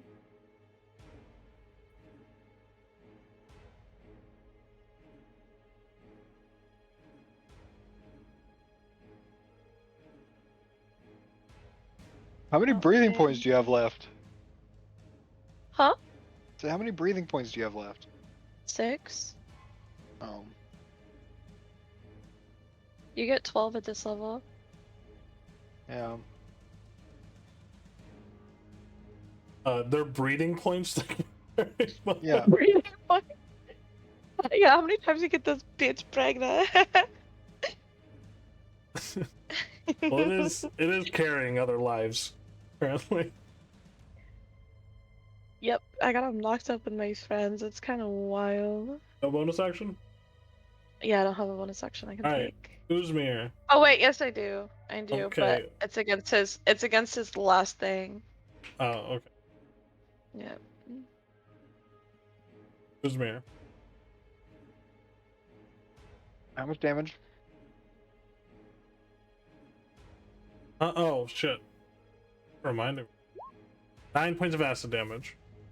All right. So now comes a question. Okay. Would I be able, because shaping is a bonus action, can I use an action to do that instead? Can I use an action as a bonus action, is I guess the question. Can you use a bonus action as an action? No, an action as a bonus action. Can I, instead of taking an action such as attacking, can I use a bonus action ability? Wait, so you're wanting to... Okay, an action as a bonus. Yes. Yeah, sure. Okay. So, I'm gonna drink a potion. Okay. It's just a normal one. What's the normal one? 2d4 plus 2. So +7. Alright. And then I move him over here instead of deleting it this time. I become a fucking rattly snake. Oh, it's Okay. still at 6. He should not be at 6. He should be at 90, I believe. Yep, full health. Now this raises a very extreme question. Uh-huh. Because I'm restrained, right? Yep. So one, I'm gonna bite him, which he doesn't take the poison damage. 20 or 10. So 10 no. does not hit. Okay. So You get 2 attacks as a round. no, while flying can make 2 attacks, or I could use instead of the yeah. rattle, I can use rattle and then make a bite attack. While flying can make 2 claw attacks instead of using its bite. Yep. So 1 bite or flying with 2 claws. Yeah, no, that's turn. Okay. Butts in. Roll a death before I saving do- throw. Go Yeah, ahead. before I do that, so let's say Xin turned into this creature, right? Yep. Would that affect the? Would it affect it at all because of the size, or no? You have a little bit more room, but you're still considered restrained. Got it. All right. Let's see how good my death saving throws are today. And our healer, please, success. LB3. If we only had one. All right. Another bite attack against. Hold on. Oh, go ahead. You take 5 damage. Ooh. Yeah, because of the spikes. Yep. Ouch. Leave me in here. I'm fine with it. You will take 5 damage every fucking turn.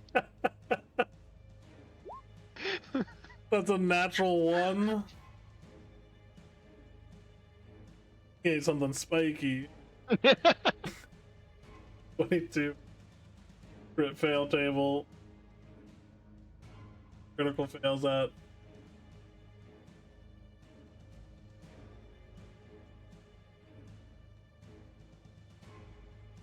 He shook himself up. He is stunned until the end of his next turn.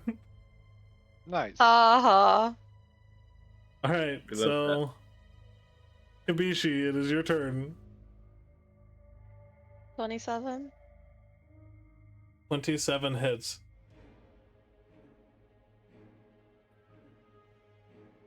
And he's 9 for 4, 5, 6, 15 points of damage. God damn it! What is that? That's an 11. And that misses. Clearly, He can't move. How'd you fucking miss? right? I know, right? Jeez. Konobo's heavy, and I'm tired having to carry this whole freaking campaign. Alrighty. Doing anything else?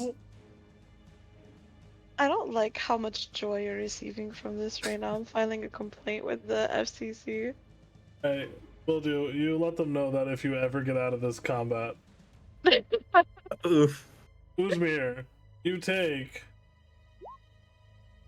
14 acid damage.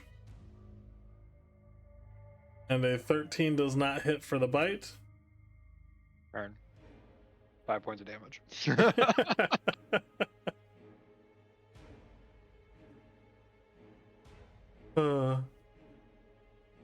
I will whittle you down from the Maybe inside. a battle of attrition. Will the acid damage take you before the spikes take him? He's got another Sean. potion in there. He good? Hassan, have you lose 4 one more death saving potions. throw Yep, because of damage. because of the acid Okay. damage. And then I need you to I have- make a new death saving throw. I have Basada's 4 dead. more Ooh. potions. Don is dead too. I have 4 more potions Dude. and an ability that will make it to where I can't be reduced below 1 HP. So I think I'm fine in here, guys. Well, good, cause we're both dead. When will you motherfuckers make a healer? Why am I always the one that has to make the healer? You Hey, I guys, made a healer last time. I was stuck with a class already. I swear to God. That's why I carried a bunch of potions. Why didn't you guys use your fucking items to carry potions? Rocky, when I see you, Rocky. Mhm. When I see you, Rocky. Rocky, when I see you. It's Riven's turn next, so I don't know if you're gonna make a healer then. Oh my Well- God, I'm absolutely making a fucking healer for that. We need 2 healers to keep Riven's ass up. Gluttony is stunned until the end of his next turn, so he goes straight to Kabishi. Nat Natural 20. 20, that hits. That is 7, Plus 12. 19, plus 18 is 37. Yeesh. Next attack, 25. 25 hits. A lot of ones. 13 Is this points of also still damage. rolling? Yeah, it's rolling my Slayer's Focus, okay.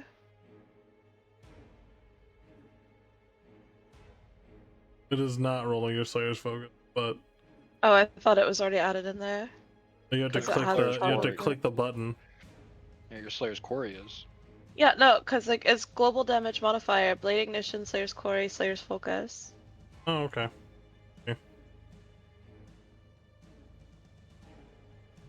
Too bad you didn't save your stuff and use fucking Inferno Overdrive. Nani? It's your level 9 ability. I'm not seeing it in my Big- sheet. Should be there. It Oh, should yeah, be yeah. on your spells list. My spell sheet? Yeah. You should have got Inferno Overdrive at level 9. I don't see it on my D&D sheet or on my Acrobat, my Adobe sheet. Yeah, it didn't put that in her. That's weird because she should have got it at level 9. Yeah, no, it's not in my Adobe sheet. Well, that's Not unfortunate. shown in her features either. Level 9. I'm On level fairly 9, certain. she got Eruption.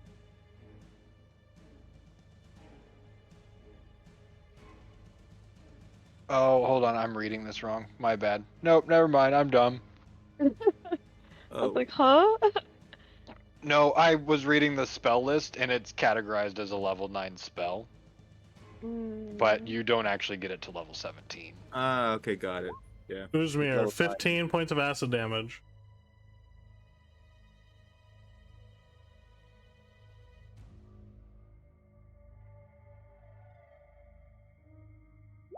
Rawr. 15 does not hit. Turn. Earn 5 points of damage. 5 points of damage. Okay, how do you want to do this? Did he really die from that? Nice. Yeah. Fucking Oh my god. way. Good. I knew it was coming. I want to emerge from this fucking thing's like, basically like its fucking side. Much like a chest burster from the Alien franchise. Kabishi, you see something writhing beneath this thing's carapace. And then you see a claw, and then a burst of ichor that completely covers you in black and red fluids. Your whole body is covered as you see the face of a rattledrake just bursting out of the side of this creature. Well, it's not the first time this has happened. It's not either. It's kind of weird that this has happened twice with the same guy. The red flag. Yeah, as I emerge, I'm definitely turning back. As I turn back, I'm also dragging Bashan's fucking body out. Okay. Seriously, why is it always with you? As you emerge from the corpse, its form begins falling into this black ash. The only thing left in its wake is this amalgamation of metal and organic material in the form of a scythe. Yeah, I'm grabbing the fucking scythe. You just grab it?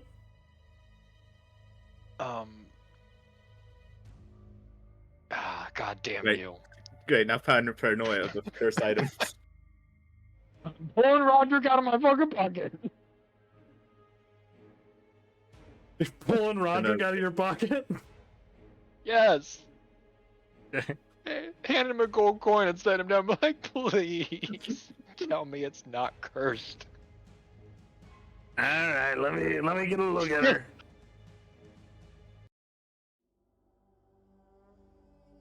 Let's see here. What do we got? Ooh, this thing looks dangerous. Did you touch this? No. I would have touched. You are touching it. This is the Gluttonous Reaper, the Great Scythe. Once per turn, when you deal necrotic damage with the Gluttonous Reaper, you regain hit points equal to half of the necrotic damage dealt. And then it has what's called an Aura of Gluttony. So, let's see. You can expend a charge to make all creatures in a 20-foot radius make a Constitution saving throw at this. And if they fail it, they are overwhelmed by a ravenous hunger, causing them to be incapacitated for 1 round. It is cursed for sure. What's the curse? Can you tell that? Let's see. Short form. If you pick it up, you won't want to put it down.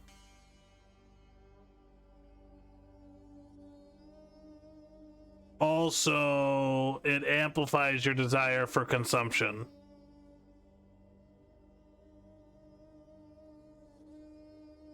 Okay. That's it? Yeah, it's a little bit more nuanced than that, but that's the gist. As much as What I do you can tell mean? without touching it.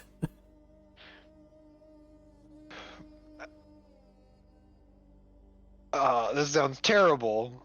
So, game statistics wise, Great Scythe does 2d10 slashing damage, plus 2d6 necrotic damage. And then it has 3 charges that recharge daily at dusk, and you expend those charges to produce an aura of gluttony. Right, but it's fucking cursed. It is, yeah, it's cursed. But like, what's the nuances, Roderick? What's the nuances? Yeah. If the weapon is removed from your possession, you suffer psychic damage for the time period of which it is no longer in your possession. And each day that you are in possession of the item, you have to make a wisdom saving throw. On a failed save, you are consumed by an overwhelming urge to eat, drink, or take things to the point of aggression. Additionally, every time you finish a long rest, you must eat twice as much food and drink twice as much water as you would normally require. Damn. I don't know if I should take that. Like Roderick says, do it. Let's give it a test. Yeah, no, that would have been bad. That would be really dangerous for Uzmir, especially seeing as if he's twice as hungry and we're out of rations, he could just eat somebody. Oh yeah, He absolutely. could, yeah. Yeah, That was good. that's a bit dangerous. It is. I want to be extremely fucking careful not to touch it and wrap this thing up. But Tear off some It's of not one of these two Fucking guys' ranger, clothes. Sun's fucking bodies. ranger's cloak. alright, so you take the ranger's cloak. There's a hive of active, angry wasps around the ranger's body. Jeez. That's okay. Kabishi, burn them with fire.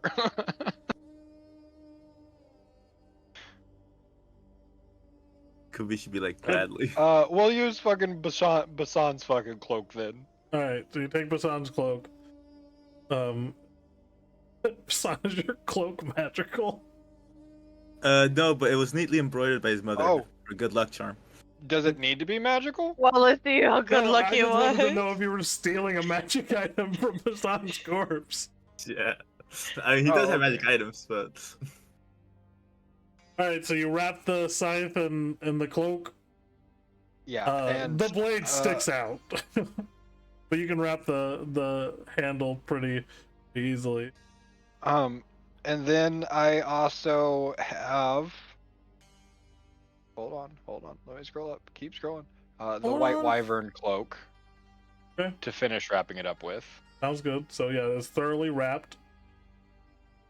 And then I'm gonna use whatever these fucking dead bodies have to make sure this bitch is not coming unfucking wrapped.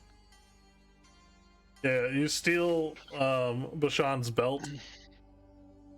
He's pretty edgy. He has about 7 belts on him. Like he has like a thigh belt and an arm belt and a normal belt. he loves belts. Yeah, he So loves belts. 100% chance this thing's not coming unwrapped.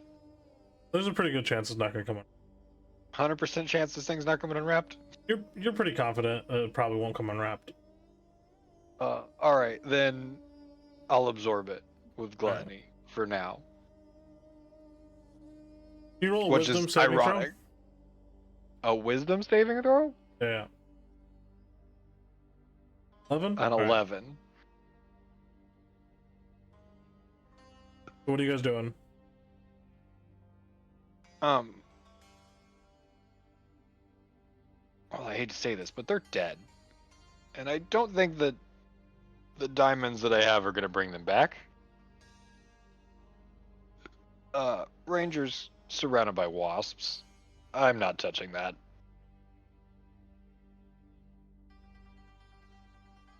Kabishi's gonna use eruption to burn the bodies. We could carry Basan possibly to the closest next place. Nah, she's just gonna burn them.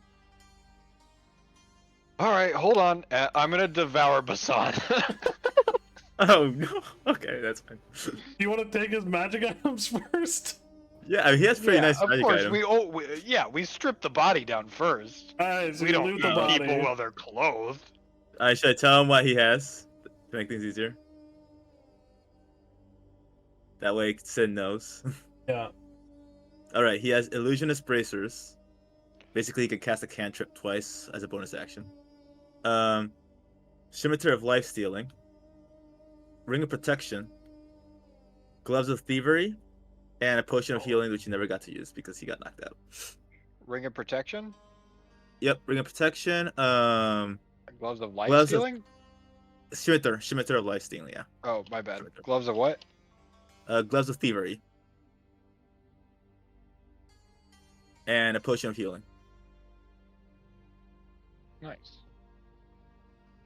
Like nice, yeah. Gonna go ahead This is a and great pocket haul. all those.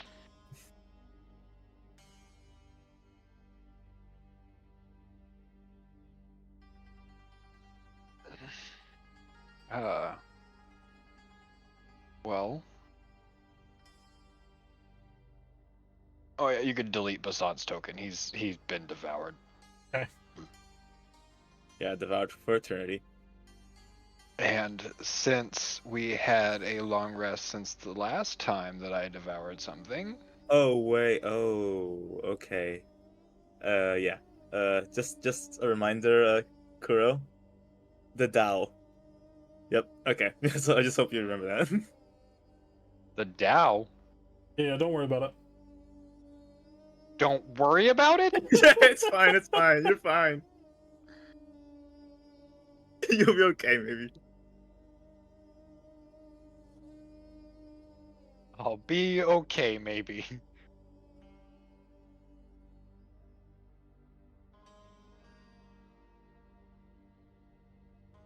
All right. Oh yeah. By the way, since I had the long rest, I could totally just transform into Basan now. No, you cannot. This is That's bullshit. not how that works. Is he a creature?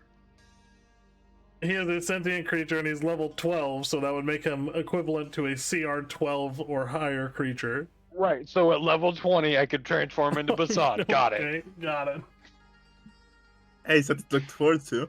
Every single thing that I've eaten, I have kept a very elaborate running list for.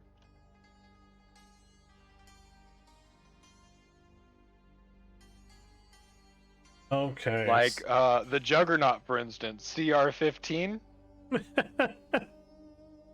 Yup, the False Hydra. The As the Aranea. As the which first I am- light, Huh? As the first light of dawn stretches across the Relvath Barrens, weight of loss hangs heavy in the air. For some, I'm sure. The fierce battle claimed both Basan and Ranger. Wes's stories ending amidst the unforgiving sands. Ranger's wasp swarm encircles his lifeless body. Their collective hum a haunting requiem for their fallen companion. Uzmir, compelled by his unique nature, absorbs Basan's remains. The Kambishi and Uzmir now stood beneath this vast desert sky, ranks thin but their resolve unbroken. The silhouettes of their departed allies etched in memory, they turned their gaze towards the distant horizon where the fabled city of Al-Hajjad awaited. Port of Splendor. The journey ahead will be long and uncertain, sand stretching endlessly before you like a vast sea. Yet as you begin your trek towards the port, rising sun bathes you all in a warm glow, casting elongated shadows that mark the end of this chapter and the beginning of another. You guys walk forward, the only two survivors bound by whatever fucking shit just happened. Yeah. No healers. That's what happened. We'll find out later. It all turns out. Thanks everybody for listening, watching. See you guys next Saturday for our final side shot before getting back to the main campaign. Thanks everybody. Bye. Final Bye. side shot before we get to the back shots. Ooh, ooh. Damn straight.